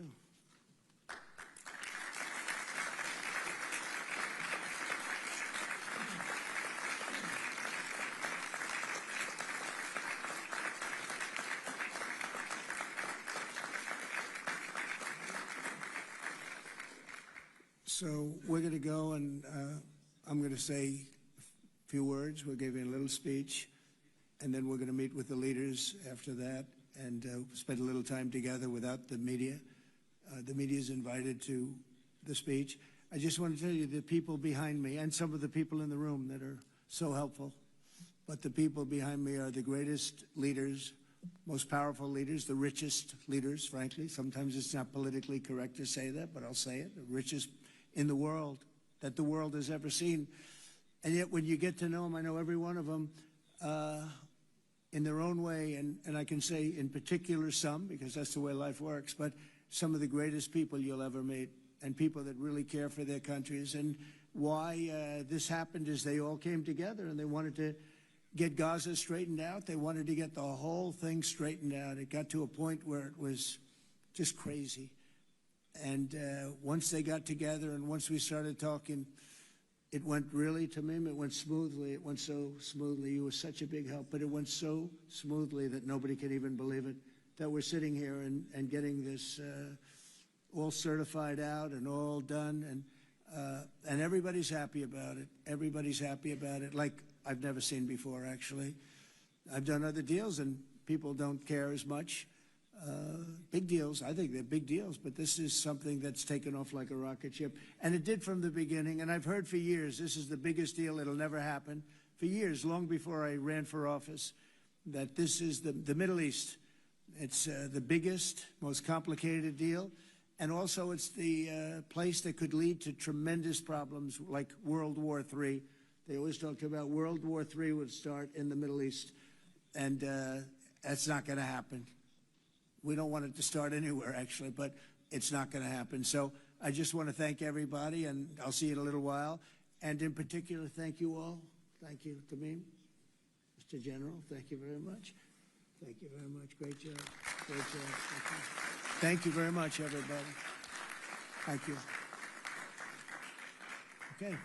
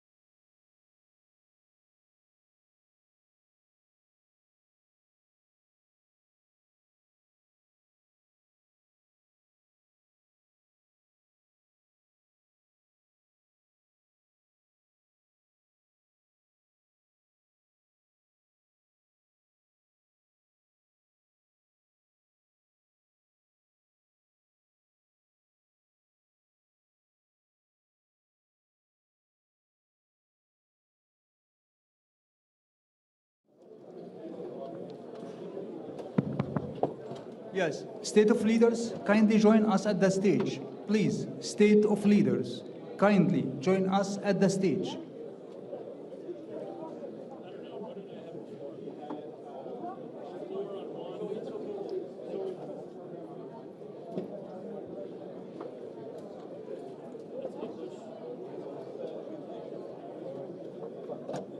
Head of states, kindly join us at the stage. Please, all the head of states, kindly join us at the stage.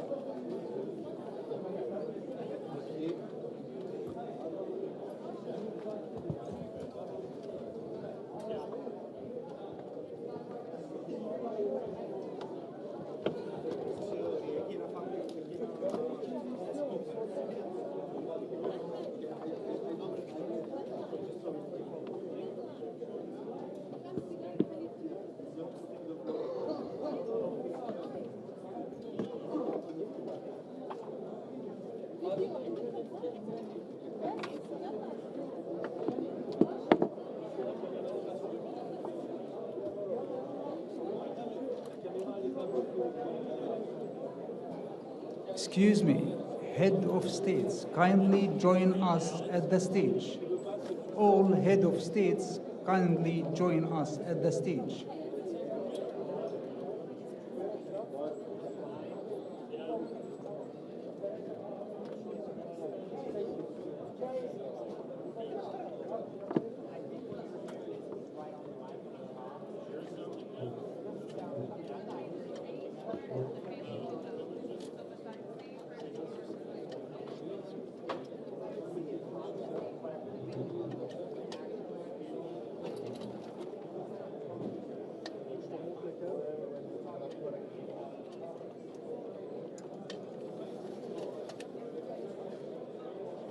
Kindly, all the leaders, join us at the stage. Thank you.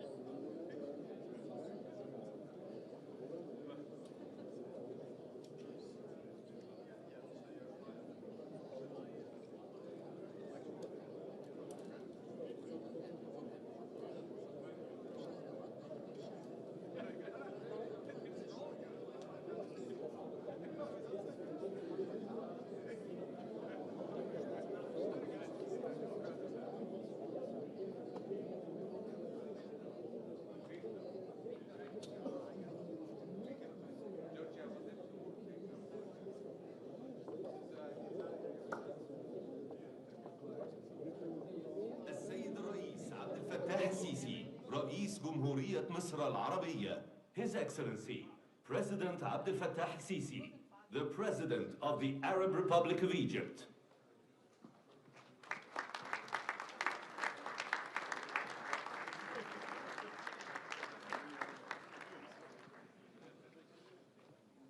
تفضلوا.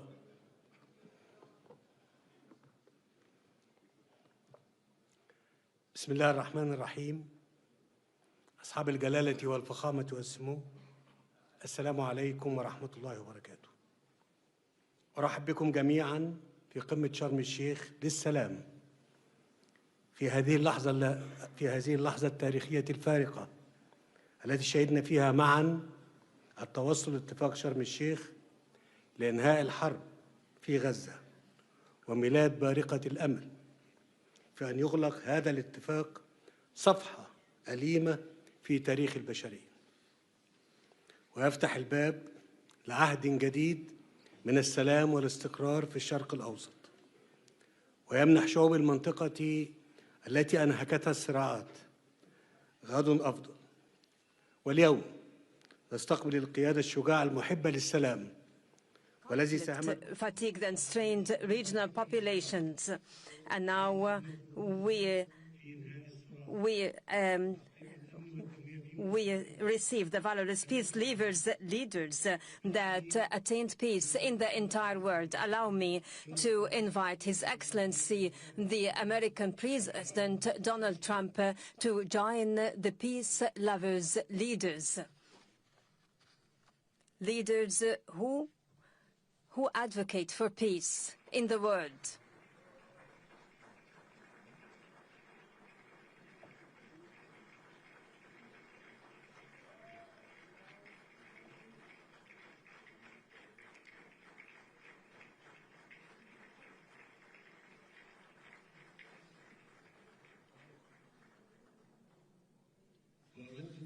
And I would like to express our profound appreciation to Your Excellency at this critical circumstance reflected in your proposed plan for ending this tragic war, a war during which humanity incurred significant losses. I would like to thank our partners in United States, Turkey and Qatar for their dedicated efforts, and I reiterate our support and aspiration to the execution of this plan, creating the essential political horizon for the implementation of the two-state solution, for it is the only pathway to the fulfillment of the legitimate ambition of both Palestinian and Israeli peoples, turning over the conflict page and safely live.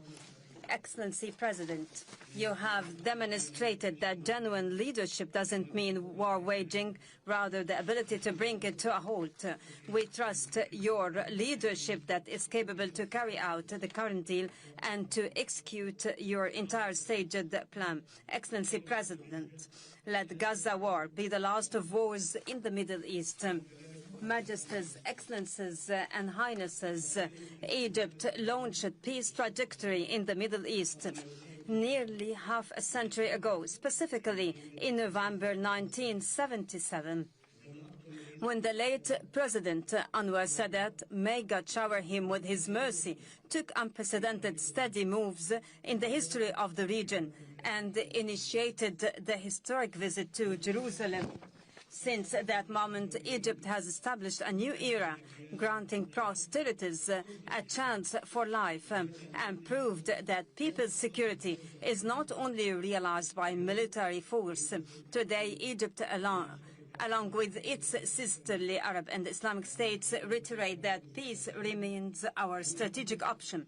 Experience showed over the past decades that this option cannot be founded except through just and equal rights. Based on this, and if the whole regional populations have always been relishing the right to their independent nations, the Palestinian people is not an exception. They too have the right to self-determination and to aspire for a future where war doesn't loom over own the right to enjoy freedom and to live in their independent state, a state that lives side by side with Israel in peace, security, and mutual recognition. Peace is not only crafted by governments, but also built by peoples when they realize that yesterday's rivals could be tomorrow's partners. I avail this opportunity to appeal to the Israeli people. I say, let us turn this historic moment into a new beginning of just some peaceful coexistence prevalent life. Allow us to look forward together to a better future for the sons of our nations. Together, stretch out our hands for our cooperation towards a just and durable peace for the entire regional populations.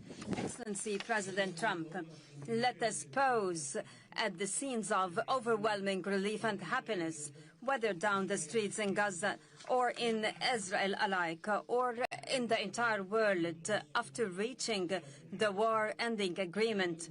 Thanks to your wise initiative, it is another evidence to the people's option is peace.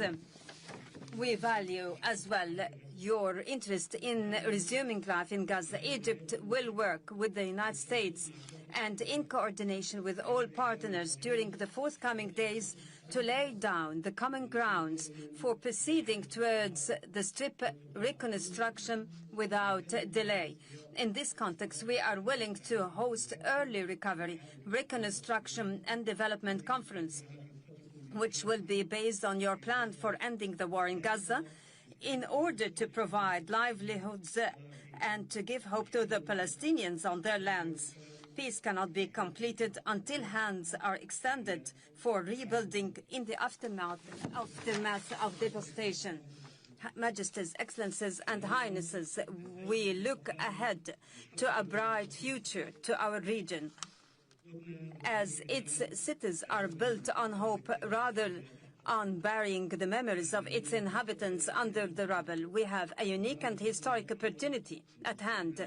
It might be the last to come to a Middle East free from whatever menacing its stability and progress, a Middle East where its populations relish peace and decent existence within its secured borders and safeguarded rights. A Middle East that is invincible to terrorism and radicalization. A Middle East free from mass destructive weapons. This is the very new Middle East that Egypt envisions to be embedded in collaboration with regional and international partners.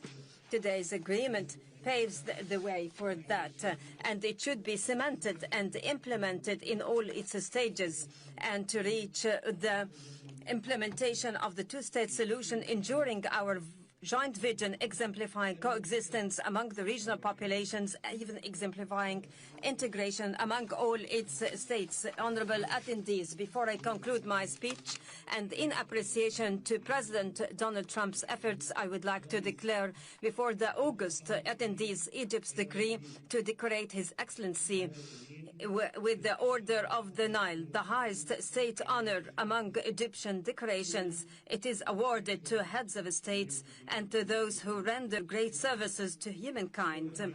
Thank you all.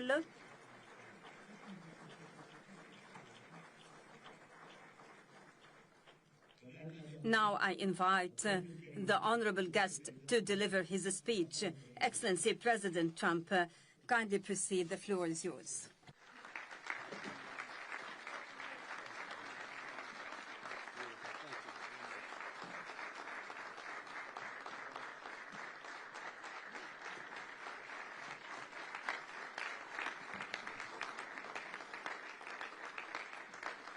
Well, thank you very much, and that was a great honor. I appreciate it very much, Mr. President. Mr. General, Mr. President, great General, great President, thank you very much.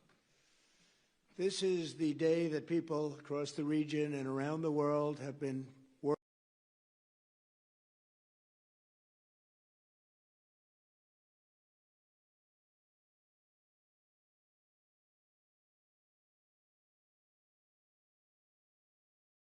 We've just signed. Those prayers of millions have finally been answered. As you know, the hostages have been returned. and further work goes on having to do with the, sadly to say, bodies. Together we've achieved what everybody said was impossible. First few rows, amazing when you see they haven't seen their mother, their father. They haven't seen them in such a long time, and they lived in a tunnel, a very little tunnel, very deep. And the level of love is just incredible. It's a beautiful thing to see. It's, in one sense, it's so horrible that it could have taken place, but in another sense, it's so beautiful to see. A new and beautiful day is rising, and now the rebuilding begins. The rebuilding is maybe going to be the easiest part. I think we've done a lot of the hardest part, because the rest comes together. We all know how to rebuild, and we know how to build better than anybody in the world. I want to express my tremendous gratitude to the Arab and Muslim nations who helped make this incredible breakthrough possible, and you really did. To President el-Sisi of Egypt, who is so generously hosting us today, and I want to thank you for the outstanding job your country is doing in so many different ways, and for helping us so much with this peace agreement. I also want to thank the President for the escort of 6 fighter jets. Oh, we looked out the window, we said, I hope they're friendly, and they turned out to be very friendly. But we had 3 on each side, and they are beauties right out of the great, really American manufacturing hub. We make the greatest military equipment in the world. We have the strongest military in the world by far. And I knew exactly what those planes were, and I knew exactly how much you paid for those planes, too. You paid a lot, but you got a pretty good deal. And they are great planes, and we just appreciate it. That was quite an escort in. That was very impressive. But Air Force One was really, it was covered with Egyptian desert just a few months ago. If you think about it, just a few months ago it was Egyptian desert, and now it was just a few feet off our window. And it was a spectacular sight, and I appreciate it very much, really. That was pretty good. You got our people by surprise. I don't know if they were thrilled right at the beginning, but they were thrilled as we sailed along very, very calmly and safely. And I'm deeply honored to receive from you, Egypt's highest state honor, the Order of the Nile. The Nile is so beautiful, so magnificent. It's such a beautiful title, the Order of the Nile. Thank you very much, Mr. President. Appreciate it. Great honor. I also want to give a very special thanks to the Emir of Qatar, a man who's outstanding. He's been a friend of mine for a long time, long before politics, and he's a fantastically respected man. His Highness Sheikh Tamim is respected by everybody. He's respected by everybody, and in the most positive way, not only because of power, because of his heart. He's got a tremendous heart, and he's a great leader, and his country loves him. Thank you very much for being here. It's an honor. Let me also express our condolences to the Qataris on the tragic car crash that claimed the lives of your cherished diplomats, some of whom were known by our people, and they were supposed to be incredible people. So please extend our sorrow and best wishes. That was tough. That was really tough. On this extraordinary occasion, I also want to give our sincere thanks to President Erdogan of Turkey. He's always there when I need him. He's such a tough guy. He is tough as you can be, but we love him. And when they have a problem with you, they always call me to handle it. And usually I come through. We just have a good relationship, and we have from the beginning. And so I want to thank you very much and say hello to your wife, your beautiful wife. And it's great to be with you. Always there. When I need him, he's always there. Thank you very much, Mr. President. And I also want to thank, I just spoke to him on the phone, His Royal Highness Crown Prince Mohammed, Saudi Arabia, a special friend of mine. Boy, he's come so long and so far, and he's doing a fantastic job for his country. And I want to just thank him. And, His Highness Sheikh Mohammed of the United Arab Emirates is here. Where? He's here someplace. Well, oh, he's not here, but he's here in spirit, I can tell you that. And he's been another one. He's been absolutely incredible, and we appreciate it very much. And His Majesty King Abdullah of Jordan, and thank you very much, King Abdul of Jordan. He's here. Thank you. Thank you. Thank you very much. And you really have been a great helper. We appreciate it. Appreciate it. Prime Minister Sharif of Pakistan, and also I have to say my favorite field marshal from Pakistan, who's not here, but the Prime Minister is here, and you're going to give his regards. Where are you? There you go. Thank you very much. Do you want to say what you said to me the other day? Come. Would you like to say what you said the other day? I think it was so nice. Please. Thank you very much, my dear President Trump, my dear brother President Fath el-Sisi of Egypt, Majesties, Highnesses, Excellencies, ladies and gentlemen, Assalamu alaikum, and a very good evening. Well, I would say today is one of the greatest days in contemporary history because peace has been achieved after untiring efforts led by President Trump, who is genuinely a man of peace, who has relentlessly and untiringly worked throughout these months, day in and day out, to make this world a place to live with peace and prosperity. I would say that Pakistan had nominated President Donald Trump for Nobel Peace Prize for his outstanding, extraordinary contributions to first stop war between India and Pakistan and then achieve ceasefire along with his very wonderful team. And today, again, I would like to nominate this great president for Nobel Peace Prize because I genuinely feel that he is the most genuine and most wonderful candidate for Peace Prize because he has brought not only peace in South Asia, saved millions of people, their lives. And today, here in Sharm el-Sheikh, achieving peace in Gaza is saving millions of lives in the Middle East. Mr. President, I would like to salute you for your exemplary leadership, visionary leadership. And I think that you are the man this world needed most at this point in time. World would always remember you as a man who did everything, went out of the way to stop 7 and today 8 wars. I would like to thank my very dear brother, Sheikh Tamim.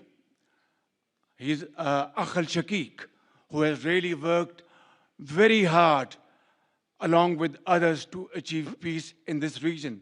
My very dear brother, President Tayyip Erdogan, His Majesty, King Abdullah, and of course, my very dear brother, Mohammed bin Zayed of UAE, and of course, my very dear brother, Crown Prince of Saudi Arabia. And he has also been very, very helpful and contributed very valuably in this wonderful peace process. Ladies and gentlemen, I wouldn't want to take more of your time. Suffice it to say, had it not been for this gentleman, not only, who knows, India and Pakistan are both nuclear powers.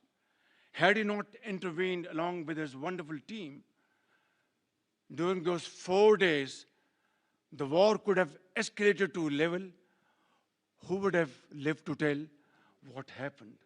And similarly, here in this part of the world, in Middle East, Mr. President, your valuable contribution along with President Sisi, I think history will remember in golden words. I wouldn't say more, except God bless you, God give you long life to serve like this for all time to come. Thank you very much.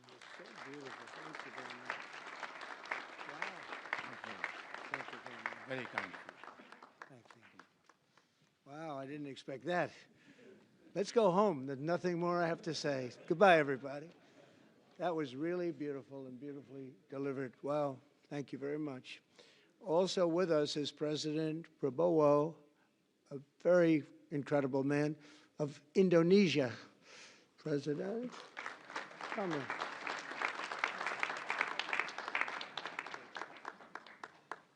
Great job. President Abbas of the Palestinian Authority. See, we have them all. We have them all.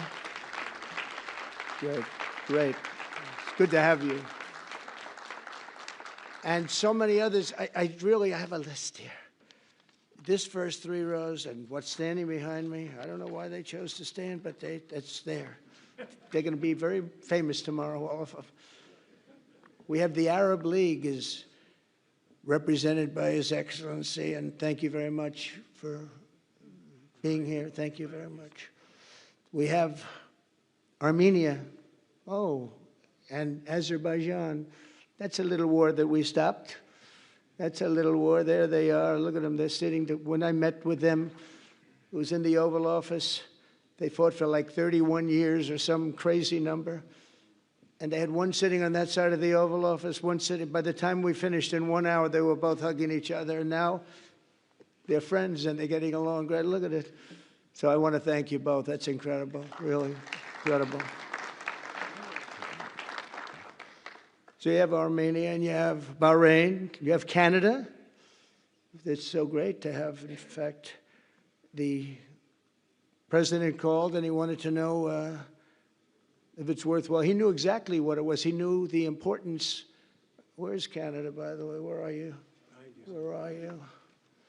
He knew the importance of this. He said, I want to be there.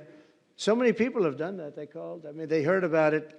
And these are not people that can do that very easily. They have pretty big schedules, to put it mildly. The most powerful people.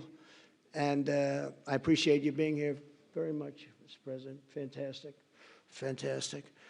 And Cyprus, Egypt, the European Union, it's a lot of countries. France, thank you very much, Emmanuel. I would imagine Emmanuel standing someplace behind me. Where is he? I can't believe it. You're taking a low-key approach today. He's my friend. That's great. Good job. Thank you very much, Emmanuel. Germany, the new Chancellor of Germany he's easy to spot because he's very tall and he's very smart and he's doing a fantastic job for his country. Appreciate it very much. And congratulations, a big election. That was a big one. That was going to change things. Greece, we have Greece. We have Hungary. Oh, Victor, where is Victor? Victor. We love Victor. Victor, I call him.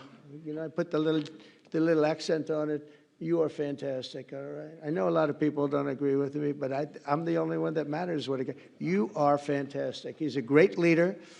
I endorsed him the last election he had, and he won by 28 points. So you're going to do even better this time. You have another election, and you're going to do great, and we appreciate it, and we're behind you 100%. That's Hungary. India is a great country with a very good friend of mine at the top, and he's just done a fantastic job. And I think because usually it's the end of your political career if you say it. She's a beautiful young woman. Now, if you use the word beautiful in the United States about a woman, that's the end of your political career, but I'll take my chances. Where is she? There she is. You don't mind being called beautiful, right? Because you are. Thank you very much for coming. We appreciate it. She wanted to be here, and she's incredible, and they really respect her in Italy. She's a very successful politician. We have Norway. Oh, Norway. Norway. What happened, Norway? What happened? Where's Norway? Where is he? We have Johnny. We're going to the World Cup. I can tell you that. Where's Norway? I don't think he wants to stand. Oh, he's back there. Well, we have Norway. Oman. Again, we have Paraguay. We have really fantastic representative from Saudi Arabia. Thank you very much. I'll tell you what, and this time we'll get you the best seat. He always gets the best seat. He deserves the best seat. But what a great place it is. Spain. Where's Spain? Are you guys working on him with respect to the GDP? We'll get close. We'll get close. But fantastic job you're doing. And UAE, which is great. United Kingdom. Where's United Kingdom? Where's our friend? Where? Come here. Is everything going good? Very good. That's very nice that you're here. These people all came in like 20-minute notice, and I think it's fantastic. And we have so many others, and just so many others. And it's such a compliment to what we're doing, because what we've done is something very unique and very special. So it's perhaps the wealthiest and most powerful group of nations ever assembled at one time, which is a big thing. We have achieved together in recent days a change that really is historic, and it's going to be remembered forever. And I want to thank the American team for their amazing work, and I want to thank, I think he'll go down as the greatest Secretary of State in the history of our country. I really believe that, Marco, or I wouldn't say it. Marco Rubio, I wouldn't say it. Maybe I would. You're doing a great job. I'll tell you, he's on course to do it. We've done a lot of work in 9 months. We've done a lot of work. I say that, 1 year ago, a little more, but 1 year ago, America, the United States of America was was a dead country. The king told me, and I use that, he said, sir, 1 year ago it was a dead country. Today you have the hottest country anywhere in the world, and it is. It's the hottest country. So many investors are here. We have over $17 trillion being invested in the United States, which is a record that nobody has ever beaten. I don't think anybody will. And we still have 4 months to go before it's a year. So in 8 months, we have over $17 trillion. We're actually very close to $18 trillion. There's never been, as an example, the previous administration had less than $1 trillion over 4 years. We have, we're close to breaking $18 trillion in 8 months. That's pretty amazing. No country's ever done that. I want to also thank Special Envoy Steve Witkoff and my son-in-law and a great guy, Jared Kushner. And I even have my daughter here, Ivanka. Ivanka, please stand up. Ivanka's here. Wow. Thank you. Thank you, Ivanka. We have a great team, and we have, as you know, General Raisin Kane. We have John Radcliffe. We have Tom Barrack. We have really a lot of good talent. We have Pete Hegseth, who's now Department of War as opposed to Department of Defense. We made a little change. Somehow I like the name better, so do you, so do a lot of people.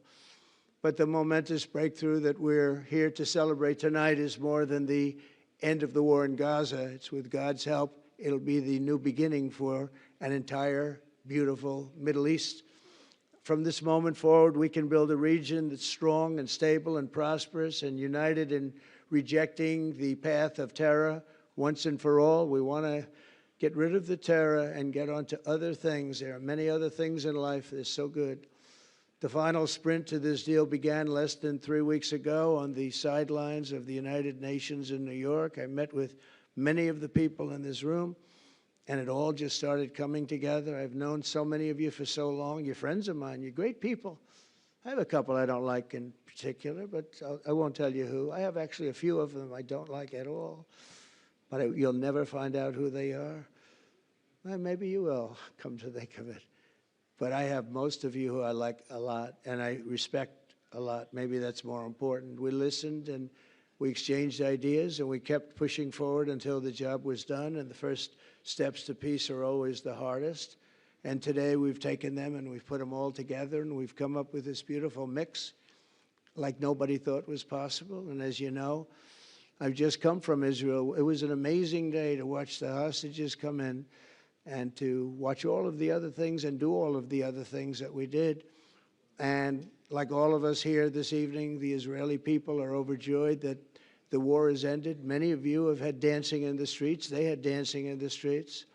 And they've been dancing for weeks now once they heard about this and they heard that it was even a possibility. They're elated at the arrival of the hostages and excited to begin this new chapter for the entire region, and it's going to be that, and they are going to be great partners, and I hope everybody's going to join the Abraham Accord. I like to say the Avraham. I love Avraham, but somehow it doesn't sound as good when I say it as it does when some of my other friends say it who are from the region. But we're going to get a lot of people joining the Abraham Accords. We have the 4 great nations that did it early on, and they stayed with it. And then you had the Biden administration, which is the worst administration in the history of our country, and obviously they did nothing on that and anything else. And so it stayed at 4, and now a lot of people, even today, they're talking about all joining up. So many people have talked to me about that, and it's going to be a great tribute to really the United States. I mean, the United States has worked very hard in the Middle East, so it would be a tribute to us and to Jared and to Steve and to all of the people, Marco, all of the people that have worked so hard on that. And it really is going to bring, it's going to guarantee that it all stays together. You're going to do well because the 4 nations do very well. I mean, they do extremely, they're wealthy, but they're a lot wealthier because of it. So I hope everybody's now joining up. Now we have no excuses. We don't have a Gaza, and we don't have an Iran as an excuse. That was a good excuse, but we don't have that anymore. All the momentum now is toward a great, glorious, and lasting peace. And our commitment to fulfilling the 20-point plan we developed together will be the crucial foundation for achieving that bright future. And it's being worked on right now as we speak. And we're actually in stage 3 and 4. It's not going to be, just divided down so simply. We can be long advanced on some of the things that we say we're going to do. We can take them out of order in a positive way. And we've shown how it can be done with responsible nations like the people in this room, these incredible people in this room, setting aside their differences, seeking common ground, and pursuing a better world for all of us. In that spirit, it's my dream that we all get together and enjoy our life. And we're going to put some of you on the Board of Peace. Everybody wants to be on the Board of Peace. They said, would you be the chairman? I say, I'm pretty busy too. But whatever we can do to have peace in the Middle East, it's worth it. But everybody wants to go on the Board of Peace, so we're probably going to enlarge it. We're going to get, and the leaders, the top people, the top leaders, they want to be on the Board of Peace. A beautiful term. At first I wasn't sure, and then I realized how beautiful it is. And for the people of Gaza, the focus now must be on restoring the basics of a good life.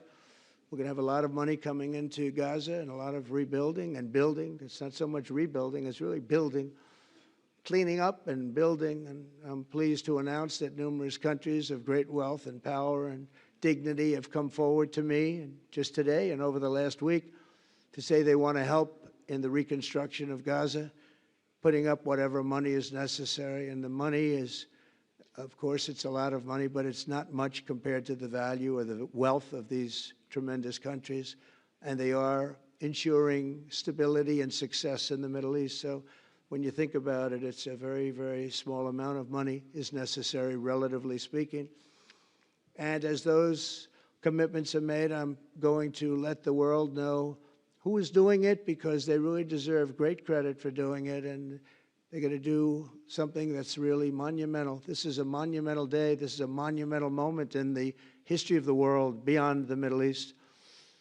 We've all agreed that supporting Gaza must be done to lift up the people themselves, but we don't want to fund anything having to do with bloodshed, hatred, or terror, as has happened in the past. And for the same reason, we're also agreed that Gaza's reconstruction requires that it be demilitarized and that a new, honest civilian police force must be allowed to create a safe condition for the people in Gaza. As I said earlier, I intend to be a partner in securing a better future. We're going to be working, you're going to be working with the United States, and we're going to make sure that the Middle East is going to be a safe and secure place. It's a very important place in the world, means so much. There were so many people who said the Middle East, and this has been going for many, many decades. I've read it many times, that World War III will begin in the Middle East. It's not going to happen. That's not going to happen. There was a time that you would have thought it could have, but it's not going to happen. There won't be World War III, hopefully at all, but it's not going to start in the Middle East. We're not going to have a World War III if we're smart. There'll never be a World War III. Our work begins right here and right now. From ancient times, this region has been extraordinarily mixed with respect to people, culture, religions, all of the different elements of national characters, unlike maybe anywhere else on earth. And for 3,000 years, there's been conflict. For whatever reason, there's been tremendous conflict, always conflict. But today, for the first time anyone can remember, we have a once-in-a-lifetime chance to put the old feuds and bitter hatreds behind us. And that's why so many people in this room, they didn't get along. Some did, some didn't, but they're getting along now. This has brought the people together. This is the first time the Middle East crisis has brought people together as opposed to driving them apart. And to declare that our future will not be ruled by the fights of the generations past, which is foolish. So together, let us continue in the spirit of cooperation and goodwill that has finally brought us to this incredible, historic breakthrough. If we do, together, we will reach the Middle East's incredible destiny, a safe and prosperous and beautiful crossroads of culture and commerce, faith in humanity, and geographic center. This will be the geographic center of the world. So I just want to thank everybody for being here. I want to thank you all for what you've done and for this quick notice. It all came together just at one little period. It just came together. It's the greatest deals happen that way. If you do anything about deals, that's all I've done all my life is deals. The greatest deals just sort of happen. And that's what happened right here. And maybe this is going to be the greatest deal of them all, not just nation building, not just having to do with this or the political whims. This will be maybe the greatest deal of them all, period. And I want to thank all of you and all of these great nations and this region for what it's gone through and all of the fights it's had, or life over death and hope over strife and harmony over hatred. That's what we want. We want it to be that way because together we're going to forge a magnificent, great, and enduring peace. I want to just end by saying God bless you all. God bless the Middle East. God bless your countries, and God bless you. Thank you very much, everybody. Thank you. Thank you very much. Thank you.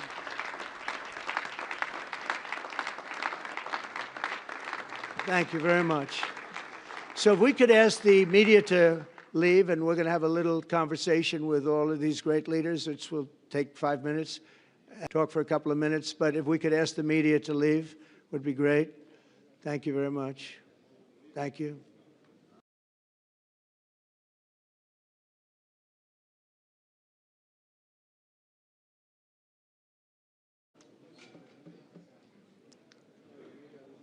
Thank you.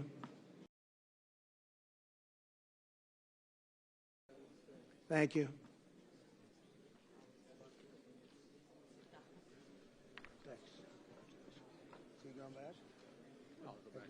I'm glad you upgraded me to president. Oh, did I say? Great stuff. Get out of here. All I need is that people